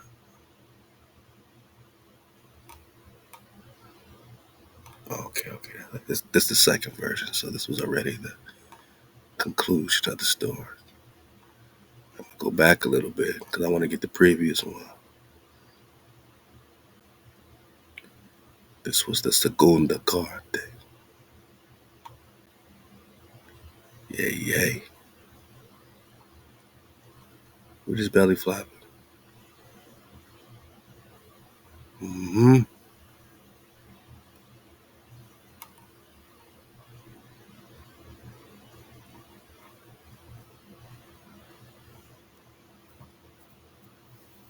So you see King David all over the place. This one here is the...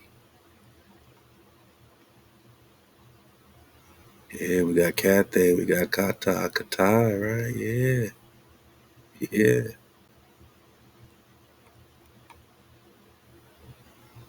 The chariot to the land of David. All right. We got a piece of this one before. This is the...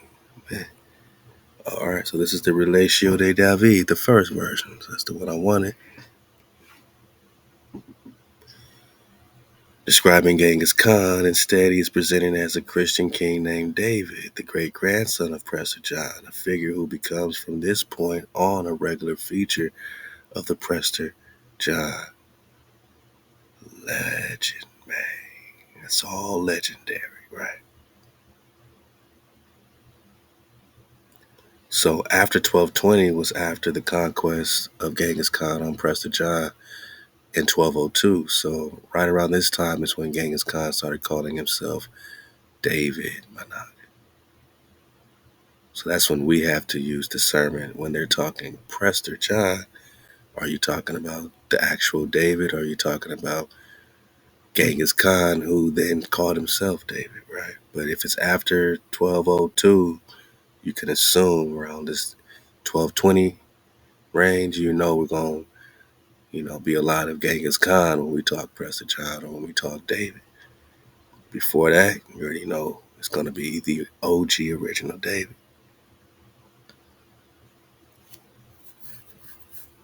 In the name of the Father, Son, and Holy Spirit. All right, this is a description of the complete advance of King David, the son of King Israel, the son of King Sarkis, the son of King John, the son of King Boga, believers in JC. So a lot of this has been hijacked.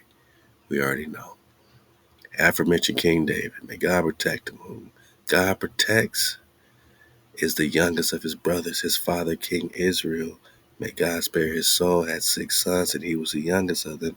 With the death of his father, his firstborn brother succeeded him, and this king, just like his father, King Israel, and his grandfathers and great-grandfathers, was subject to the great king of the Persians, who was called Kana,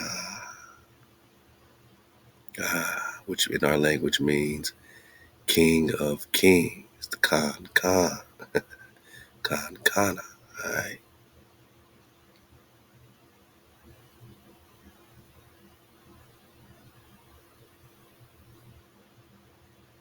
So they said how Koguk became David remains unexplained.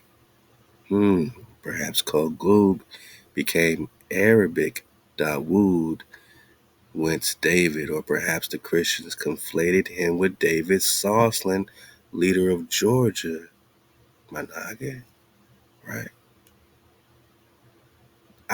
They bringing in the recon that we on, right?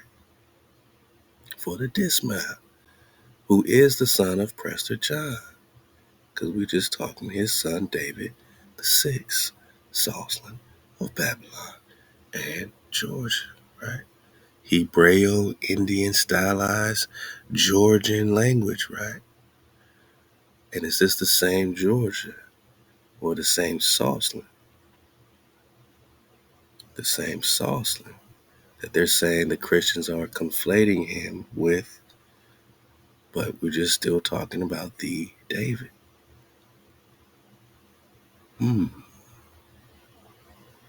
These are, of course, speculations. But is this the same David of Georgia who had his own exploits against the Muslims throughout the entire 13th century? Allied with the Crusaders at a number of points? Well, you're going to have to make that a case by case because, of course, these are speculations. I don't know no Crusaders allied with David Soslan. Manage. Now, all right, David by name. Okay, so sounds like a JC flow. It's the aforementioned king of the Persians called together his astrologers and asked them to predict the future and tell him what was going to happen after his death. As is their custom, they took a virgin boy and, having cut off both his arms, they collected his blood in a vase and implored him to foretell the future. That's Hijack City. That boy, before he died, foretold everything to them. Indeed, he said that a certain king, David by name, a very noble man, would make the kingdom of the Persians his subject. So they took a virgin boy, cut off his arms, the Persians did, the king of the Persians, to get him to tell the future. Damn. And he told them about David, a noble man who's going to make the kingdom of Persia his subjects. And now they're going to try to kill every son that can be this Mashiach, right? Sound familiar? Sound familiar, man? Sound like the Moshe flow? Sound like the Jesus flow? The aforesaid Khan, the king of the Persians, questioned them about this. If they knew of any such king in those provinces who was called David, they said they knew of no one who was called David by such a name. However, King Israel had a very small son who was called David. And they brought up David's sauce, right? But is this King Israel just talking about Prester John? Is this King Israel who has a very small son that they're saying is being conflated with this David Slauson? But we see that David Slauson's father is Prester John. Straight up, right? For the dismount, man. You know I got hour-long dismounts, man. Dang, okay. So then they say, let us send word to his brother so that he may send him to us, and we gonna kill him, right? So that they trying to kill the boy. We got this before. For this reason, he sent his messengers to David's brother, the king of India. We're talking India superior. This the king of the Indians. This is all happening in America, Managa. Because Genghis Khan invaded Prester John in Tangul in America, Managa. The whole Mangi flow is coming out the Genghis flow. Truly, when David's brother heard mention of this, along with certain other devotees in whom he had great confidence, he sent his brother to the king of Persia, unaware of the vicious plan. And while the boy was coming to the king of the Persians, the king greatly rejoiced at his arrival. The boy kissed the ground before him and saluted him most devotedly. The boy was very beautiful, and when the king saw him, he immediately felt pity for him. And the two wives of the king were present there, one of whom was the daughter of King John, the paternal aunt of David's father, King Israel. So the aunt of King Israel, his dad or his great aunt, was there. The other was the daughter of King Ganasi, from whom he had a son who was called Philip. Do you not fear God? They asked him. The boy came to you under your faith and is under your protection, and he touches your carpet with his feet, and you want him to be handed over to death for nothing? And his wives greatly reproached him for this, for one was a Christian woman or Hebrew, named the paternal aunt of that father of David, so she was a Hebrew, and the other was an unbeliever. So the king felt shame in his heart and considered what he should do. All right, so we got this story before. They let him go, and then he regretted letting him go, so he went after him and all this stuff, right? So, I mean, I'm just saying this David flow is embedded in the Mongol flow. It's embedded in the Genghis flow, right? It's embedded in the Genghis Khan flow. You know, that's why these sources are so important, man. These letters from the 1200s, 1100s, 1300s are of vital importance to this investigation because they're showing you what the Dark Ages was all about. It was about David. God, it was about Prester John. It was about the Nestorians, the wise Nagas connected to wise counsel, the Saracens. It was about the Jacobites. Nah, it was about the tribe of Jacob, Israel. Prester John's reality probably had him major impact on world history. This is Jacques de Vitre, letter 2. He's breaking down suppressive flow.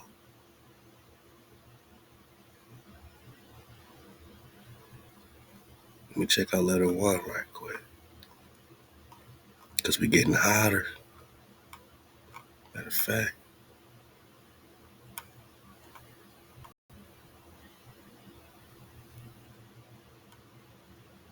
Yeah.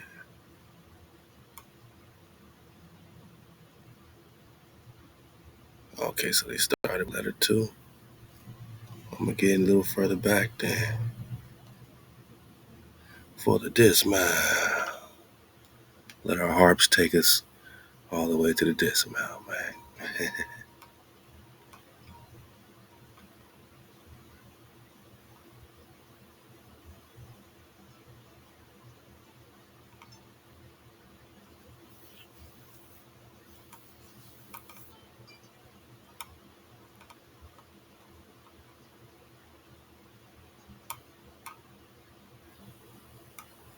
Prester John.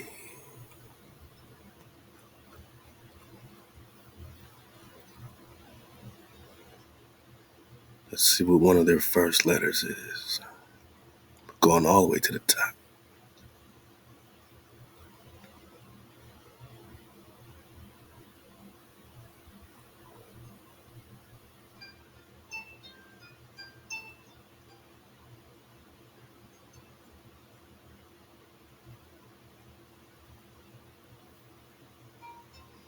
The arrival of the patriarch of the Indians to the city of Rome in the time of Pope Calixtus II. This anonymous text was first uncovered by Frederick Zarnik.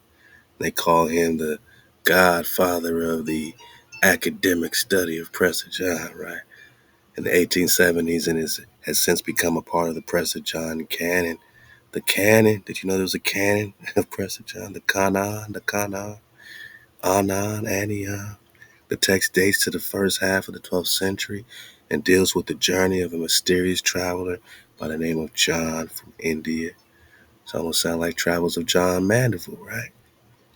Where he describes the marvels of his oriental homeland, the Far East, which is America, India Superior, before Pope Calixtus II, which culminates in the description of the annual revivification of the interred body of St. Thomas in India. And if St. Thomas is in India, we're talking America, we're talking Tao, right? Dizzle Fitty, we're talking Tao. This event is also described by the second text in this book, the letter of Odo Aremes.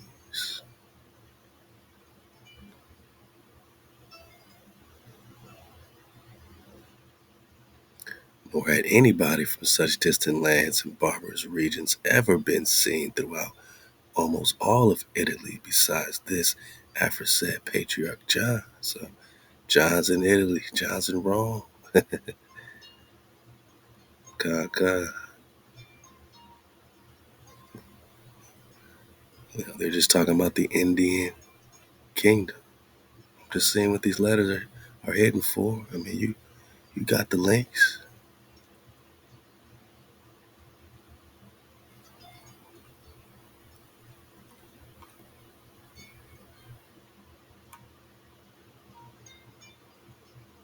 Okay, we got Odo, Lord Abbot of Rheims. All right.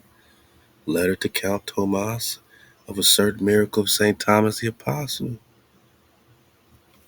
He claims to have been present when the mysterious John arrived in Rome and gave his narrations to Pope Calixtus II, as described also in the previous text. Okay.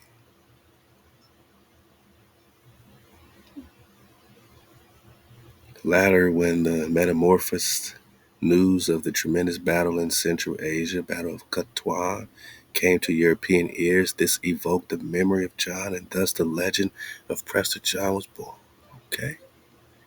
Just letting y'all know. Some more hard hits to dig on. Everyone's talking about Prester John in a 1100s, 1200s. Auto of freezing got some drop.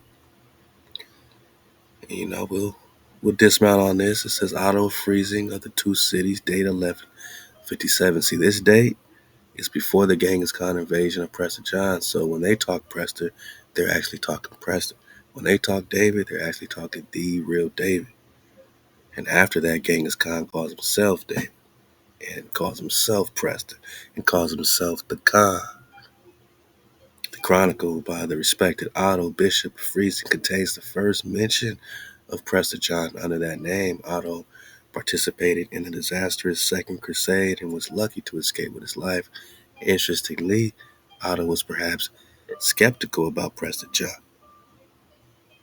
from the outset, judging by the final words, but enough of this, which may indicate either skepticism or a simple change in subject matter. All right. Indeed, unlike many of his contemporaries who narrated various tales of marvels in their historical works, the Prester John story is almost out of place in Otto's otherwise prosaic history. In either case, Otto was only reporting the story as had been told by Hugh of Kabala to Pope Eugenius III while Otto himself was present. So all these popes, Rome, they getting visits, they getting letters. The Prester is active in the 1100s, man. The Prester is active. This whole crusade talk, was like built up. You know what I'm saying? They've been waiting for this Prester since the Prester letter. That's what all this is, the Prester letter. Prester had to tell them, man, this kingdom is unlike anything you've ever heard. The Brahmanis, sound like the Brangatonis, man. Numberless and simple men who lead a pure life. They do not deserve to have more than what the law of nature requires, or they do not desire, okay? They have compassion for and support all things, man, okay?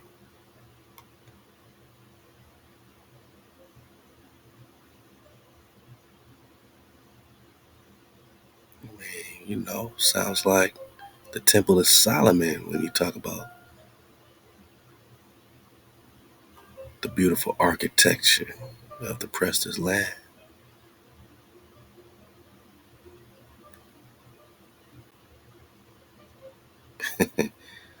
16 columns, 32 columns, 64 columns, jasper, amber, amethyst. What does it sound like to you? Sound like some Solomon flow, a Temple of Solomon flow, right? Crystal stones, sardonyx, right? And then we got the sapphire staff of Moshe. Every month, 7 kings, 62 dukes, 365 counts serve us at our table. So the kings and the dukes of the whole world came to serve in the land of the Prester. You know what I'm saying? Because that's the highest title you're going to get, is this Naga king, King David, king forever, one shepherd who got the drop on the fountain of youth, my Naga, who got the drop on that water. They keep saying marvelous and marvels and marvels and marvels. That's who you are. You are the marvels. They marvel at us to this day. They took it all away, but they still exploit all of our talents and resources to this day. The salt of the earth, they call us, right? 500 gold columns. There were golden capitals, golden vines, Manaka, emeralds and pearls, shittim wood. I'm going quick, but you got the drop.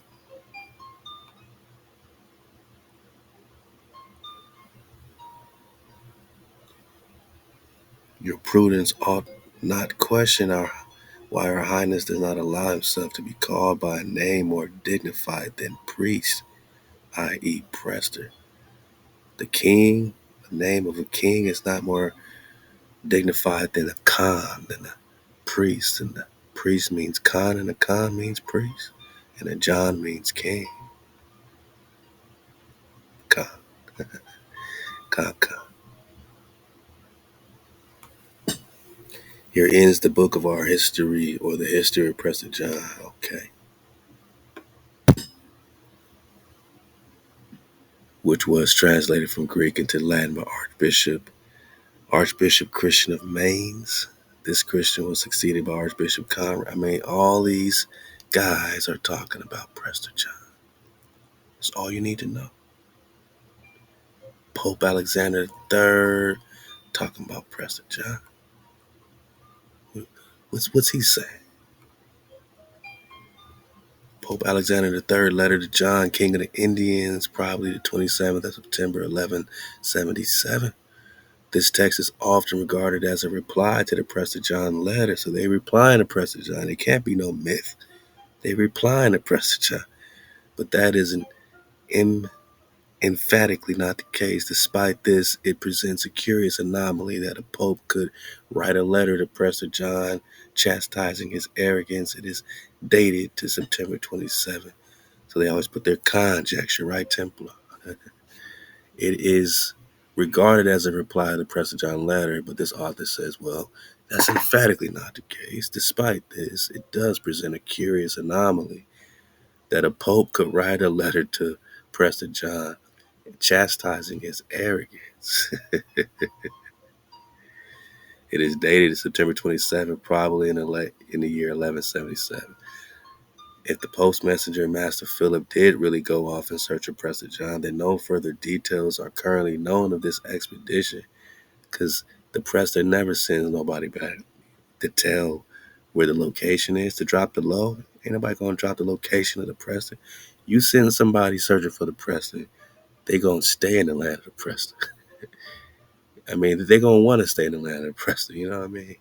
A more detailed discussion of this problematic text can be found above on pages 13 and 17. All right.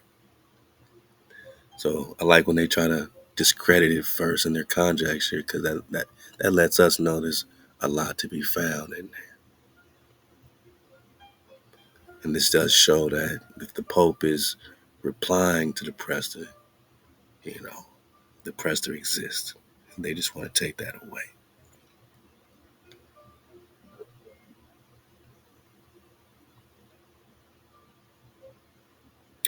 And they were upset at the arrogance. How dare you tell us how great your kingdom is? Better than Rome? Better than Rome? Yeah, man. Then we get into the Fifth Crusade. And here's where we start bringing in the Genghis Khan flow.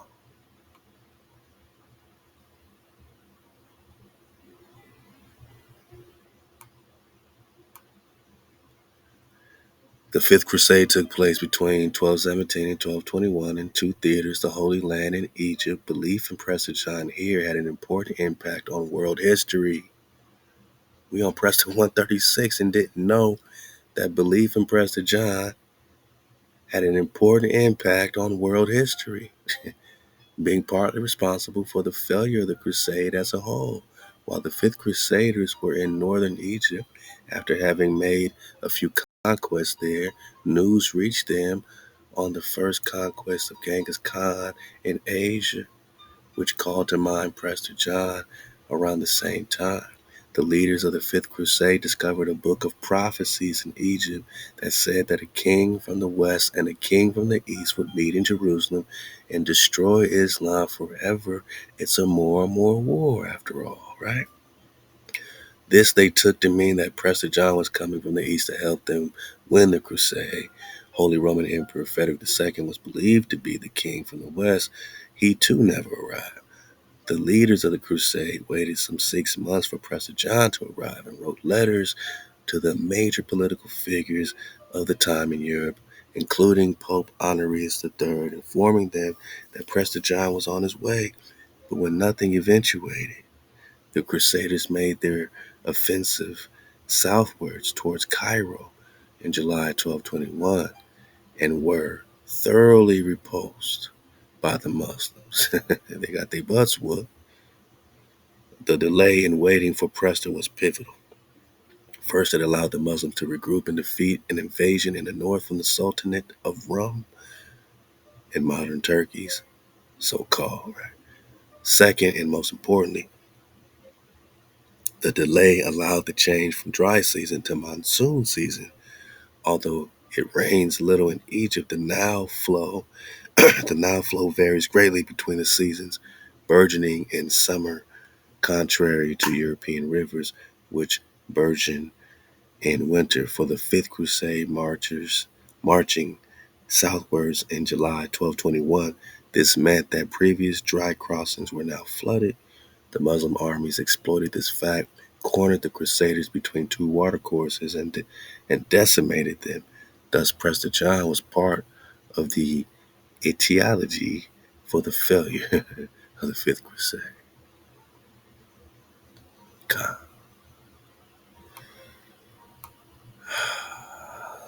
So all this Crusades and the 1200s is all in search of this David, king of the Indians and India Superior, Khan of Khans, Emperado de los Abyssinians, Prester John, that this so-called black man, this brother, is responsible for all these crusades, all them searching for this mysterious kingdom that some try to discredit and say didn't exist, and others are saying, yeah, it was right here.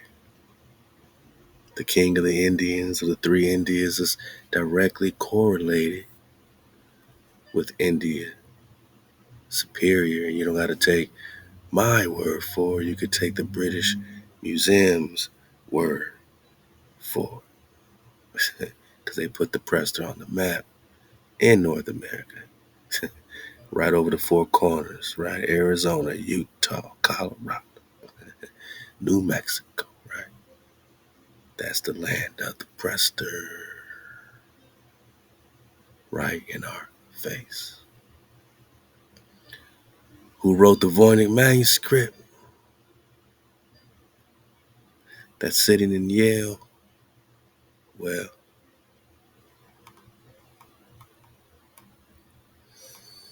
they don't know. They say they don't know. And other knockers, they say, well, it wasn't even written in the 15th century, boss.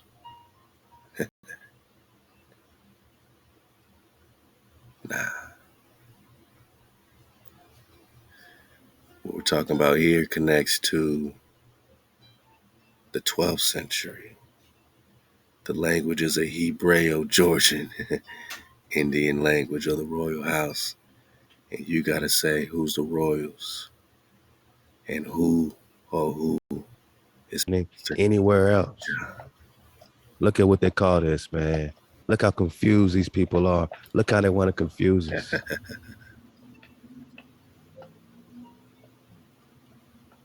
Not no more. Not no more. The Nagas are aware. Halal HaWah. We are in code. Halal HaWah. So we're going to talk about their code breaking. But I just, belly flopped into the Cholas and Raja, Panty, and Jadaround flow. But, rock with me. Watch this. Stay back to talking Australia. Suit up. Where's Australia? Choose up. You remember Australia. Australia's, man. Halal. We just talking Antarctica. Con. Terra de Fuego. No ice. Fuego. Remember, it just got frozen over. Ooh. Just got frozen. Australia. Javanese king of Rubani, Gadi, and Mani. Proclaimed empress of the three Indias. And this Java, remember there ain't no J, so you're just talking Hava or HaWah. It's like Hawanese. We'll get back on the Rubadi, Gadi, Manis and jump back in that Great Link, talking, digging on that Australia's flow, digging on this, India's, this, I mean, all this connection, man, all this connection with the bodies, you know what I'm saying? And this sacred information that connects Tarzanta and Antarctica, my naga, with the Holy Land, with the Fuego, with the worlds beyond the poles, right? With our orientation and with our vibration, man. We just saying, who, oh, who is Prester John. ThaWaDa my cons for surfing a wave with a naga 9 above the barrier once again and enjoying the 136th installment of your Drop Nation's own Prester John investigation. The Prester series is for you. It's your journey into you, your royal house, your superior India, your Ethiopia, Abyssinia, your Pandians, your Cholas, your Moshes, your scepters, your staffs. Where's your things, my naga? Where's your stuff, man? We want our things back. We want it all back. We want our law back. We want our code back. And that's where it starts. Keep staying up, cons. Keep suiting up, cons. And keep choosing up. And the scepter will be yours once again. The earth plane is in your frequency, my nagas. And the code is in your heart bone. ThaWaDa, my nagas. Wah, Shabada, Dabawa, Drop Nation.